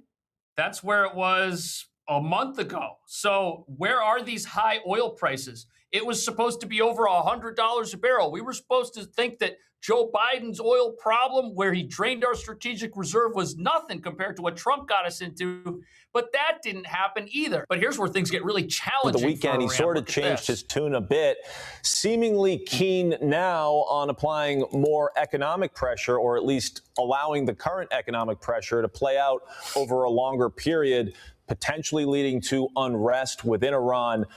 Is there even a chance of that happening, domestic unrest with the control that the regime has over its people? I sure would love to see that. And we know that the IRGC really is weakened. Remember, they're not just a military force, they're in business as well. So the blockade, the steel wall, the sanctions that the Treasury Department has put on them, all the other economic pressure really does have a direct effect in the end on the IRGC as well. That's a really huge element. The other reason we can do this is because of the level of air and sea dominance and the strikes a few weeks ago that cleaned up a lot of the IRGC activity along the coast are there. Now, there's always the option to go in big if necessary. But right now, President Trump wants to see that economic pressure play out. And because oil markets are flowing, not to the extent we want to see, but the oil markets are moving. We do have some ships coming out of Hormuz, oil coming through that. He's got the ability to play both the economic and the military at the same time. And it's a good position, a strong position for the USA. What have we been hearing? We've been hearing that Iran is stronger than they've ever been. That's the narrative of the fake news that want to see America fail and want to spin this whole thing as just some sort of external disaster that's going to wipe out Trump when really the opposite of that is happening. Wipe out Trump when really the opposite of that is happening. A couple of weeks ago, Combat operations resumed in this tit for tat. Iranian troops were firing at ships. They were firing at their neighbors. The U.S. took action against that, and now that's over. You haven't heard about any of that happening over the last week. So we have the claims that they control the Strait of Hormuz and they want reparations, but then we have the reality that all is quiet on the Western Front. There is not a lot going on in the Strait of Hormuz. It's very quiet. There's very little aggression. The ability to always attack something or launch something always exists, but they have been diminished in their capability to be a militant aggressor that does the thing we're being told. We're being told, oh, now they know they can threaten the world economy. Well, with what? And when are they doing that? Now they're just asking for money. But just before we continue, this is a paid advertisement for Rumble Wallet, who's sponsoring this portion of the show. What if your bank told you no to your own money? Delayed transfers, frozen accounts, unexpected limits. It happens more often than you think. That's exactly why crypto exists. It gives you control, not partial control, actual ownership. But most people never try it because it feels complicated. That's where Rumble Wallet comes in. Yes, it's a wallet where you can store your crypto, but it's so much more than that. You can buy crypto in minutes, send it wherever you want, or cash out at any time. No waiting around and wondering when your money will clear. It connects with MoonPay, so you can add your debit card, credit card, or bank account and be up and running fast. And inside the wallet, you can choose what you want: Bitcoin, dollar-backed stable coins, or even digital gold backed by real gold. And check this out. For a limited time, you can start your wallet with $20 in US stablecoin USAT for tipping Rumble creators like me by entering my exclusive promo code CashJordan20 when you sign up right now. So scan the QR code or follow the link in the description of this video and try it for yourself. And don't forget to use my promo code CashJordan20 and claim $20 for tipping in USAT. For some of you, this might be the first crypto that you've ever owned, and it's free. And once you use it, you'll understand the difference between accessing your money and actually owning it. Restrictions apply. There are a limited number of entries available. Terms and conditions apply. See the description or visit rumble.com/promo-official-rules for details. We're really in the middle of the game here. This thing is not over. I feel quite confident we will get there, but we're still a bit in the middle of the game. They're hurting in a big way. They want this thing to be over. The question is whether they're able, their system is able to give the things that are necessary for us to be happy, for us to feel like we've gotten what we need out of this particular engagement. That is still to be determined, but I do think that we've made some progress over the last few days. What that reveals by saying, is it possible for their system to give us what we need? What the vice president is basically revealing here is that their system can't do that. They're never going to be able to 100% guarantee that they're not going to do any more attacks, that they're not going to engage in any more hostile behavior, because this is just the way that their system operates. So what does that mean? That means the economic blockade is going to stay in place. This whole siege warfare thing, this economic siege of the country, that's not going away. The U.S. troops are going to have to stay there. Iran is basically going to force this economic tightening upon itself. And as that happens, it's going to do its thing, and it's going to eliminate all of the businesses that the IRGC is involved in. It's going to eliminate their ability to pay their troops. It's going to eliminate their ability to even be a regime, because they're going to need money, and they've got hyperinflation going on. Does hyperinflation work as fast as maybe you or I watching this might want? Not necessarily, but this might bring things about in a more peaceful way than any of us expected, especially not in a way the Iranian regime expects, because as you're about to see, they're basically declaring total victory at this point. Look at this. Watch and wait and allow the economic pressure to mount. Yeah, that's the game now. So this is what he said, in part, quote, "We are low-keying it. We are only semi-negotiating with them. Yeah. We are watching Iran with its huge inflation, the fact that they have no Yeah, the money." negotiations Vice President are J.D. over. Vance over the weekend signaled that there is no short-term timeline. The administration sees this as the middle of the conflict. Yep. This was the game plan We're all applying along. a whole host of tools, diplomatic, economic, military tools, to ensure that we get the best outcome for the American people. Republicans means no argue nuclear turning up weapon. the economic pressure is all part of that long-term play. Well, I think when you take a look at the evidence, we've been at it 4 months now. We went to a ceasefire on April the 7th, largely because the Iranians shut down the Straits of Hormuz, and they were willing to negotiate about that very subject. And then we imposed a naval blockade on April the 13th.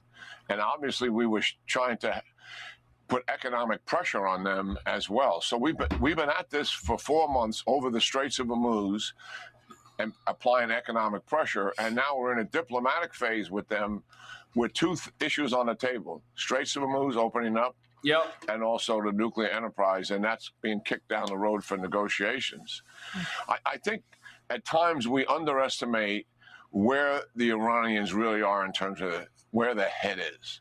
And we have a tendency to look at them in terms of what is the impact of the blockade doing to the economy? How much money are they losing every single day, every single month?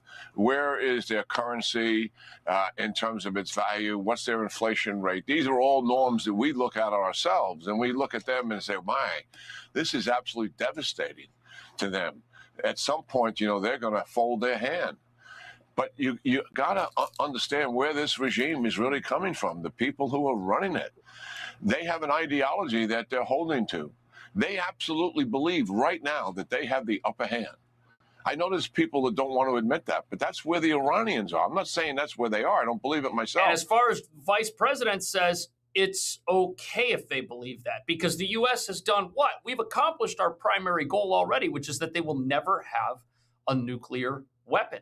The second thing that we all want to see is peace and a rescue of the Iranian people from this issue that's been plaguing them for 47 years, this government that has stolen their country and is essentially holding them hostage within it. Now, if Iran thinks they're winning, what does winning mean to them? It means being a regime on top of a country that they've stolen. To them, that is winning. Do they have the upper hand over the United States? Do they think that they have that? Can they logically think that? I don't know how they logically think that when oil still gets out. But they think this gives them enormous leverage over our political system in America during a massive election where communism versus capitalism is the battle Americans are going to decide. But it's irrelevant. They believe it.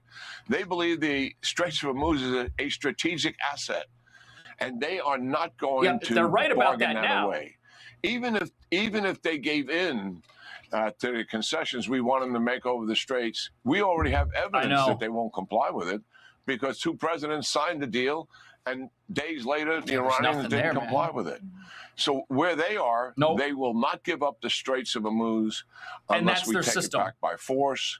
No amount of economic pressure on them, I think, will bend them to do that. They don't care about the economic peril that their people are suffering from. But the people That's the reality of what we're facing. And here's the other thing that's going to happen.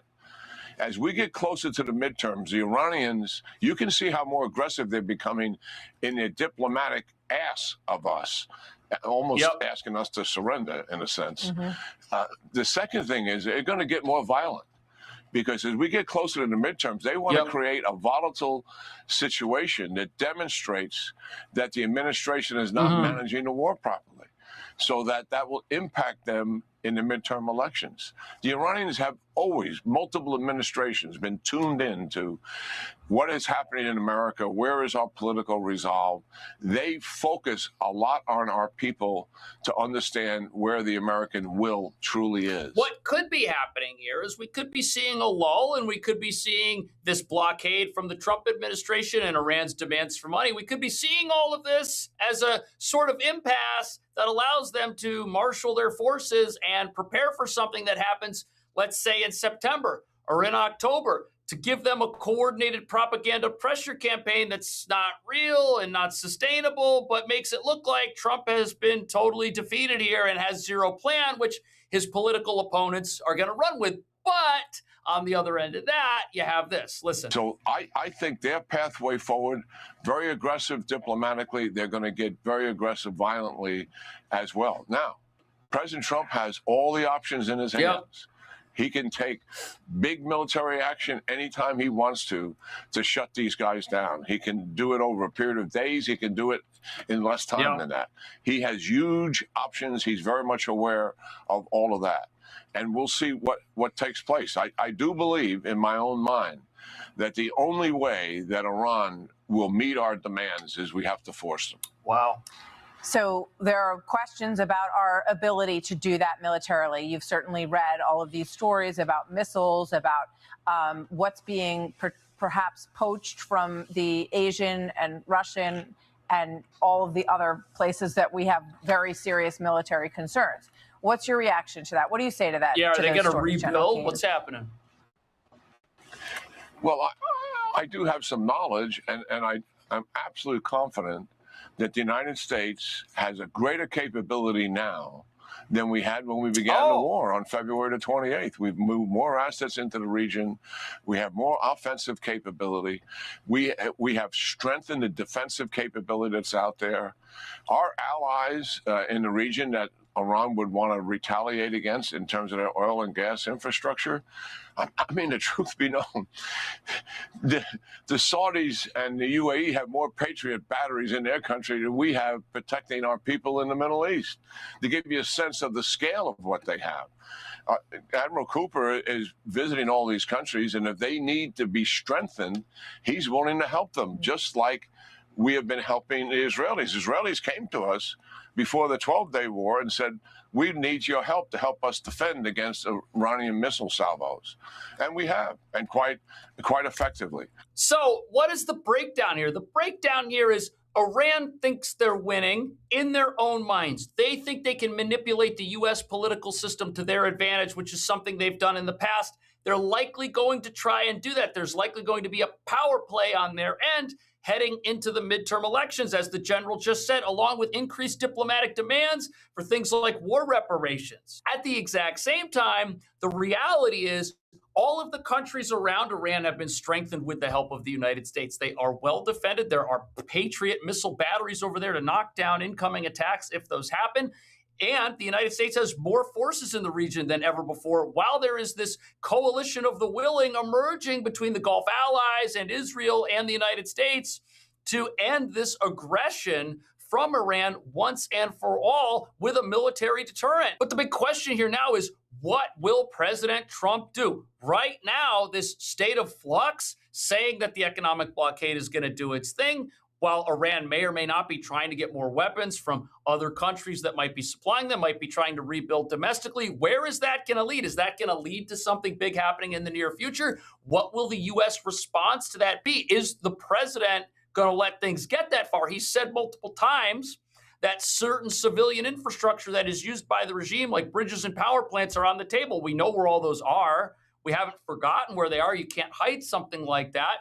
He said he doesn't want to go after that stuff. Will the regime force his hand? The general here seems to think that that's what their plan is, and the vice president seems to think that Iran's system, which is this hostility that never ends, won't allow them to ever agree to anything. So are they on the same page? What do you think? I'll see you in the next video.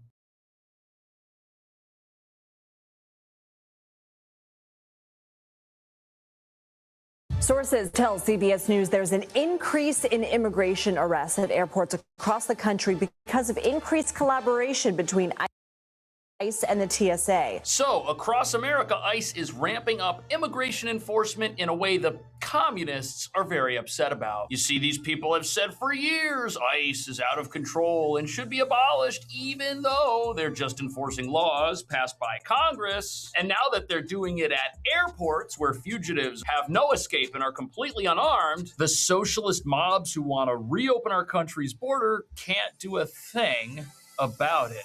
The Trump administration's immigration crackdown reaching a historic milestone, as sources tell Fox News that ICE made a record 51,000 arrests in July. ICE raids are cruel, they are inhumane, they do nothing to serve in the interest of public safety. ICE has nothing to do with immigration. ICE has nothing to do with the southern border. And the TSA is sharing information on non-citizen travelers who are suspected of civil immigration violations like overstaying a visa, having a deportation order. Record number last month, record numbers this month. And remember earlier in this year, we had the shutdown, so it's sort of hard to get the numbers going. But right now we have a lot of agents getting up and running. I think there's 5,000 new deportation officers coming online. These people are dangerous, and frankly, they're lunatics. They're crazy. And we can't let them get into office. Communism is the greatest threat to our country in its history, including even World War I, World War II, Pearl Harbor.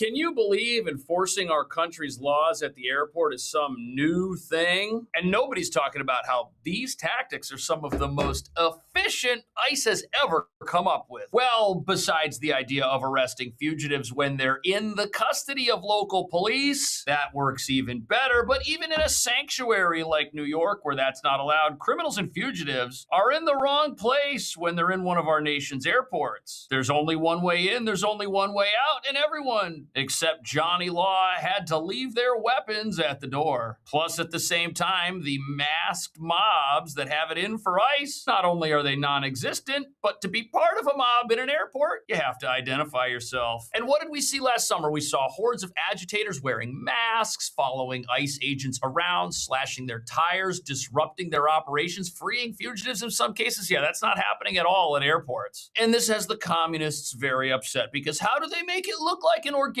resistance movement has sprung up out of nowhere against ICE, as the American people take it upon themselves, with zero funding from billionaires or foreign governments that dislike our country, to protest immigration crackdowns and advocate for a wide open border they think makes our country better somehow, which is all part of a socialist takeover. Which brings us to the real reason there's this massive fight over immigration. The two are directly tied together, but the bad news for the communists and the socialists that want to take over our country is immigration is the one issue that put President Trump, who is their greatest enemy, in office to begin with. And in order for the socialists to take over our country and transform it, they've got to replace a few things in America to grease the skids. And the first thing they've got to get rid of is the middle class, which will be replaced by those fully dependent upon the government for everything, which is happening in New York right now, where locals grow more impoverished through the elimination of capitalism and private property rights through things like rent freezes and unlimited taxes. Meanwhile, these same sanctuaries give away everything for free, like hotel rooms, free food, prepaid debit cards, to people who in some cases are federal fugitives, creating a doom loop of lawlessness and crime that radicalizes whoever doesn't flee these places as fast as they can. Which explains why this new tactic of taking over airports and arresting people in them who break America's laws has the communists very confused about what they're going to do next. Watch. ICE is here. This video is taken by the friend of a Southwest Airlines passenger who was detained by immigration agents while trying to board a flight in Denver. Chantel Alejandra Morales Rojas, who is from Ecuador, was trying to fly back home to Oakland after a weekend looking after her former employees' children. Morales Rojas' arrest represents a new tactic for immigration officials.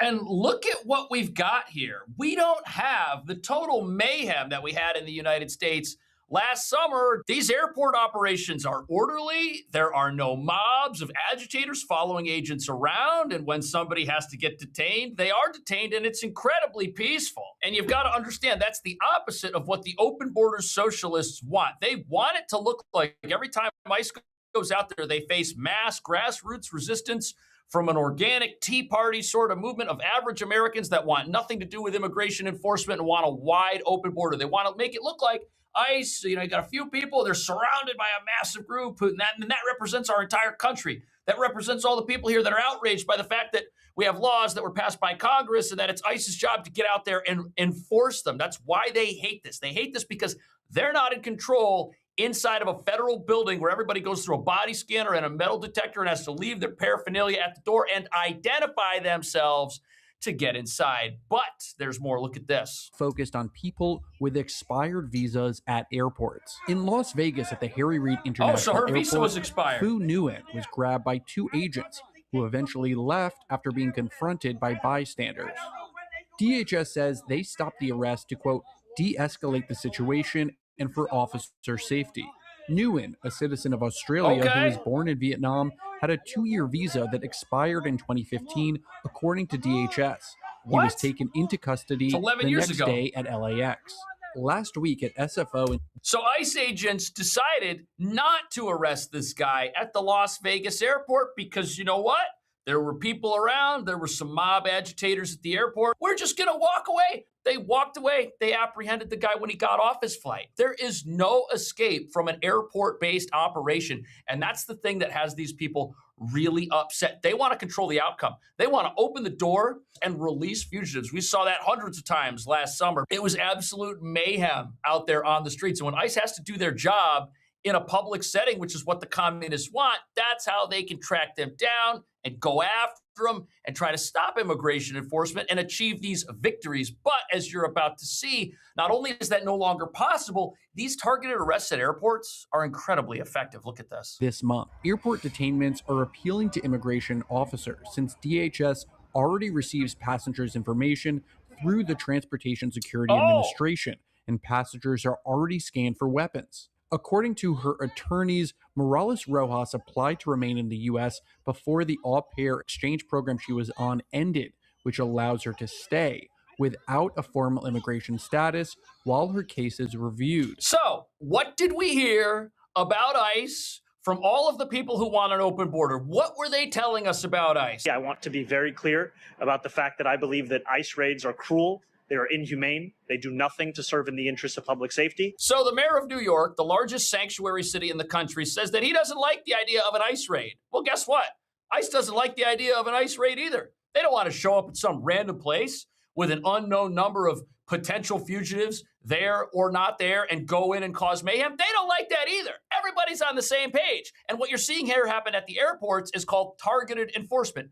ICE has a list of names. They know who's in the airport. They know where they're going. They know what time they showed up. They know what they look like. And they go and arrest the one person who has violated our nation's immigration laws and needs to be held accountable, because if you don't hold people accountable for laws, you get lawlessness. This is not a raid. This is the opposite of a raid. You cannot put a bandage on a system that is fundamentally broken.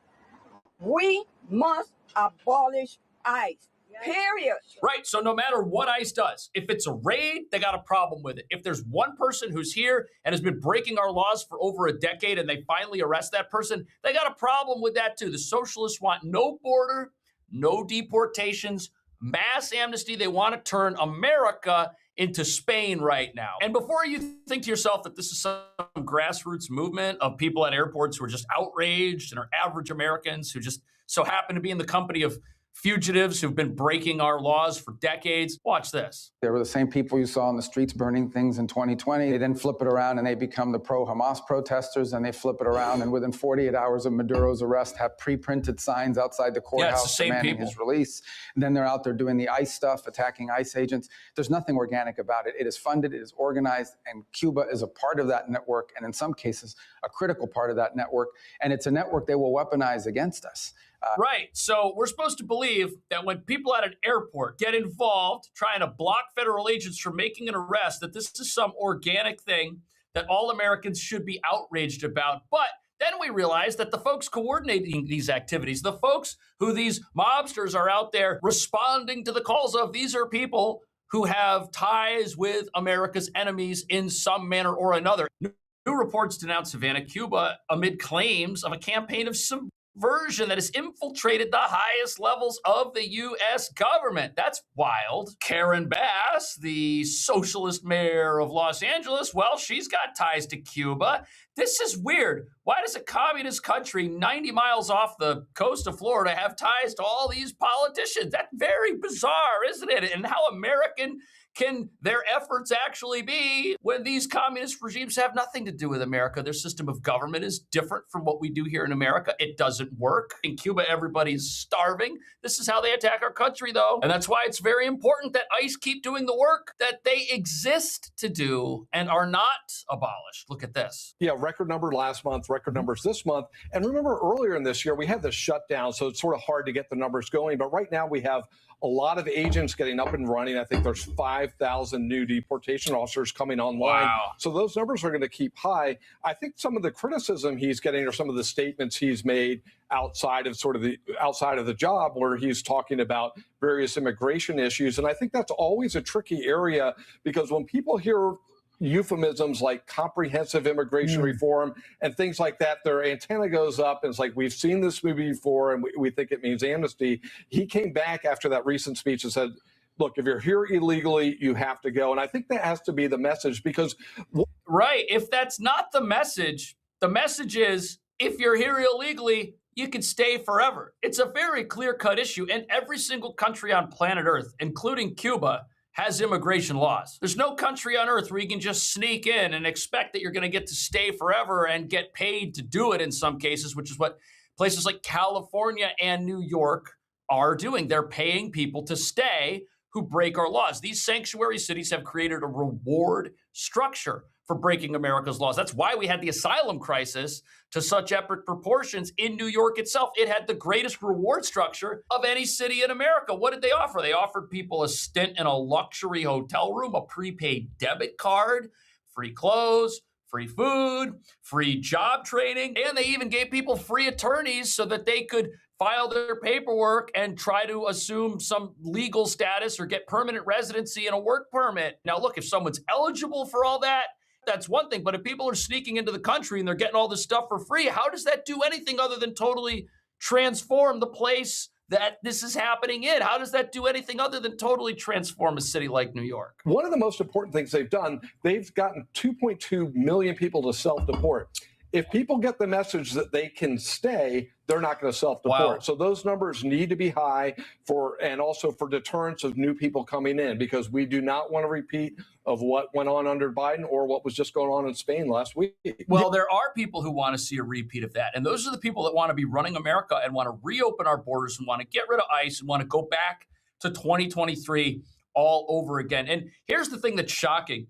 51,000 arrests in 1 month. That's a lot of people who are breaking the law. But the byproduct of that is other people look at that and they say, you know what? I don't want to get arrested and deported by ICE. I know that I'm here in a manner that is not complicit with the laws of the United States. I'm going to take it upon myself and obey the laws of the United States. And that's a good thing. That person can come back legally. However, if you get deported, you're banned from re-entry into the country. You can never come back. The American dream is gone if you're going to break America's laws and be held accountable for it. So people that hold themselves to account, they can come back the right way. That's okay. And that's a good thing. That's what we should all want. We all want legal immigration. Legal immigration's fine. It's just that when people break the law and they get rewarded for doing so, none of that is good. None of that helps the law-abiding who are already here, who are the ideological enemies of the communists, which is why they want an open border. The Spanish government was tougher on these migrants than the Biden administration, because remember the Biden administration, we had upwards of 300,000 people coming in a month.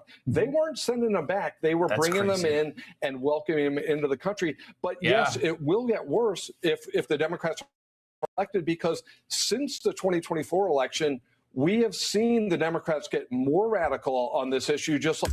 Oh, that's right. We sure have. The Democrat Party, since the 2024 election, what did they try to do? They tried to come out of the gate like Gavin Newsom did and say, yeah, we need to reach across the aisle. We've lost all our support. So since we're politicians and we'll say anything to stay in power, we need to go across the aisle and get support from the people who voted for Trump. We need to appeal to them in some manner. And they're sort of doing that with all of this affordability talk. But this affordability talk is really just cover for their plans for things like free grocery stores, free buses, free subway rides, zero jails, zero ICE, zero national defense. That's what they're doing. They're saying, hey, we want to make your life more affordable. And then we're going to come in with all these communist solutions that just punish people and take what somebody else has and give it to you. That's going to destroy our country and keep these people in power forever.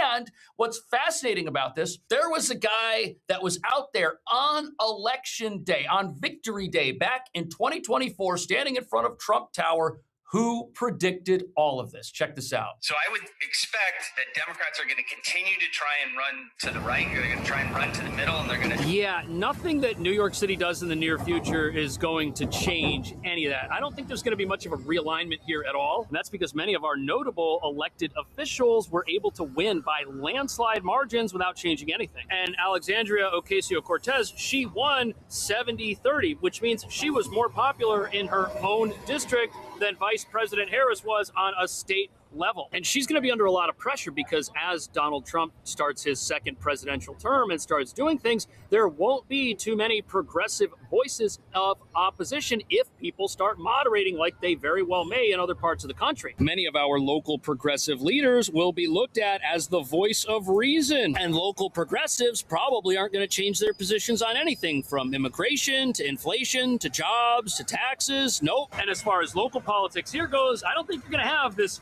running to the center, so to speak. It might actually be the opposite. You may have people take more extreme positions than they did in the past. Right. They did not move to the center. That's what everyone was saying. Oh, they're going to move to the center. Well, they tried doing that, but it didn't work because the only support left is this radical base of the party. That's the only thing remaining. So the Democrat Party, it was like a tree, right? The thing got cut down. The liberalism that was growing out of it got cut down, and now you have this stump. And now socialism has sprouted from that stump. And the leaders of the party are who? People like AOC, Mr. Mayor Zoran Mamdani. They're not moving to the center on anything. They're moving further to the left because that's the only support that they had left after the 2024 election. This whole moderate, blue dog Democrat, pro-business Democrat, yeah, that person doesn't exist. And when it does exist, it exists in the form of John Fetterman from Pennsylvania, who's now wearing a suit. That's how out of control things are. He's now wearing a suit. But the fight that the country is in right now is one where the choice could not be clearer. We've got communism on the one hand, and we've got law and order and capitalism on the other hand. And the debate right now is over affordability. Which of these is going to bring us affordability? Well, communism hasn't brought affordability anywhere. And if you want affordability, just enforce the laws in your own country. Start right there. Start by enforcing laws. If you've got people that are living in your city, like let's say New York, for example, who aren't supposed to be in America, and you have an apartment shortage, where are those people living? Are they living in apartments? Could those apartments be rented to the law-abiding if people that weren't in America illegally weren't inhabiting them? Of course they could. So if you want lower housing costs, well, let's start by enforcing the laws and removing people from American homes and American jobs who are in the country without permission. Jobs in this country are a privilege for those who are here with permission. If you want higher wages and you want higher minimum wages, which is what these people tell us we need every single year, the minimum wage is never high enough for them. How do they square their belief, their communist belief, with the highest possible minimum wage, with the idea that the entire world should be able to come into their country and compete for those jobs? An unlimited labor force doesn't give you higher minimum wages. That just eliminates jobs. That eliminates wages. That takes away the bargaining power of the law-abiding workers that are in that economy. And now there's this whole fight over data centers, right? There's this whole fight, oh, data centers, they're using so much electricity. Well, who's using electricity in America that's doing so without permission? Maybe we should start there if we've got questions about our electric bills. I think these are all very common sense solutions. I think law and order is the solution to affordability problems. Lawlessness creates unaffordability, skyrockets it. That's what we're seeing. What do you think about that? I'll see you in the next video.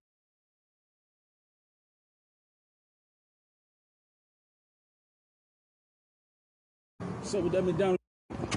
So dummy down. You want to run? You want to run? What's up, folks? Welcome back to the show. So this is going on in Charlotte, North Carolina. I swear Charlotte has just fallen, okay? Like I've said before, we are in a state of war, but everybody's been conditioned to not notice the signs of warfare, okay? This is warfare. Charlotte, North Carolina is a war zone at this point. That's where Irina Zaruska was murdered. That's where all of this is happening. What I have an Instagram account. Oh, and it's up. This is his Instagram account where he just films himself running after chasing women like me, assaulting them, attacking them, whatever. And he posts it, and he's not banned. He's on Instagram. You're allowed to go onto social media if you're one of them and post videos of you committing crimes, assaulting and chasing after people. And who knows what else this guy has done. Well, we know one thing for sure. He has 14 prior arrests. That's right, 14 prior arrests. And the judges have let him out every single time. So just that we know of, there are the two women that he's been chasing. So he's like this serial stalker guy who's made it his business. I don't know what's the deal. Actually, I know what the problem is. And he posts all of his exploits. He posts all of his crimes on his Instagram page. Meanwhile, conservative influencers are banned 24/7, right? But this is perfectly acceptable. Perfectly acceptable. But anyway, here's one of the videos where, you know, nothing screams I'm being tyrannized over. Nothing screams police brutality. I'm terrified of the system and it's always after us. Like recording yourself committing crimes and blatantly posting them for the world to see. So dumb it down. So dumb it down. You want to run, bitch? You want to run? Huh? Huh? I bet you run again. I bet you run again, mother. You said something else? You said something? You said something? You said something? Okay, and I'm just going to mute the rest of it because it's all just profanity, which I'll have to bleep, bleep, bleep, bleep, bleep, bleep, bleep out. But this video continues where he's just chasing these women around. The photo on the bottom of this picture, that's a woman he actually knocked to the ground and was in her face yelling at her.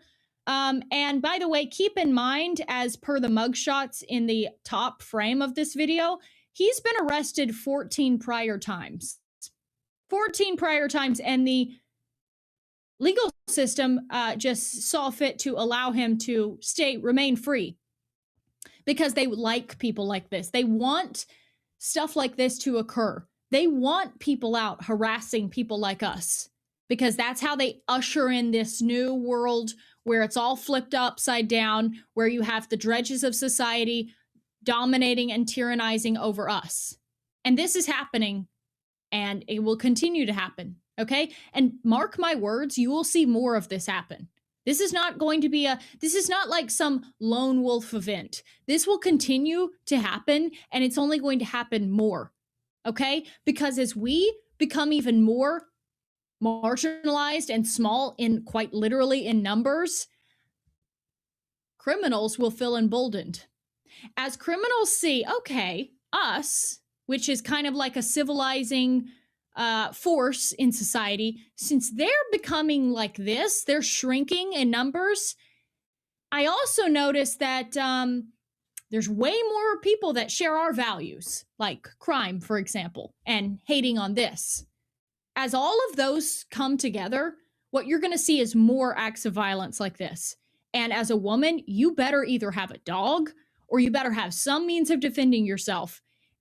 If you're a guy, don't feel like you're safe either, because these people go around in numbers and they make it their point in life to let out all of the psychotic reasons that make them do the things that they do, all their hatred, all their resentment, and they will be doing this more and more and more. It's not going to be safe anymore to walk the streets, go out and about, go out in public, go to a restaurant. Definitely don't go out at night. This is the state of affairs in the United States.